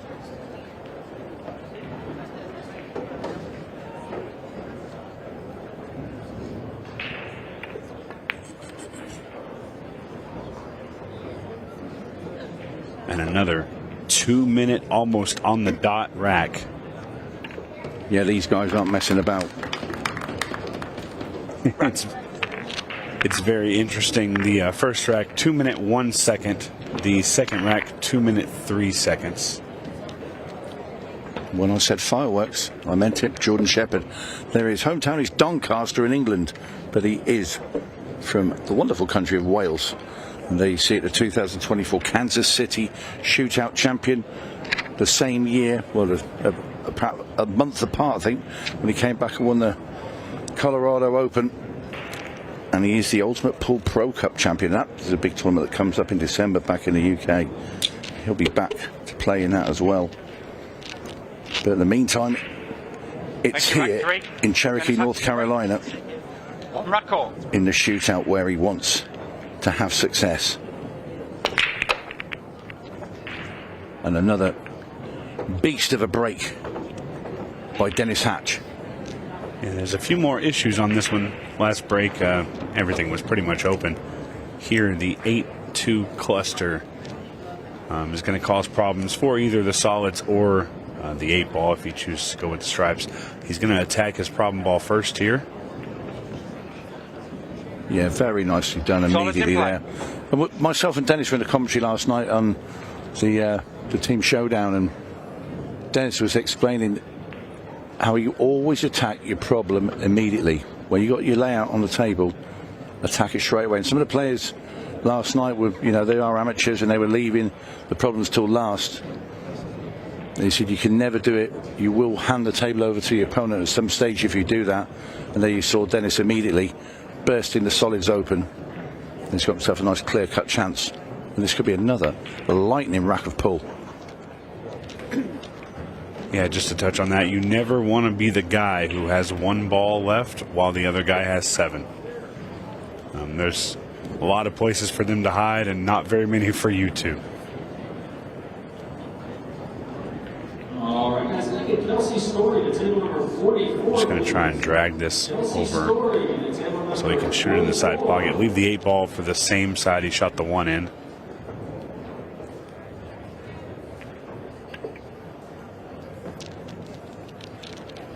Well, we're not going to be even played 6 minutes of this match. And this will be rack number 3. All done and dusted. Hatch, 2 racks to 1 up in this lightning shootout match. This may go hill before we get to the 10-minute mark. Played at an incredible pace, these two. I mean, Dennis played so well yesterday. Bit annoyed with his break in the final, as was Johnny Archer, where they were both dry a few times, but that takes nothing away from when they've been in clear open play. Then neither of them have been missing very much at all. Dennis is just, his form is impeccable at the moment. So Jordan Shepard knows exactly what he's up against. He's up against a man on the top of his game, and he needs to emulate that.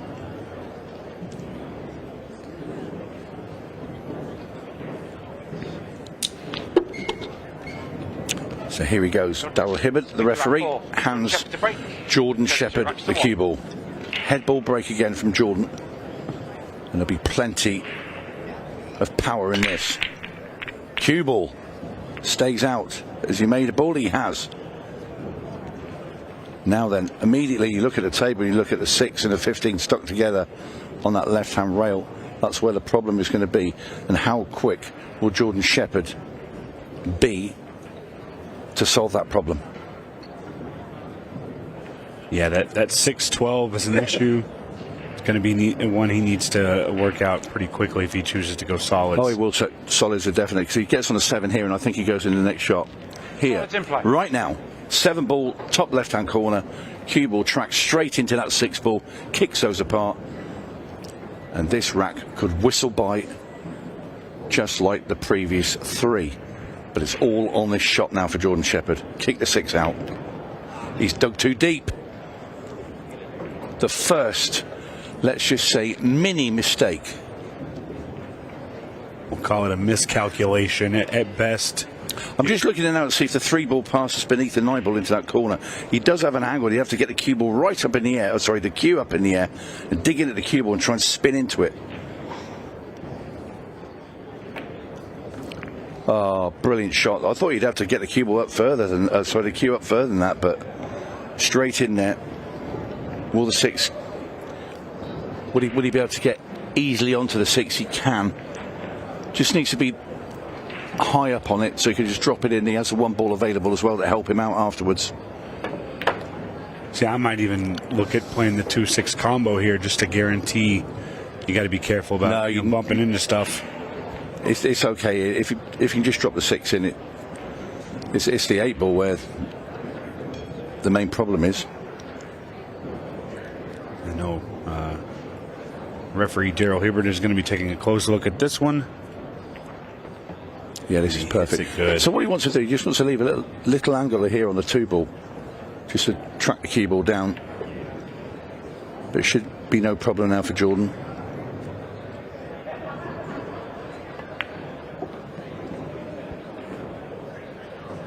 Eight ball must pass into the bottom left, so it's straight past that 14 ball. That's where he wants to be.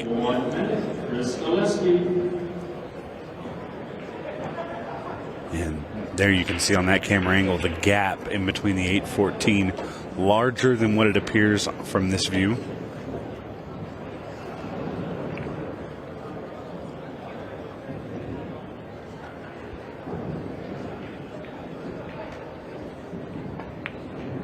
Super finish there from Jordan Shepard. 2-2. Very class match. Just over 8 minutes played in this match. Once again, the pace has been incredible, and the quality of play has been just as much. There you see Johnny Archer league operator Tara Connor and league operator Corey Shimtov all hanging out over there, sweating the matches in the arena, as are quite a few other people. It's going to be a big day for the shootout. First time we've ever had 32 players in this event, so we're doing the first round all in one day, and we will follow up. The 8-ball was driving Look towards at the this pocket. break again from Hatch. He's made 3 stripes and 1 solid. And you've got to take the stripes. You play the one on the bottom rail first now. Flick a load of left-hand spin on the cue ball and get on to the 9-ball on the rail. Just a little bit of a tight angle to get onto the 13. And obviously, the last ball and the 8-ball are very easy. So it's just play this 10-ball now along the bottom rail, flicked with loads of left-hand side. Quite a gentle shot. The solids are on too if you can get from the 5 to the 1. Definitely a little bit tougher to do so. Yeah, I'd have gone for the stripes there, but it all relies on this. Solids in play. Well, he's gone far enough he can play the 2, but he can dig and play the 1, but very close to his work. And the trouble is hampered there, stuck behind the 8. He still has another rescue ball. Yeah, adapt and overcome is what mode Dennis is in right now. He had a line, he's gotten a little out of it, but he just needs to adapt to the layout that he has. I believe the 6-ball passes to the top right. So the big ball here is indeed that 2-ball. Wants an angle on it. Did he get enough angle? He's got some. 2 ways he can play this and punch out really hard. Try and get the cue ball down. He can run through with top right-hand side, come off the 2 rails and out. He's gone for the 2-rail shot. 50-yard line. Yeah, it's okay though. Make the 7. You're going to have a shot at the 6. First mistake we've seen. First miss. And I think you're right, Dennis. Tony. I think it all goes back to the fact that he decided to play the solids. It was an easier opening shot than the 10-ball would have been, but the layout was a little bit trickier. Now Jordan Shepard's going to have to navigate this 13-ball. Extension call. Yeah, and there's only 4 stripes to knock in as well. So it's wear and tear on the shoes helps. You know, less balls to knock in, less yards you walk in. Yeah, also less opportunities for a breakout. That's why he's going for it right here. Oh, hello. Oh, no. Well, I'll tell you what, he's fortunate there that stayed out. That would have been loss of the rack. How has it stayed out as well? Another look. As soon as he hit it, he wanted to dig past the 8. You think that's in. And if it had been on the old table, that was gone. Yeah, and he just got fortunate that that ball touched that rail because the pockets are just a tad bit tighter. What he's also done, it's actually made him a bigger favourite now, really, because of obviously the 7-ball being up there. Doesn't matter though when you make that bank shot. Jordan is going to be out of jail.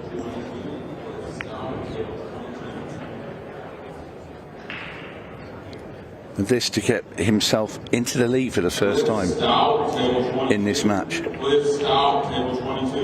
he get enough? Yeah, he's okay.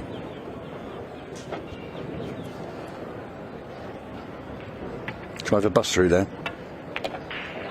Where's he going with the cue ball though? Oh, that was a bit heart in mouth there, I would imagine, for Jordan. But it is his rack. He leads 3 racks to 2. Yeah, I think he's just told somebody, so I snuck away with that one. Look at this.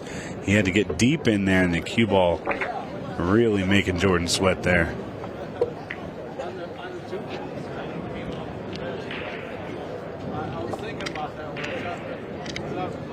Jordan Shepard never one to sit down in his seat waiting for the rack to be done.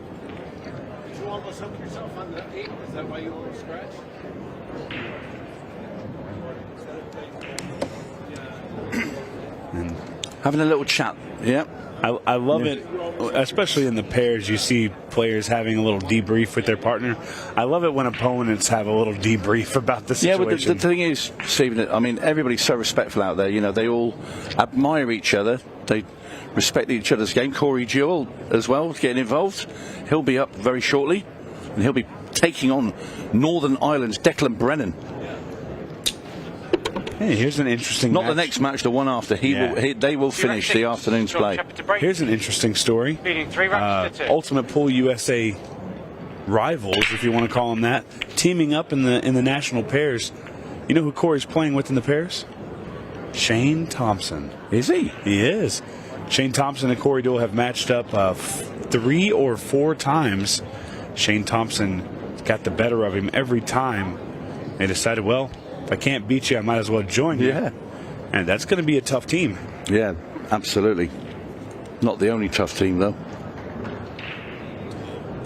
Tons of tough teams in the national pairs. Yeah. Good luck trying to pick out a winner of that lot. As Dennis Hatch Solids in play. takes on the solids, finding himself trailing for the first time in this match. And Dennis Hatch playing with none other than Craig Waddingham in the pairs, while Jordan Shepard, the wizard, is going to team up with the magician, Chris Melling. Yeah, that's a real formidable duo there of potting power. Of course, we will see Chris Melling this evening in the shootout, as will we see the likes of Skylar Woodward, Shane Van Boning, just to name a few. Not to be missed. A galaxy of pool stars on display tonight. Without a doubt. Nice track in there with the cue ball from Dennis Hatch.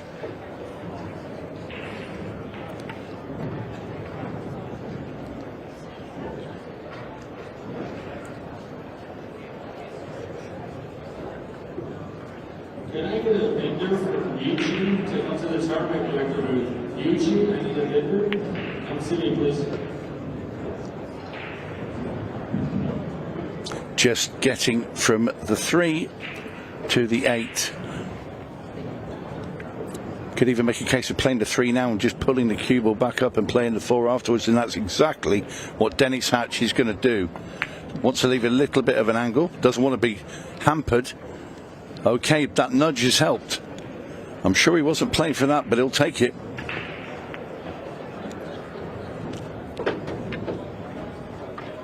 Dennis Hatch making the cue ball dance to his tune at this moment in time. Down goes the 8. We are back level once again. And it's absolute belter of a match.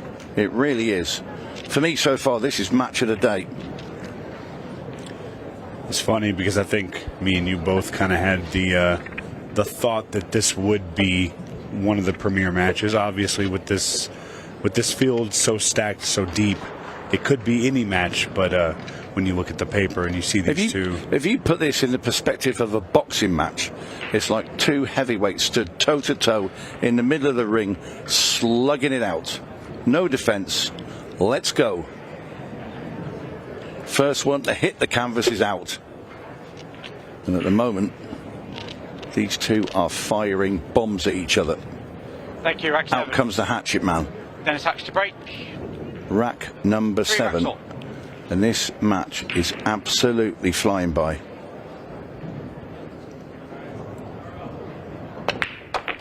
Another incredibly good break from Dennis. That's a lovely layout. That really, really is.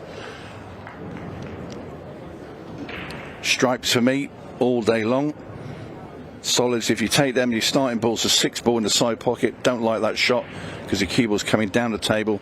I prefer be taking the 11 at the top, trying to work my way back down. You could even take the 13, draw the cue ball back, and then play the 11 and come down the side of the table. That's now just being contemplated by Dennis. using the extension, and wisely so. Just steady yourself, just a tad.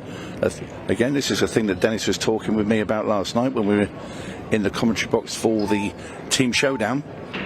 He said the players just don't steady themselves. Just a bit of composure needed now and again. And when the match is tied at 3 each in the fashion that's been played in, this is where you just want to just take a second.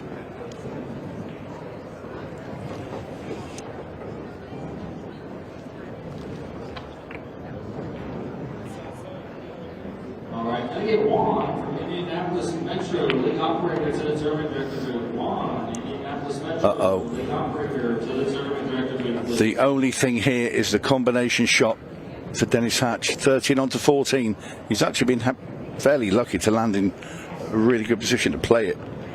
But that second ball has just completely blocked him. Another combo required, but this is a lot harder than the last one. Has to play this very thin. And you can see Dennis eyeing it up, and he's a little bit disappointed where he's landed. Big shot here.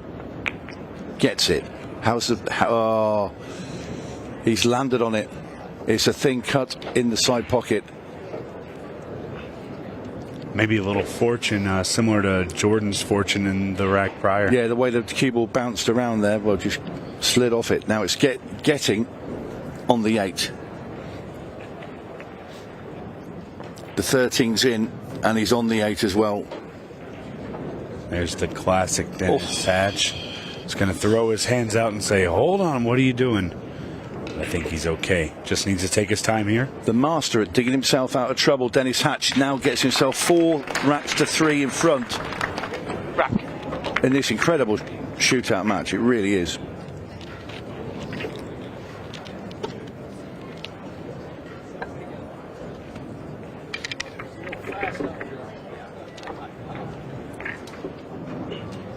Dennis Hatch telling maybe Corey or whoever's sitting out there, he says it's fast out here.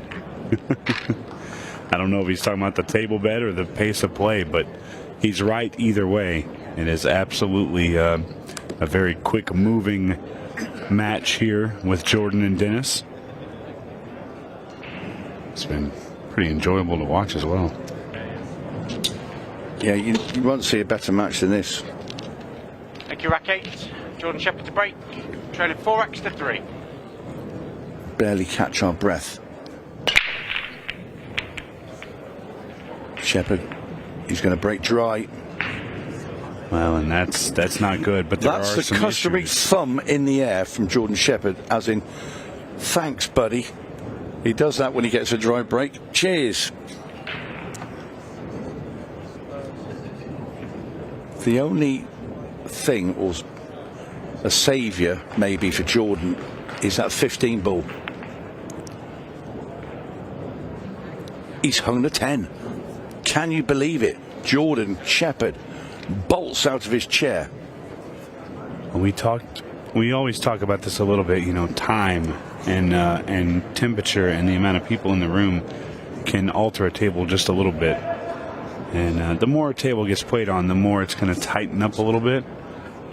Now, Dennis didn't quite hit the center of the pocket on that one, but no, he missed it. More balls are starting to hang. If you hit them to the pocket and they're on target, they will go in. There's no question. Oh, got a good touch there. Ball's available now. I think Dennis, when he played that 10 ball, he was thinking about the next shot rather than having 100% concentration on the 10 ball. And he'll be the first one to say, yeah, I was kind of making sure I wanted position to get that 15 out. So sometimes your mind can wander on to the next shot. I honestly didn't catch what happened, but it looked like after he shot the ball, but before it bobbled, he put his hand up for an apology. So I'm not sure what happened there. But he definitely thought he made it.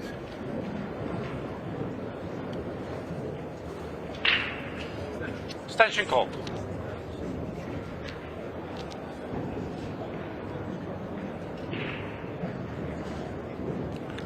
See, Jordan wants rid of that 15 ball up the top there, but the problem with that is getting onto the next ball. You can see the 14 Now, is he going to play the 14, come high at the table and play the 15 down into the bottom left? He's going to try this shot instead. This is hard. 15-second shot clock now in play. Can he get through? This is tight as well. I think there's a little shake of the head there from Jordan Shepard. No. Yeah, he's going to have to swing it. Combo. He's playing it with a loaded, digging left-hand side. It was never going to take. It had to be more of a bend. He thought he could flick it with a side. Not happening. Dennis has work to do. There's a cluster up there that doesn't look pretty. And we're down to 15 seconds of shot now. But Dennis would just be happy to be at the table, pretty or not. He can go in there now if he wants to play a very thin 3-ball into the side pocket. He could also punch through on the 4. I like the 3. I think if I was going to shoot a shot, I think Dennis is trying to get a better angle. Similar. He's still very similar. He's going to play safe. Oh, yeah. I can see this right here. Just 5 into the rail. Let your cue ball follow. Try and dig deep behind him. Just like that. Good shot.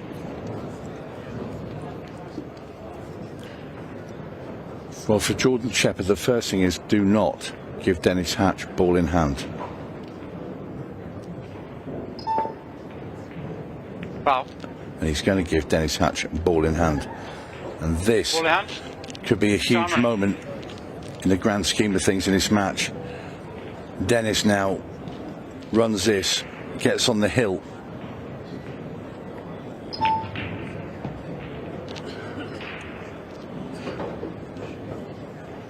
And the hatchet man is looking like adding another scalp.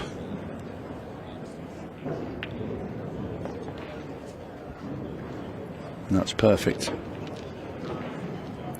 So the first person to blink in this fast and furious match has been Jordan Shepard. And not without mistakes from both players. Of course, Jordan had a dry break. Dennis had a missed ball. So that tells you the standard. We just said Dennis has had a missed ball and Jordan's had a dry break.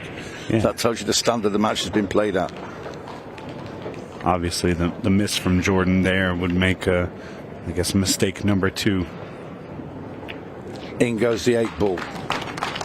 Dennis Hatch, 1 away from a place in the last 16 and dispatching the Welsh Wizard.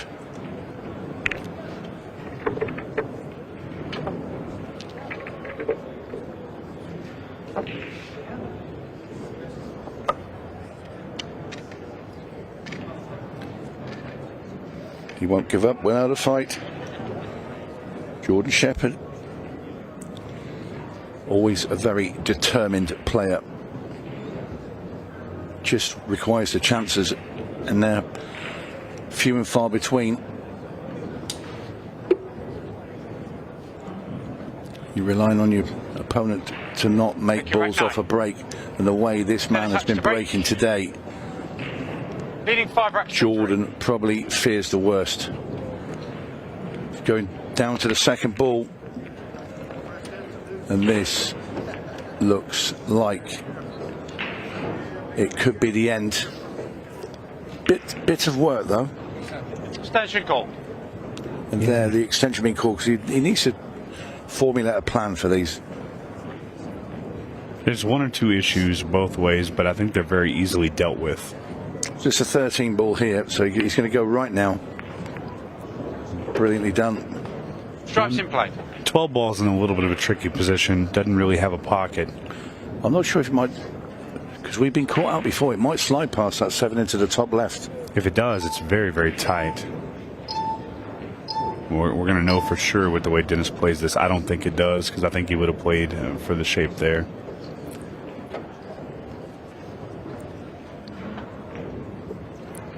Well, if it doesn't go, he's going to have to move it. No, it goes. I was just helping you try to find out where you were in the 10-ball group play. You can come back up and see me, the tournament directors, but you figured it out.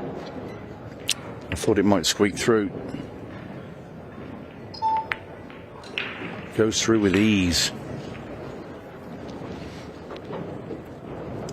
Once again, Dennis throwing the hand up as if he felt like there was something wrong with that shot. Looked pretty golden to me. No, I think what he does was when he sort of chooses cue, he puts his hand like that through his cue. Have you not seen him do it?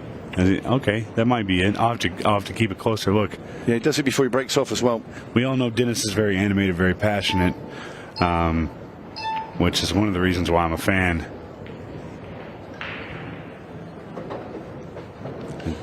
Dennis Hatch taking down Jordan Shepard if he can get these 2 balls in. Well, he should do. He hasn't got to do a great deal with a cue ball. He doesn't have to be greedy. He can just leave himself the cut in the corner. That's exactly what he's going to do. So this 8 ball for the match. I'll tell you what a fabulous match. And Jordan Shepard's hardly done a thing wrong. And he could be on the end of a 6-3 scoreline. And there it is. Dennis Hatch taking down this last 32. And Jordan Shepard can't be too upset with himself. He played to a very high standard. But congratulations goes out to Dennis Hatch. And we'll get a word with him in just a moment.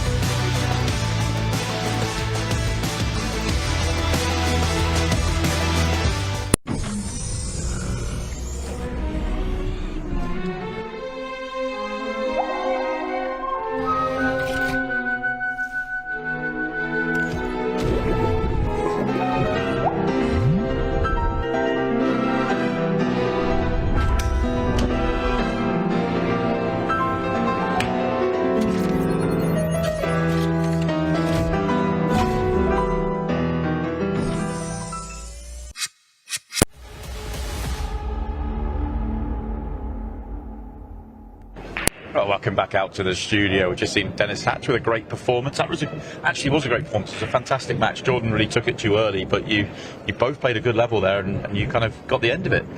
Yeah, at the beginning we were both breaking and running out. When we got a shot, we took advantage of it. I think he broke dry and gave me an opportunity to take the lead. I only missed 1 ball, a pretty easy shot I shouldn't have missed, but yeah, we both played good. It was a good match. I felt comfortable. Yeah, just continuing on from yesterday in the Legends, it just looks like you're playing some great stuff. And Johnny, as we see the standard, I think, across the day just get a little bit higher, and as we go into the shootout, it's going to get higher again. More and more emphasis is going to be on this break, isn't it? Yeah, by far, that's the whole game here. You break the balls real well and get the easy games on your break. It makes you very hard to beat. And so the table's going to get. It looks like it's getting a little bit tighter. It is. The break is definitely a little bit harder. I noticed it today. So it's going to be interesting to see how it goes forward. The guys that hadn't played on it yet, I think's got a big disadvantage. You hope so. I think so. Because you're both still in the competition. But I mean, with the break in mind, with it being such a key element, is it if you found a spot that's really working, or is it something you've got a couple of options up your sleeve? How do you kind of play it? Should I say anything? Go ahead, you do it. Well, yeah, you guys. It's called the commentator's jinx. Right now, I'm breaking the balls. I'm breaking the balls well. I found my spot, and I appear to be making balls every time, getting a shot and getting out. But like he said, the table is playing tighter. You see, when I rolled the 10 down the rail, I didn't hit it bad, and it did, but it didn't go. Right. It hit the wall and it hung up, and you can clearly see that it's starting to get a little tighter. As days go on, it'll get even tighter. Yeah. As the competition goes on, you're going to see it get tighter and tighter. So yeah, absolutely. Yes. Yeah. I mean, I guess that's what everybody wants to see. Everybody that's watching talks about the kind of pocket sizes we've had over the past year or so, and all you guys tell us how you want it tight. You got it now. It's going to, it's going to get tighter and tighter as well. So I love it. I love it like this. Yeah, I love it even a little tighter. It makes it to where you really got to play good patterns from there. Yeah, we're both looking forward to get back out there. You got mixed tonight. You're still both in the seniors as well. The three player seniors mixed and pairs as well. So plenty more for you to. Yeah, I think I play at 3 something, 7, 8, and 10 tonight. So I'm. And the odd match and commentary with us and as well. And the broadcasting, absolutely. I love it, though. We better let you guys go on. Johnny, you're going to go and run into commentary. Dennis, you got to go play some pool. Yeah. We're going to send it out to the arena. Join us. Well, actually, no, we're going to throw the break. We're going to go straight to a commentary. Johnny will join our commentator in a second. Thanks. Come see us. All right, we're back with some more action, and we've got a new face in the arena.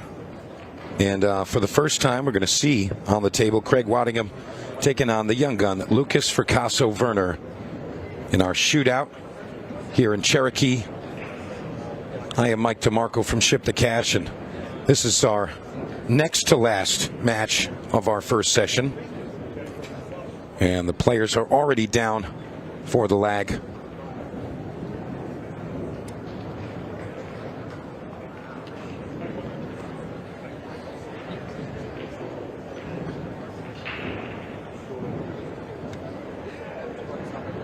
All right, Craig looks like he is excited to be in this arena.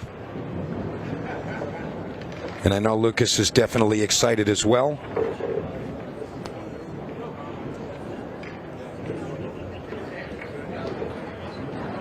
Young man right there, LUKAS FRACASSO-VERNER, coming out of Wallingford, Connecticut.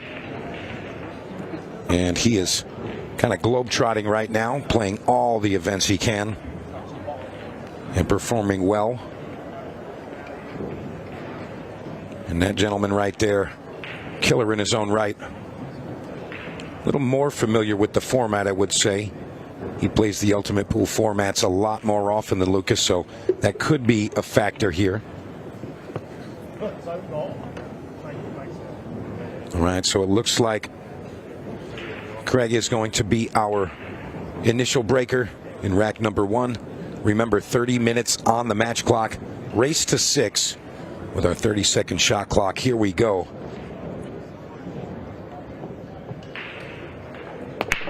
Craig opts for the head ball break, and we've seen it. That 8-ball was moving, but those cannon breaks don't seem to see success.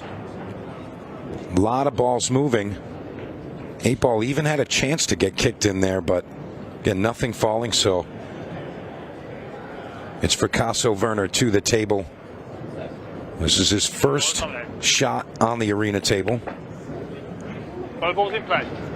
Well, solids it is. 4-ball looks like it passes to the right side pocket. And of course the 5-ball wide open at the bottom, so it's really all about that blue 2-ball. See if he can make that happen.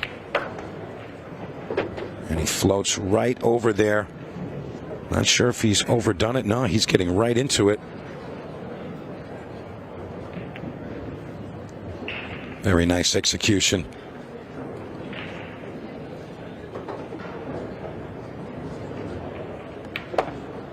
LUKAS very excited to be here. And kind of walked directly into this match. So this is going to be a testament to how energetic he can be, coming straight off the plane into a ride to the event space and then directly into a match. And I'll tell you, he's looking pretty flawless right off the bat. And 8-ball looks very easy from here. 8 to the side pocket. Flawless execution there. LUKAS FRACASSO-VERNER takes advantage of the dry break from Craig Waddingham, taking rack number 1. Now LUKAS will be our breaker in rack number 2. And I'm curious his approach to the break here. And in just a second, we're going to have another special guest with us. Going to call all the shots with us. It's the Scorpion, Johnny Archer. Johnny, what's going on, my man? What's going on, Mr. Mike? How you all, everybody doing out there today? Everybody's great, man. We're really excited for this one. We got Craig Waddingham and LUKAS FRACASSO-VERNER. Two very different players, but both very talented. Craig Waddingham broke the first rack dry, almost made the 8-ball. Didn't happen. LUKAS made a perfect run out. Okay. And now we're going to see LUKAS's first break here. Okay. So we've been talking about how we like to see if the players are going to break hard on the head-on ball, second ball break. We discussed that a bit. I've seen it. I've done it both ways. Yesterday I had the side rail, the cut break, the second ball break. I was doing that a lot. I was doing it, and I was making balls. Man, I had some good runs, and then it went dry on me in the finals against Dennis. So when it went dry on me, I said, "Oh Lord!" So today I watched Eric break them from head on, kind of like that, and exploded them. And so I went to the head on break today, and I had good success against Eric. Yeah, it seems like the table conditions have slightly changed. Not drastic, but slight change. Oh, it is a little bit tighter. We were talking about it on the when we did the interview there. It's definitely getting a little bit tighter, and I think the more there's going to be play on it, it's going to get tighter and tighter. This is going to end up being a great table to play on. I mean, the players really want it to be tightened up, and they don't want to see the ball sliding in. No, that's right.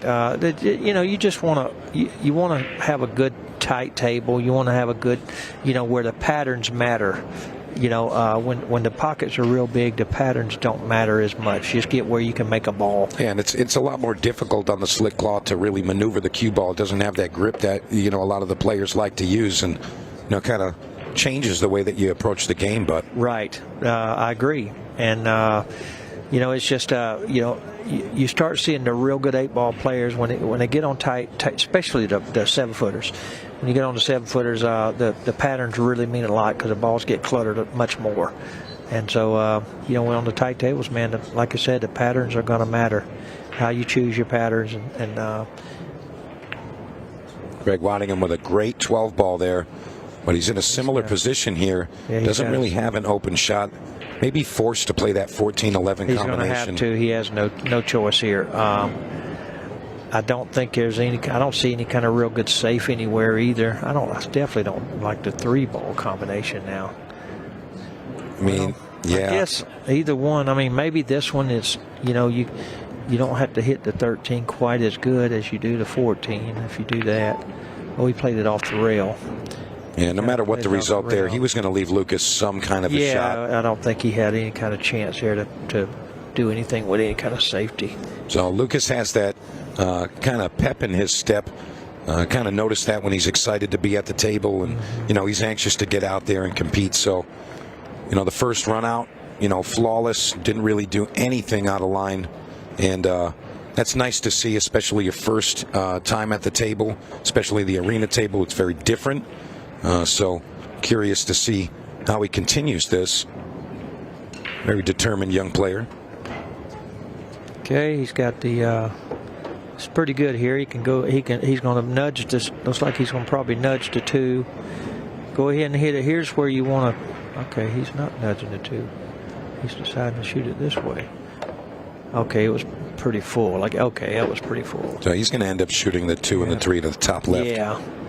He's got to play position, though. I mean, the 2 may go in the side after the 3's gone.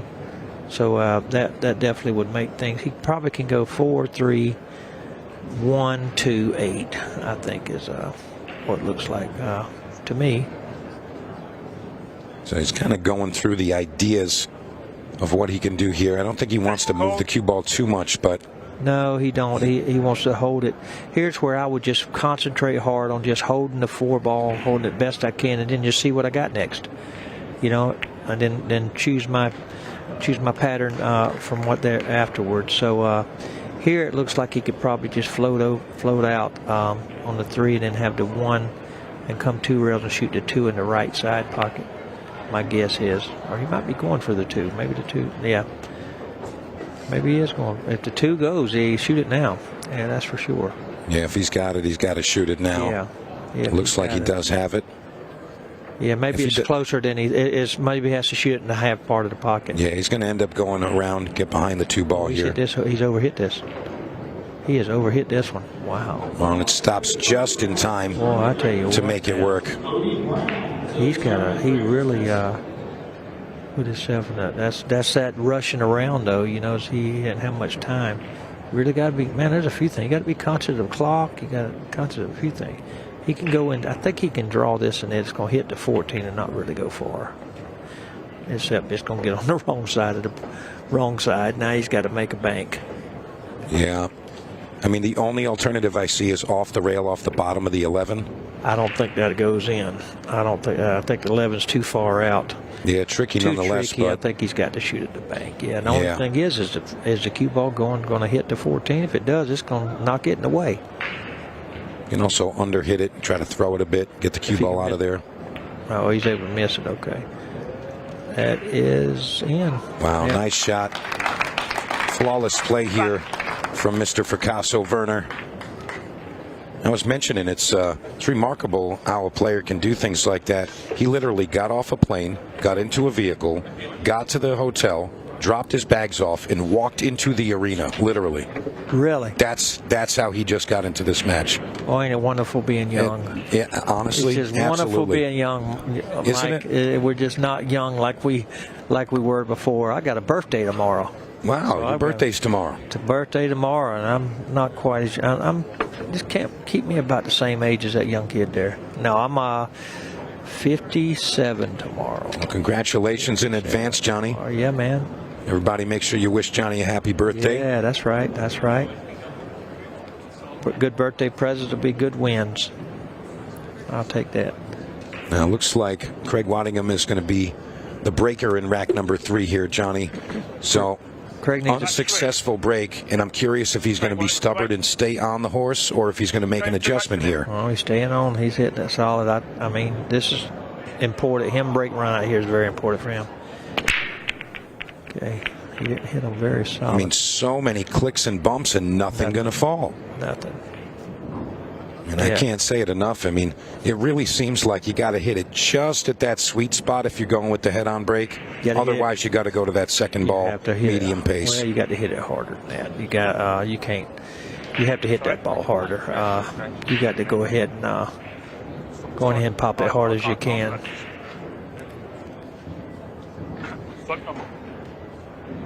Now let's see what Lucas is planning here. Oh, you got it. Okay. Okay, you got that one out of the way. Okay. I think he was just double checking on the ruling there if he could play the dirty combo there. Yeah. So a dirty combo. That's where you play like solid to stripe or stripe to solid. Okay, yeah, and that is not allowed in this format. Nope. A lot of clean. Got to have clean hits here. Yeah, I like a lot of the rule sets, and some of them are different from some of the standard American stuff. But it is. I'll be honest, I like the change. I like it. It's yeah. Very different. And there you see Declan Brennan, Chris Melling, Tom Cousins. Look at this group here. Unbelievable. Man, we're actually going to see Declan in our next matchup here. You know, I never knew that they had the English Three Musketeers. Yeah, that's the boys. That's the Three Musketeers, the English version. The UK. I didn't know that they have. I don't know if they have the Three Musketeers over there. The only one I know is the candy bar. That's true. No, the old Three Musketeers, the movie. Old Three Musketeers. Yeah, they were a little bit goofy.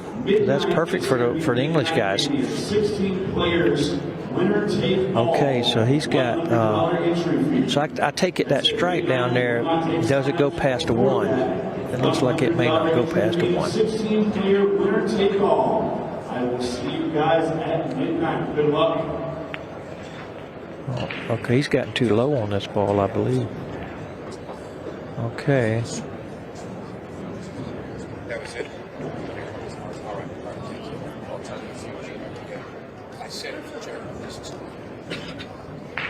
Okay, he can go straight back across. Oh no, it must go. Okay. Yeah, he can soft roll this nice and easy. And they will pass into the side. Yes. To be very precise here, Johnny. Here, yeah. See if we can get a better look at that line there. Yeah. Just making it fall. Very nice. Making the pocket work for him rather than against him. Flawless play thus far for LUKAS FRACASSO-VERNER. Well, if you notice what he done there was he had to cheat the pocket there, and the reason it made it so much easier is, see, he got all the rest of the stripes. The 8 was by the side, so he could hit it really slow.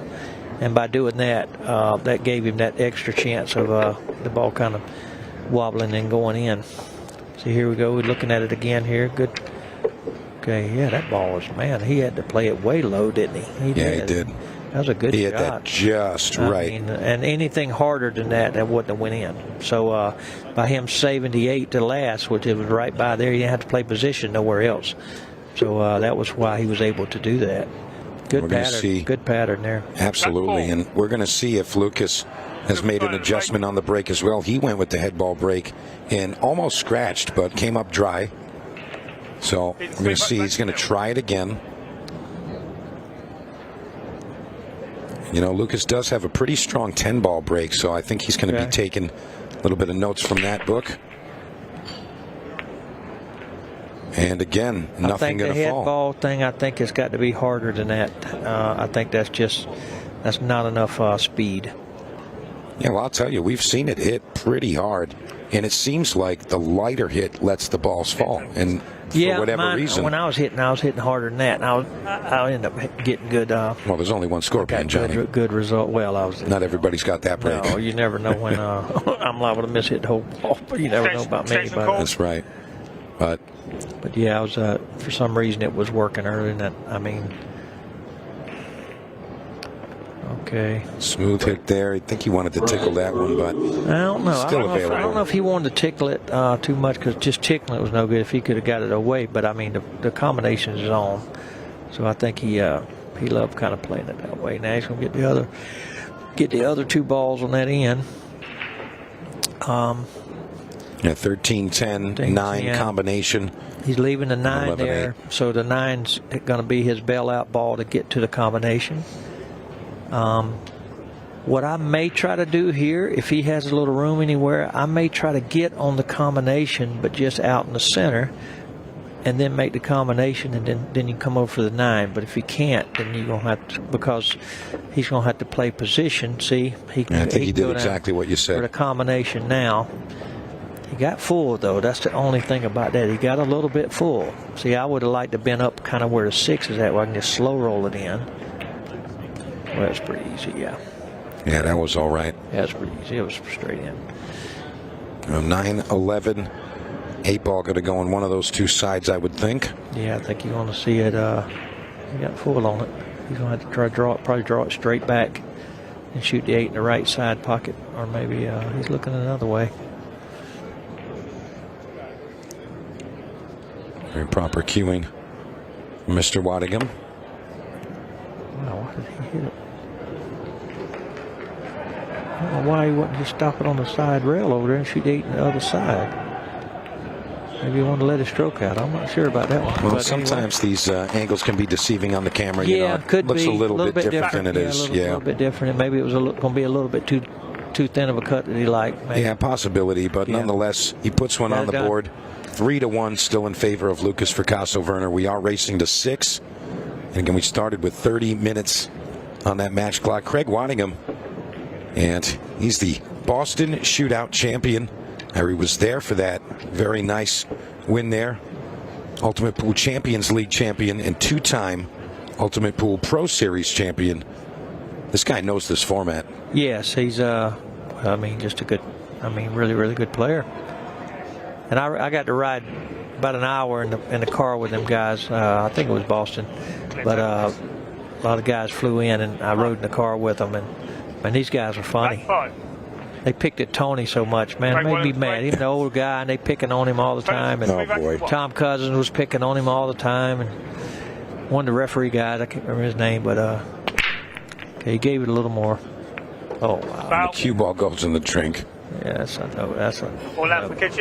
that's a killer there. Yeah, it's really tough to manage that cue ball. Table is super fast, and you can see the English actually reversed. It did a little bit, yeah. It was actually supposed to go forward. It reversed and actually drew itself back towards the corner there. It did, yeah. Okay, it looks like here is that's a foul. Wow, he just moved it with his ferrule. That's a foul. Extension called. Wow, he doesn't know the rule, maybe. See, he doesn't know that he can shoot the balls behind the line. No, I don't think he does. Strike's nominated. Well, we're going to have to get him up on the rules. See, that got him all messed up there. Yeah. Everything. Really unfortunate there. He could have just shot the 10 in from right there and come over for the 15 and then play all the stripes. Yeah, that was a very big missed opportunity there. And honestly, he definitely did not know that he could shoot from behind the line. He was moving the ball around with his ferrule, which is a no-no. So the referee maybe just didn't see that. But yeah, you can tell he just didn't know that he can shoot any of the balls behind the line, or he'd have shot that 10 over there by the. Well, Craig Waddingham might find himself back in this match after trailing 3-0. That's right. So he's come out 2 rails. He needs to get that 15 down there because the 8 doesn't go. Uh-oh. He didn't want to do that. Definitely did not. I think he's still going to be all right, but. Yeah, he can make it on the side. I guess it could go off the 2 also, maybe. Can't tell the angle, but he's going to have to let the cue ball go no matter which ball he shoots. So no matter what, it's he just played it straight in. See, it went into that. Okay. That actually helped him out because that knocked the 8 where it'd go in another couple pockets. Yeah, I think he's all right here. Yeah, you just make this ball here and just then you got the 14 and take whatever you get from there. Yeah, you don't really need to work the cue ball much. Nope. 1 rail position here, straight back over above the 8 ball. Yep. And Craig Waddingham's going to get himself on 2.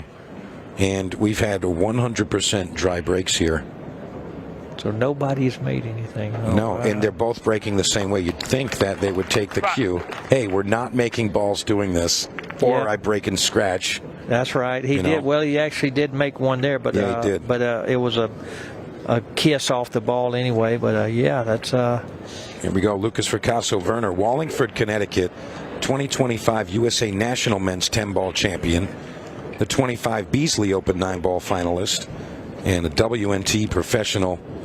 Again, he's been traveling all over the globe, competing in all of these events, and he's here. I think it was it him that was in kind of the running for maybe the last spot of the Moscone? Yes, sir. Absolutely. I looked at his record this year and everything. I think he was definitely a viable pick. Oh, most definitely. I mean, I think so. I was watching the points and everything, and I think he could have easily been picked there. I think a lot of the fans were really just looking for something different. Something new. Anything different. Right. And, it would have been a nice choice to select someone that's right there in the top. He made a couple balls there. And he did change his break there. He went to the second ball break. He went to the second ball. Yep. Which this is tricky here because the 6 doesn't go, and the only ball he can shoot in is the 7. So he has to take solids here. He's going to have to figure out something to maneuver that 6 ball. That's a bad thing when you're forced to take the wrong set of balls. Okay. Ooh, this may turn out good. Yeah, he's got the 2 to the side pocket. Yeah, he can go to 2 to the side. He can go into that 10. Wow, and hold for the 3. Wow, that ended up good for him there now. Looks like he's considering the 1 ball, but definitely the 2 ball, the shot. Yeah, 2 will go. He just doesn't want to double kiss it. If he hits the 6, if it double kisses, it's going to stay right there. So he just got to make sure it doesn't. Oh, he hit the 10. Okay, the 10 went in too, which helped him. I know he can only make that ball on the side, but still, that helped him big that the 10 went in because it kept the pocket open for the 6. You got a little funny here, Johnny. I don't know if he's stuck on that 3 ball. I think he can make it in the side at least. I think he can make it.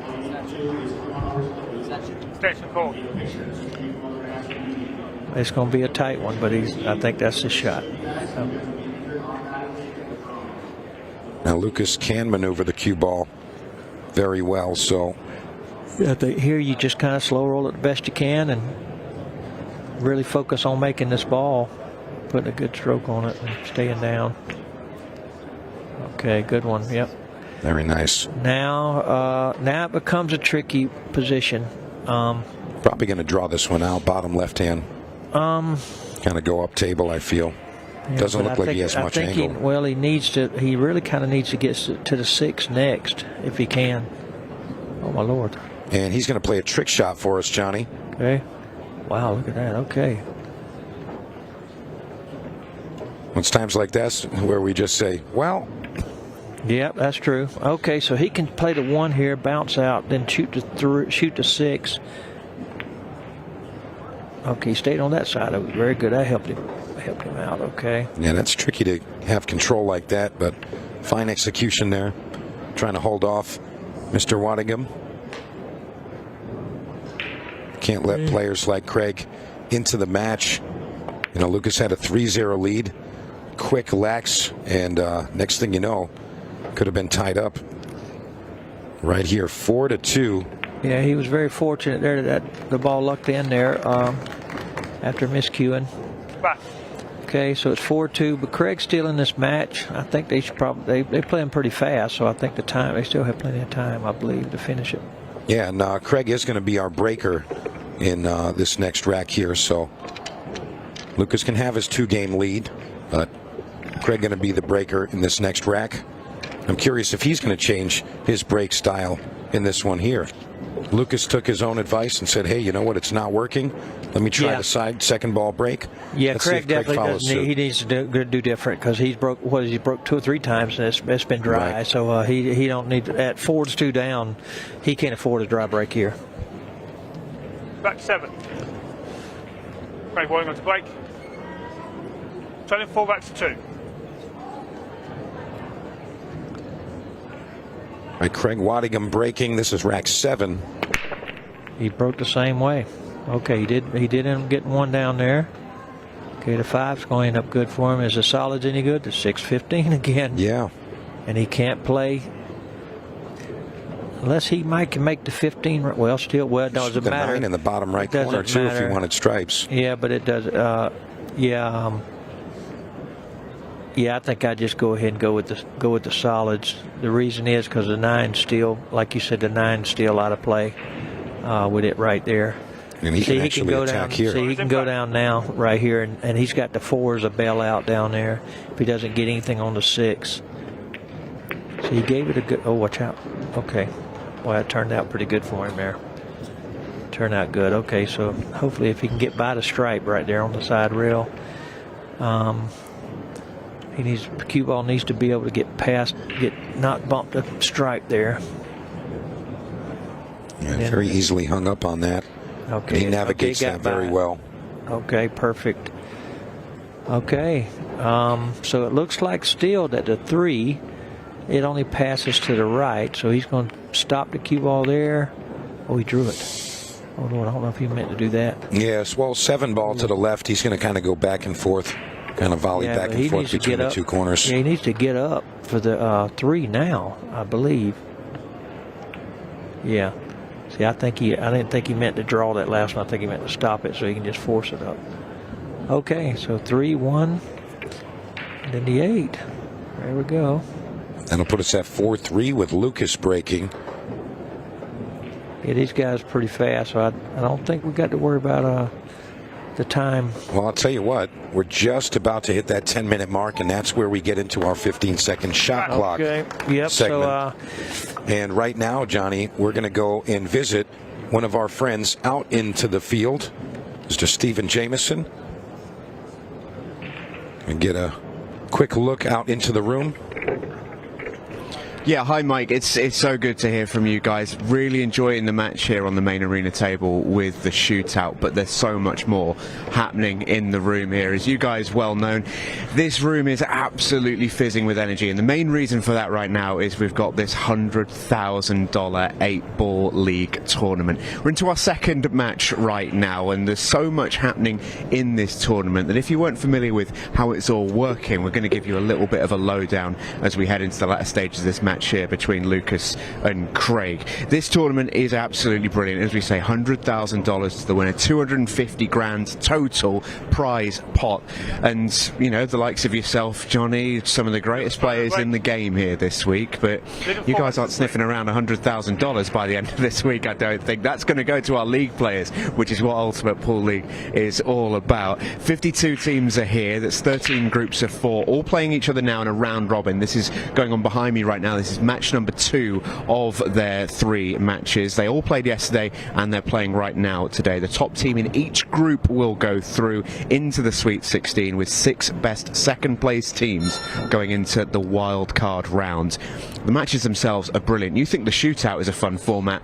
Wait until you play an Ultimate Pool League match. Squads of 8, 5-player matches. Each match is 30 minutes with a pause for the breaks, and they play the full 30 minutes always. And it's handicapped, so the player with the higher up score starts lower down, so they might start on a minus number. If someone, for example, if I was playing you, Mike, I'd be starting on -4, where you'd be on 0, and I've got to try and catch you up, and well, the other way around, because you're significantly better than me. But you take my point, and that's the part, that's the joy of it, that rundown style. You're always chasing, always playing for something. It keeps it even, but keeps it really, really fun as well. Well, Stephen, that's really exciting. And if you could remind us, how many teams are competing for that $100,000 first place prize? 52 in total. So we've got a lot of representation from all over the country, which is amazing. I dare say, as this grows, we're going to see even more as we get further on down the line. The thing that's really special about this is Ultimate Pool USA are being really open with it. They're like, this is really cool that we're doing it for $100,000 this year, but by the time the Nationals roll around next year, they want to be upping that prize pot and giving even more into it. The more teams that play, the bigger that prize fund grows, and that's what's really exciting, I think.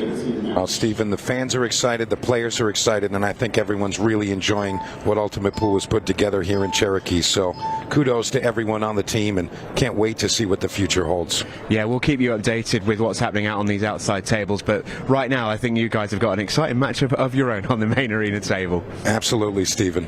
Thank you so much. Boy, so much fun, huh? Absolutely. I mean, there's so much going on, and boy, this is a lot of fun, man. No matter which way you turn, there's something going on. Exactly. And it's something for everybody. You know, you got the juniors, you got the ladies, you have the mixed pairs, the regular pairs, you got all the senior guys.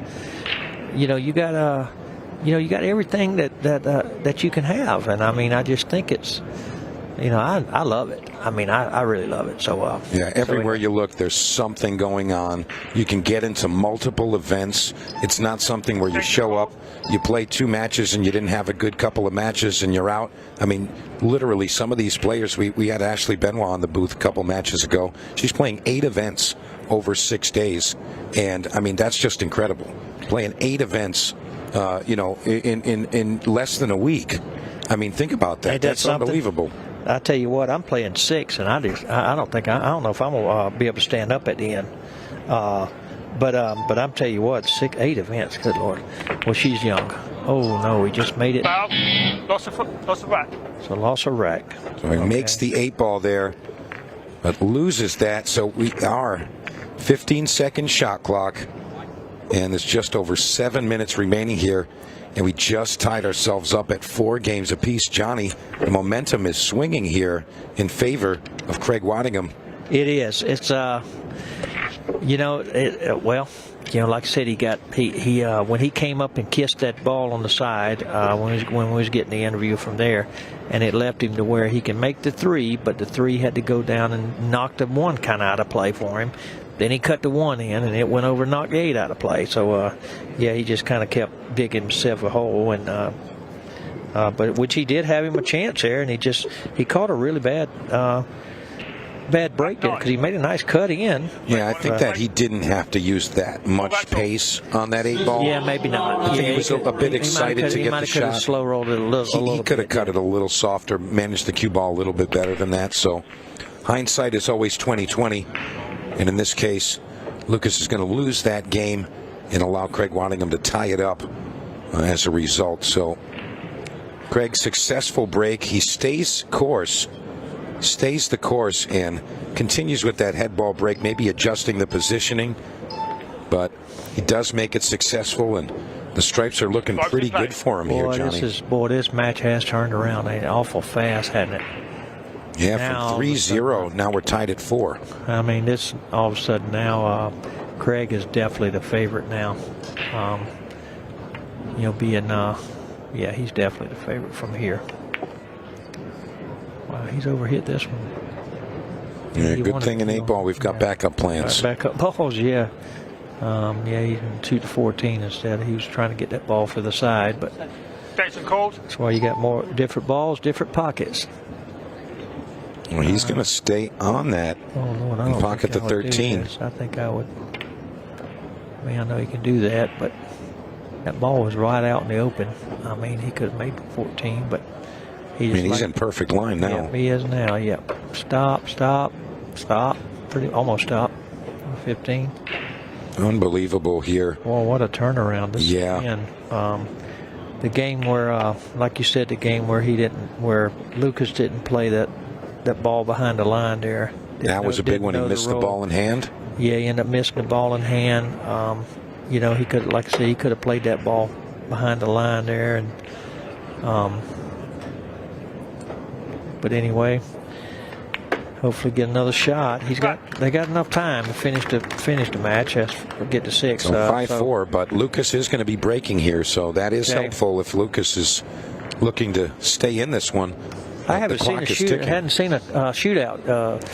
No, we had one in our 3-player teams. Oh, we did. Okay. We did. Oh, that was the finals, wasn't it? Yeah, the finals. It made it to 3-player teams, 6-ball shootout, 3 players each side, and it came down to just a second or 2. Wow. It was right there. What's some exciting thing there now? Yeah. First time we had that format, and the first opportunity to have that, and it happens in the finals. That's right. So that was pretty significant there. Good. I've seen a couple of them early in the events that I played in. Really exciting, fun to watch, but I'm gonna tell you, not near as fun to play in it. Not near as much fun whenever you're doing it. But man, it's very stressful. But it's just, I mean, it's like you said. I mean, this stuff is fun. I mean, and I think the main plus to this, I believe, is the 30-minute matches. I think, to me, that's the best thing, because you know that it's going to be done at a certain time, and you're not sitting there.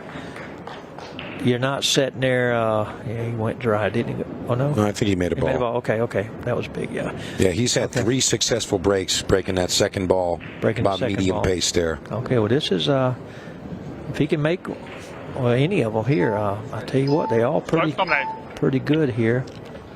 See, he's not used to that 15 seconds I had a fight. Okay, so he can draw this over, looks like, for that 11. That's by the 5, because that's the one that it only goes in one pocket. He got good on this. Okay. Yeah, LUKAS is one of those players that's really fearless and kind of just goes through it, but it can get away from him at times.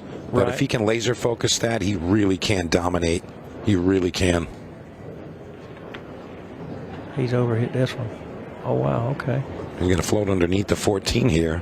Okay. Ball must have been a lot thinner than I thought. Okay, he's perfect here, though. Yeah, he literally got ball in hand position. Yeah, just make this ball, and you got that ball on the side rail here, and the 15 in the side, and we're looking at a hill. And that's going to leave us with probably about 3 minutes, 30 seconds. Which is enough time. That is enough time, and Craig Waddingham will have the break, so he's going to have the advantage. Okay, he's being careful here, which is okay. You notice how he just went ahead and took the angle on the 15 just to make sure he makes the ball. Yeah, he didn't want to get too cute there. Yeah, because if he tries to draw it, kind of hold the ball, could have got away from him. Just one rail shape back down towards that 7. And he's got a nice clean 8 ball to the top left corner. You don't want to get jacked up, which is okay. Okay. We're looking at Hill here there, Mr. Mike. There we go. 5-5. You guys wanted a tight match? Well, here you've got it. 5-5 double Hill. 3 minutes 31 seconds remaining on the clock. So it's down to the nitty gritty. And so here's the synopsis of this here. So this is the final game. If whoever don't pocket the 8 ball before the time runs out, there's going to be a shootout. And honestly, I want to see that. The game does not count. The 8 ball has to go in, go into the pocket before this 3 minutes and 31 seconds is run out. So, so if anybody kind of likes the drama and the stress, pull for this game not to finish, and then they go into a shootout, and you'll see them running around the table as fast as they can. Yeah, it's a lot of fun to watch, a lot of fun to play. That's right. And the fans love it as well. So, but the one that has the upper hand here is the man at the table here. So that's right. If he can make if he can make one on the break, he gets to control the time and the game. If he does it, then LUKAS does. All right, here we go. Craig Waddingham breaking our 11th and final game. 6 ball does find a home. Made a pocket. Okay, wow, and this looks pretty easy too. And you see LUKAS's reaction there. 3 of them down there. Oh my Lord, this is, you probably ain't, look at all 5 solids is all down here together. That's unbelievable. That makes it to where it's so much easier with the low time. He can kind of take his time because they're all stop shots. Wow, he's going, which is, yeah, this is not a bad play because the 3 was a bad ball for him. Okay. And that was borderline close on that 14. He could have kind of really that speed there. Okay, so now it's just now he has, with all the balls down here together. Yeah, he can kind of do what he wants to really, and he's doesn't like that he's jacked up over the strike now. I think he's going to shoot the 4. He's going to shoot the 4 coming in between them 2 balls there, and even if he bumps one, it's still not the worst thing. Wow, so it was a perfect timing for him to get them all on one end, whereas don't have to do much with it. Looks reminiscent of some of the stuff we've seen in the past from Corey DEUEL. Right. You know, there's some legendary break layouts where the strikes and the solids just separate and they all stay together. What a great mind in pool, Corey, huh? Sure. And speaking of Corey, he's going to be next on our broadcast here. Okay, all right. Who's Corey playing next? Let's see. Corey DEUEL is going to be playing against DECLAN Brennan. DECLAN Brennan. Right? Okay, that's going to be a great match. It looks like Craig Waddingham is going to snatch this one away. Wow. And he does. A great match from both players, both LUKAS and Craig. Flawless performance there. Yeah, LUKAS was out to a big lead there, but dialed it back. So yeah, I still think like I said, him not knowing the rule down there when he had that ball, ball in hand behind the line. I think because he could have just shot, because that was the ball that was causing him the most trouble out of the stripes, and he could have took it out early. And but anyway, I think he'll learn from this and move on. Yeah, and we're going to take a short break, and we'll be back with more action at the Ultimate Pool USA Arena here in Cherokee at the Grand Finals. Stand by.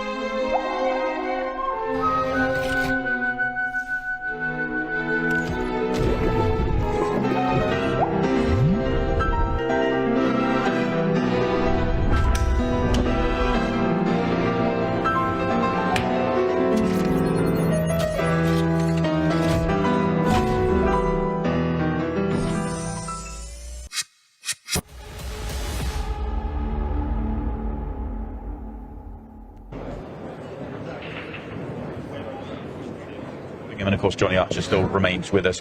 Craig, that was some performance to turn that round from behind. We were just chatting off air about a huge moment in the middle of the match, but you just had to cling in there and take the chances when they came. Yeah, I don't think I made one mistake. I think first frame, I think I played 3-ball plant, but no, other than that, I think I played pretty flawless. So no, we need a bit of luck from 4-2 behind. So yeah, looks like I got the luck. When he makes a mistake like he did, you know, is that something that you kind of mentally say to yourself, right, really step in and punish, or is he just trying to naturally play? Yeah, you know me anyway. I'm quite a chill person anyway, so yeah, don't bother me. Just to play the balls. If you get the chances, you get the chances. If you'll take them all day. But no, you've got to keep going, haven't you? Yourself. What were you saying from the commentary box, Johnny? I know you commented on that one. I kept saying in the comment, I think the big point in that match is when Craig scratched on the break and Lucas had the ball in hand behind the line, but he didn't know the rule that he can shoot any ball behind the line. He could have took his stripe out that was over there and started running the racket. Everything else was pretty easy, and he decided to try to shoot that long shot and end up missing it. I think right there was a big point. I don't think he knew the rule there that you could shoot from behind the line. Yeah, I guess I mean Lucas has played once before in Boston and not a huge amount of success there, so it's kind of the rules are slightly different. You know, in essence they're the same. There's bits and pieces, and that we've seen it catch a few players out. That's quite a big moment. Yes, big moment there. And obviously for yourself, you're pleased to get yourself through and into another shootout last 16, and who knows? Yeah, obviously we've been here a few days now, so it's nice to hit a few balls on the table, but the table plays superb. It's a bit tighter than what the other one was, so yeah, we'll go with, you know me, if we keep going, we keep going. Before we leave, you can let you go, sorry. Talking about tight pockets got me going now, but I want to talk about you're in the pairs with Dennis Hatch. What partnership that is? Oh yeah, great. I mean, luckily, honoured for him to ring me. Okay. I'm good at yeah, no, he rang me and it's an honour, honestly. I've watched him play Moscone as well as Johnny for years and years, so hopefully he's got big shoulders, and so he's good. Well, we're looking forward, I mean, it's not going to be on the stream, but we're looking forward to finding out how you get on with that one, and obviously I know, Johnny, you're playing a couple of those tonight as well, so best of luck in those. Thank you. Look forward to seeing you back out here tomorrow. We've got one more match in the afternoon session. Let's send it to our commentary crew and get this last match underway. All right, guys, and here we go. Another great match in this shootout, and it is the last match of the session, and it's a good one. It is the Prince of Pool, Corey DEUEL, versus Declan Brennan. Declan the Destroyer Brennan. It's going to be a great match here at our Grand Finals National Shootout. Now, my name is Stephen Wyatt. Joined with me is Tony Holgate. And I'm ready for this one. We saw a great match, me and you, Tony. We saw a great match a little earlier that was very, very tight between Dennis Hatch and Jordan Shepard. And I expect this to be a pretty good one as well. Yeah, absolutely. Declan Brennan takes to the stage for the first time this week, as does Corey DEUEL. Great matchup this. Of course, still a race of 6, 30 minutes matchlock. Yeah, Declan taking no time at all to start this run.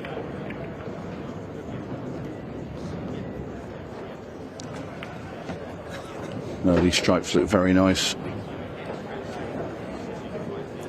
Having a tremendous season back in the UK on the Ultimate Pool Pro Tour. He's come over to the States now, started playing in these events, and he's adapting very well to it. Super player from Northern Ireland. And this is a faultless start from Decky. This simple 8 for the opening rack, and in it goes. Declan Brennan wasting no time, getting himself off the mark. Super start. Again, we talk about the level of pool being played here, and we kind of expected, again, fireworks. A lot of these matches are going to go game for game. Can be very, very difficult to get ahead on your opponent. There's not a lot of mistakes being made for the most part. Corey DEUEL is going to have to come out swinging to try and stay in this match. And then it's a matter of who makes the first mistake. Thank you, Rack 2. Will we jump to break? Trading 1 Mac 10.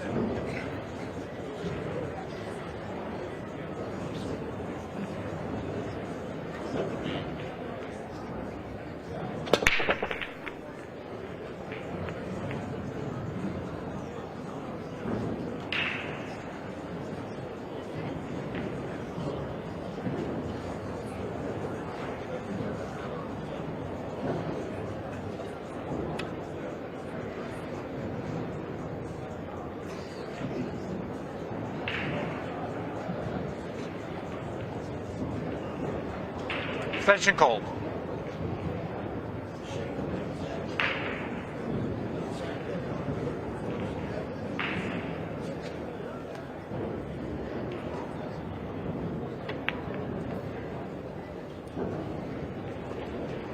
Stripes in play.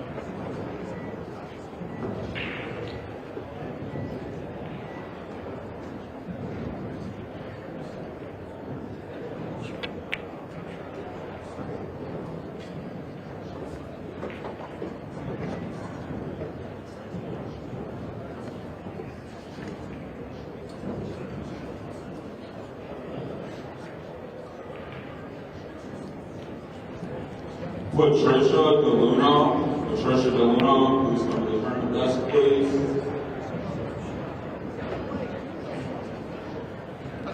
A really good start here for Declan on this inning at the table. He's gonna have to work around this 15, 12, 11 spot. And there he is. He's gonna draw back. He wants to take.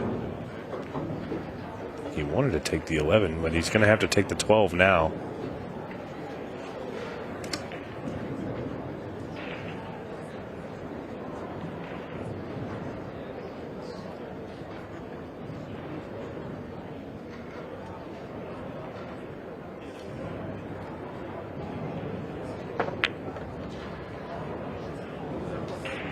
Declan Brennan looking very, very good indeed.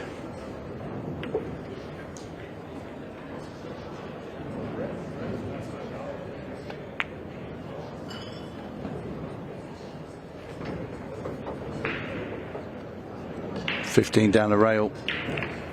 Going to be an 8-ball into the bottom right-hand corner. This will be number 2 for the Northern Irish superstar.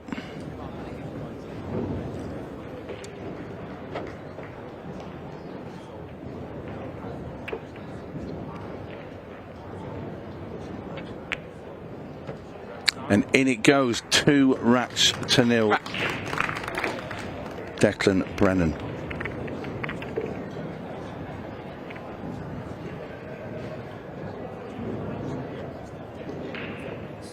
Nice run there, and look at this. A few stats for Declan Brennan. Hometown in, am I going to say this right, Tony? It's Mayobridge? Mayobridge. In Northern Ireland? In Northern Ireland. Okay. 4-time UP Pro title champion. The WPF World Masters champion. And also in his inaugural showing at Ultimate Pool USA, he was the runner-up at the Boston Open. Pretty strong showing there is Declan. He's going to have an opportunity to maybe take home a few more titles this weekend. But this is the first of many events for him, and he'd like to take the shootout down.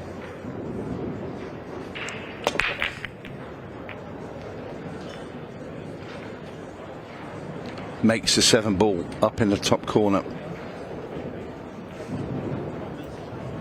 And again, this is a really good layout for Declan.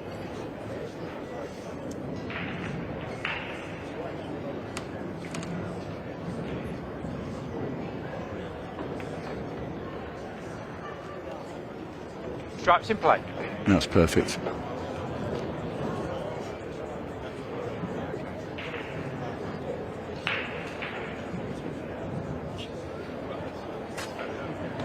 On my way back into the commentary booth, Tony, I was walking through the sea of players out there. A lot of these 8-ball and 10-ball teams matches that are going down. It's starting to get to out of the group play stages and getting into the kind of the single elimination format, closer and closer to crowning a champion. Of course, 10-ball has a nice prize pool. But the main event of it all is that 8-ball finals, $100,000. It's great to see on social media how many teams are streaming their own matches. You can keep track of the teams that you're looking at.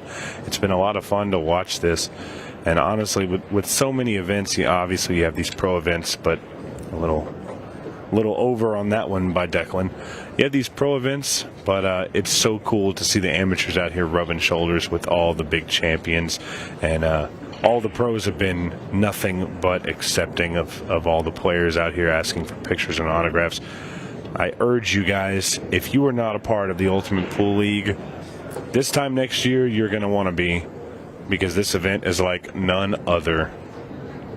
As we see Declan here getting out of trouble and looks to take this 3-0, just needs to make a few more balls and he can get there. Yeah, he fell out of position there to Declan, but played a very good cut into the side pocket to get back into shape. And this is going to be 3 racks to 0. He's halfway to the tally of 6 required to get through into the last 16, and it's been faultless from Brennan. Really has. Corey Jewell yet to get his hand on the table. Dry break's not helping. And there is Corey Jewell's Roll of Honor. Santa Barbara, California, 2001 US Open champion. 5 times Mosconi Cups for that man there. That's some achievement. And in 2006, he was the most valuable player in the Mosconi Cup itself. Great player. Corey been around for quite a long time. When I was growing up, he was one of the mainstays in any type of professional event. And it's nice to see him still get into it. He played in the inaugural Ultimate Pool USA event in Louisiana. Took a couple of events off, but it's nice to see him back. You know, he was in Kansas City and now here at our grand finals. A lot of fun to watch Corey shoot. Yeah, it's a bit frustrating for Corey here. I feel a bit sorry for him not making the ball again. Going to have to change that breakup if he wants to stay in this match.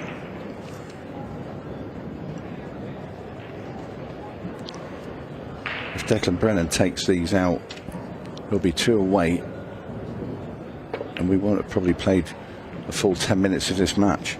Solids in play. And it's just really, you look at it, it's the 6-ball, but it's open, but it's just getting on there properly. Everything else wide open. And this is a problem when you go dry with your break, but you still have a good split, so you're leaving your opponent a really nice layout. And that's what's happening so far. There's absolutely nothing that Corey Jewell could do anything about.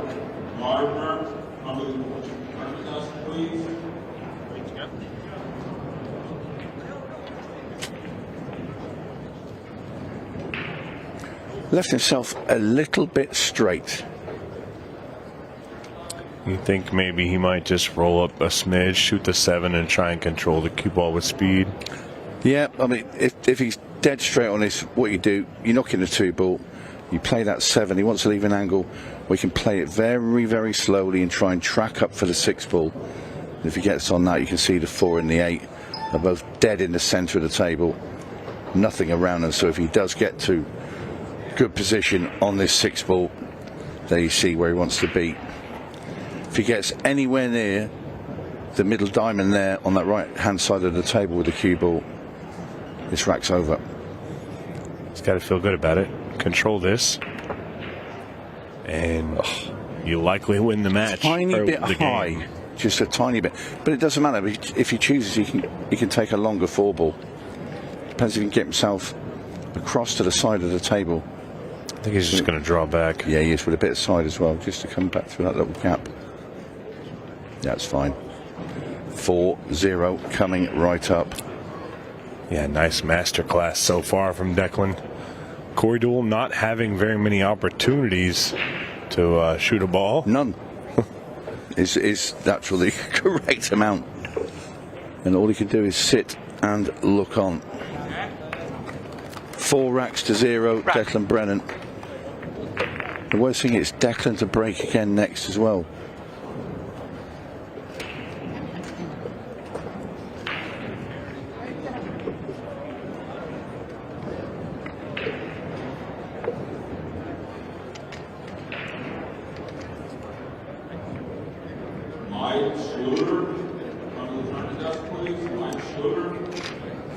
Well, this is dreamland for Declan.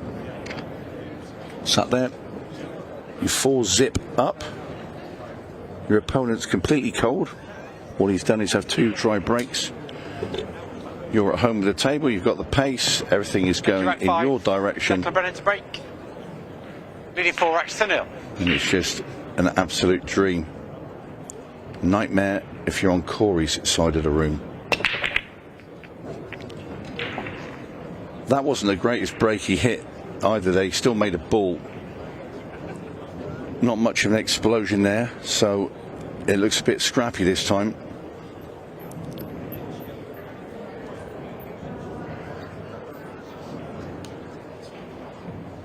And you can see the cluster of 6 balls all wedged over on that left-hand side of the table. Declan will be looking at stripes. They just seem slightly easier. Obviously with the solids you've got the 6 and the 3 that are stuck next to the 8.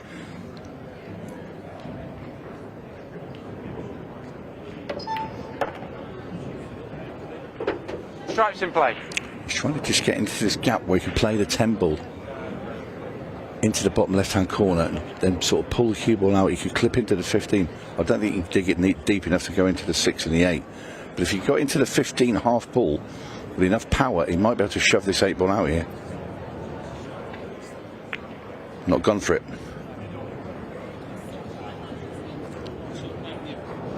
So might be looking at the combination 15 up onto the 9, then kick everything out. 9 hanging over that top right hand corner. So as long as he gets the 15 past that 2 ball, he will make the 9. Track the cue ball into these 3 balls on the rail. Has he got the 8 out? It doesn't look too... That's not too bad. It's available into the bottom left hand corner, but just look where Declan's landed.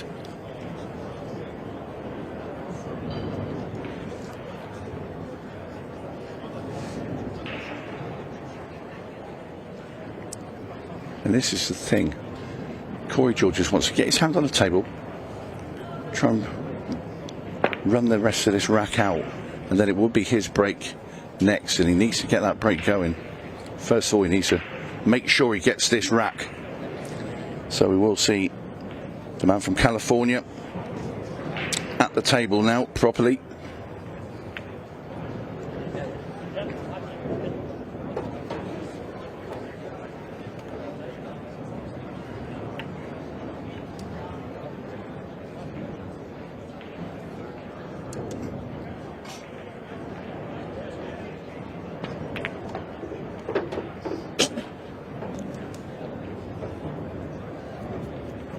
Not come out ideal there, Corey.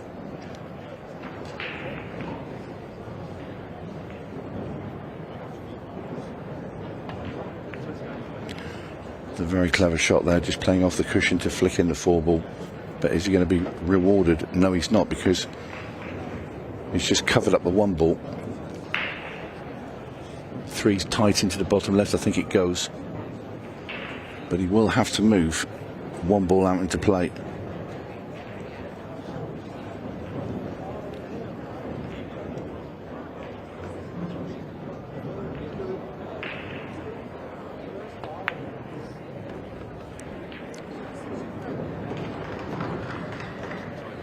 The problem for Corey here that he's not been able to basically get that 1 ball out. It'll have to be done off from the 6 ball.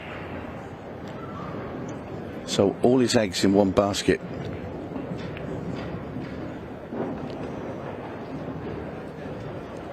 And it looks very, very difficult from here. He's going to have to power the 6 ball in, come off the bottom rail and send a cue ball towards the 1.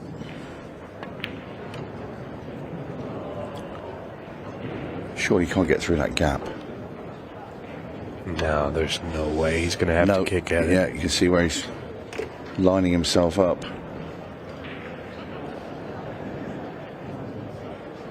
Foul. Yep, caught the 15 first. Will be ball in hand for Declan Brennan.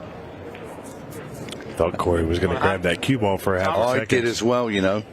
I'm with you. I thought he was going to do that, and that would have been loss of the rack in itself, even though I don't think it's going to make a whole lot of difference here. Be a miracle for Declan Brennan not to run these 4 balls out and get on the hill. Yeah, one and the same. It would have just saved some time on the clock, honestly. I don't think Declan is in any fear of not winning this rack. No. Child's play here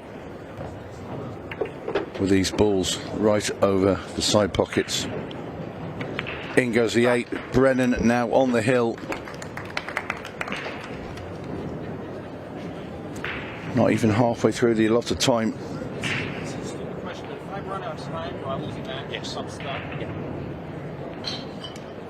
Now you hear Corey asking, if I run out of time and I'm down, do I lose the match?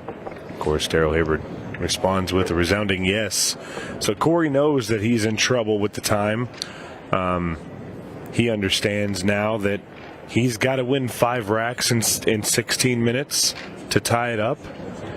And even then, you know, you're risking a 6-ball shootout against somebody who arguably has quite a bit more experience. Now, Corey has done a 6-ball shootout in our first event. He matched up against Shane Thompson, put up a pretty decent time, I believe, of 27 seconds. Hadn't seen too many 6-ball shootouts at that point in time. We now know the standard is much higher, and I believe Declan has put up some good times. Am I correct in that? Yeah, Declan's no stranger to the format of that, but he'll be sat there thinking there's no chance in the world he's going to be in a 6-ball shootout. Corey effectively has to win 5 straight racks around the 3-minute rack mark as well. So you think surely Declan Brennan's going to get to the table at least 2 of these racks. Whether he finishes or not, we don't know. But what he will do, he'll take enough time off the clock, even just by playing the rack, that will just, there's no way, unless Corey DEUEL gets some golden breaks. It's going to come down to that. He's going to need a heck of a lot of fortune and some really fast shooting. Yeah, agreed. But he's not going to give up the ghost. 5-ball side pocket, pulls the cue ball, draws it into the side rail, lands on the 6. In fact, just using the 9-ball as a buffer, it's fine. So he's going to get one on his side of the scoreboard. The man from Santa Barbara.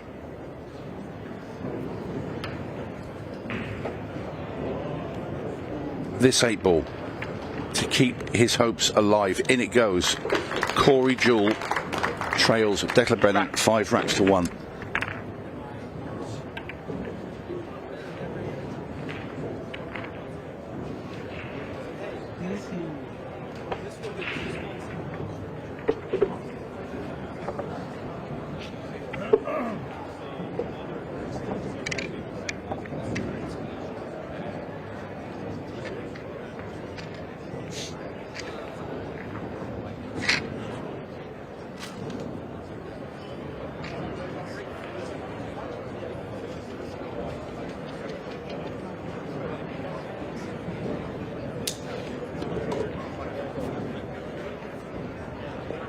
Rack 7. Declan Brennan to break, leading 5 racks to 1. All right, there you hear the call. Corey DEUEL trailing 5 racks to 1 against Declan Brennan. Declan on the hill, 14 minutes left. 8-ball almost goes, but it's going to be dry otherwise. And Declan's not very happy with that. So the dream is still alive here, Tony. There is an opportunity here for Corey to get this. And look at this. All the stripes are just sitting at the bottom of the table. Really makes this first shot tough. Bobby Terry from the front of us. Bobby Terry. Yeah, he hasn't got time to play any safeties really, so he's got to go full-blooded, going for the combination shot here, and he's played that very well indeed, Corey. That's opened everything up.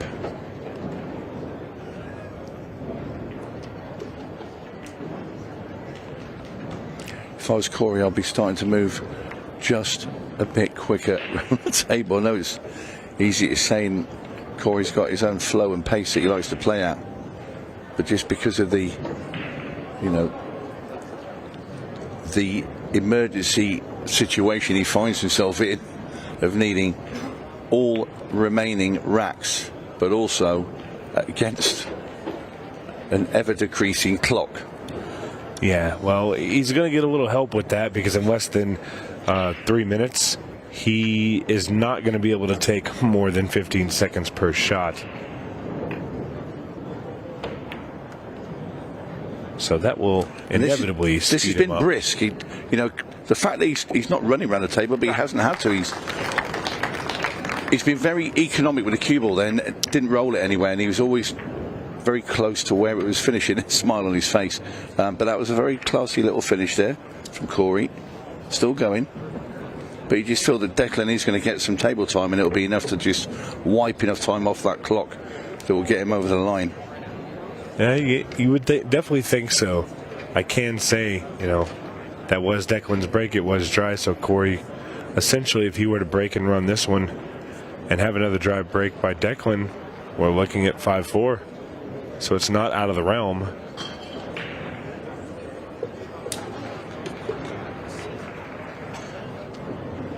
Thank you, rack 8. Corey Jewell to break.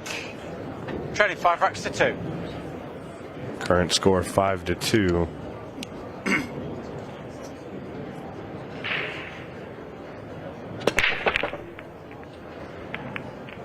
Needs a ball down. He's got it. Last ball touching. Little kiss with that 5 ball. And once again, Corey Jewell kind of just moseying around the table now. He took a shot at the 2 ball, and he just didn't take his time because the 12 was in the way, and or the 15 was in the way, and he just touched it on the way by. Extension call. Almost a lack of concentration there.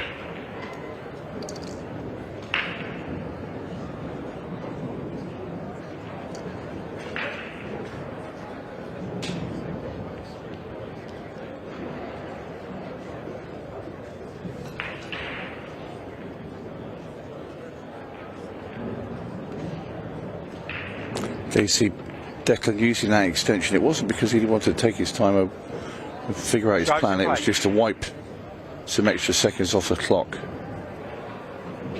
Yeah, at this point, with the deficit that we have, every second counts. Could be the difference between winning and losing. But he helped himself, did Corey, with that very quick reverse run out. And this rack will almost inevitably see the end of the 30-second shot clock.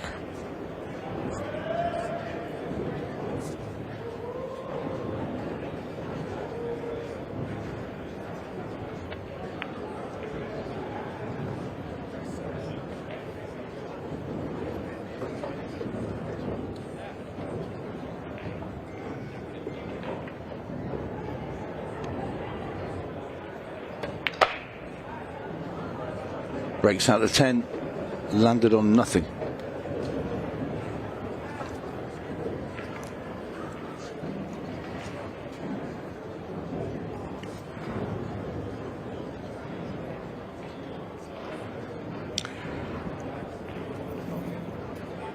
If Corey Jewell gets to the table and can somehow quickly run these solids in, 5-3, and all of a sudden he's back in with a very small chance. 15-second shot clock now in play. Looky there. Corey has an opportunity. I think the 1 ball goes past the 7.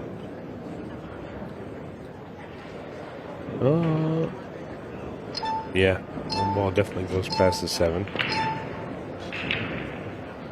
He's missed, but has he missed good? He has. He's left Declan nothing. Just more time off the clock. Now, if Declan were to foul here, it would definitely help Corey's chances, but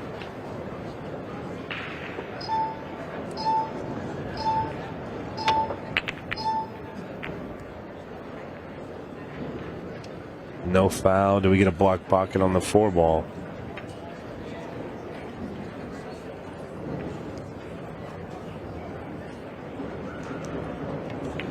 Nine minutes to go in this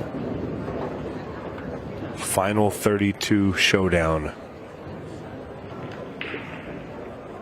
Chance to guarantee themselves in the last 16. What a bank shot there by Corey. Coming with a little fire when he needed to.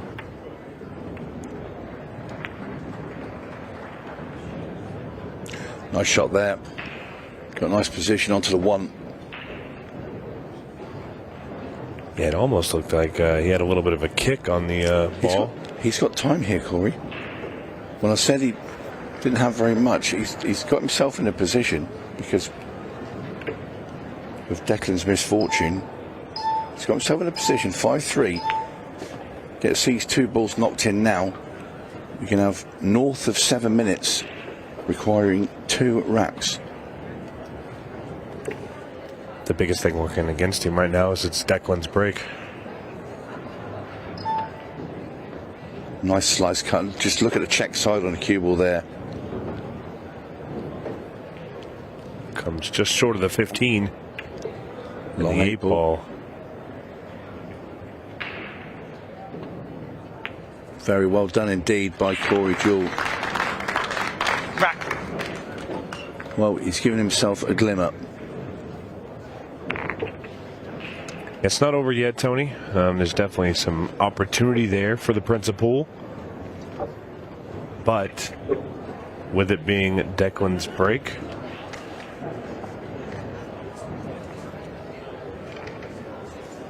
could be disaster for Corey. Declan makes a ball here.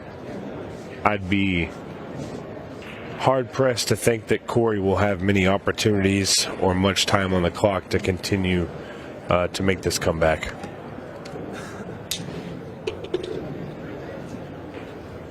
Cue rack 9. Declan Brennan to break. Leading 5 racks to 3. Declan Brennan will now want to put this match to bed. At 5-0 in front. Corey Deuel making a bit of a fight back, and just look at this for a break. And he won't get a better opportunity than this. Extension call.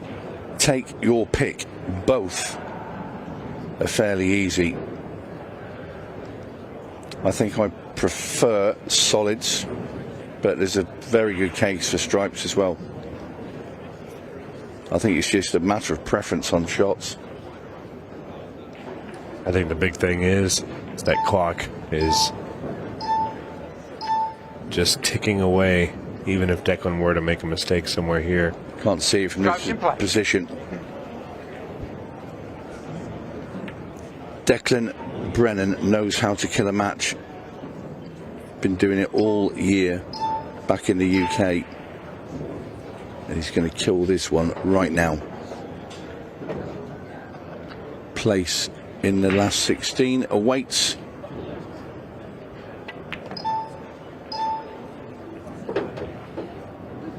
And it would be against Craig Waddingham tomorrow, who we saw win just in the previous match. He made a very good fight back against LUKAS Varner.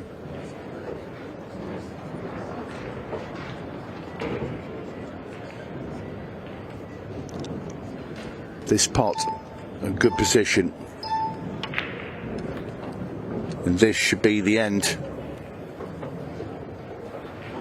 So this for the match.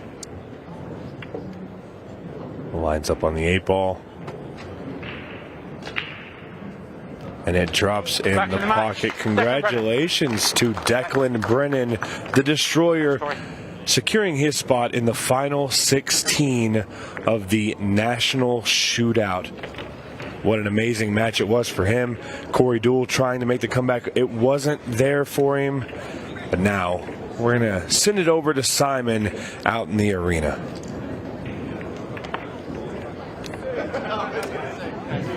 Great afternoon session we have seen here at Harrah's Casino in Cherokee. Lots of great matches, lots of great players out there, and we've got plenty more to come. We're going to be back tonight, 6 o'clock. We're going to have 8 more matches. We're going to complete the last 32 lineup. We've got some of the biggest names in the game still to play. This is the lineup we'll have for you tonight from 6 o'clock. We are going to start off with Ashley Benoit taking on Caden Herback. That was meant to be Billy Thorpe, but he is unable to make it. He's having some travel issues, as many people are across the country. And then Tyler Starr will take on Sam Henderson. Former champion or Open champion Jovan Bustamante will take on Kevin Geeman. Chris Melling will take on Chase Stumford. We're looking forward to seeing Chris Melling back here in the States playing with Ultimate Pool USA. Tom Cousins, who's won plenty with Ultimate Pool, and Ultimate Pool USA taking on Rodney Morris in his first Ultimate Pool USA event, or played in the Legends yesterday. Skylar Woodward will take on Alex Olinga. Justin Bergman will take on Kobe Japp, and we'll round the night off. You don't see it on their graphic there. We'll round the night off as well, where we will see Chris Reinhold taking on Shane Van Boning. What a night we will have for you tonight. From 6 o'clock, we'll complete the lineup for the last 32 here in the National Shootout. We'll see you at 6.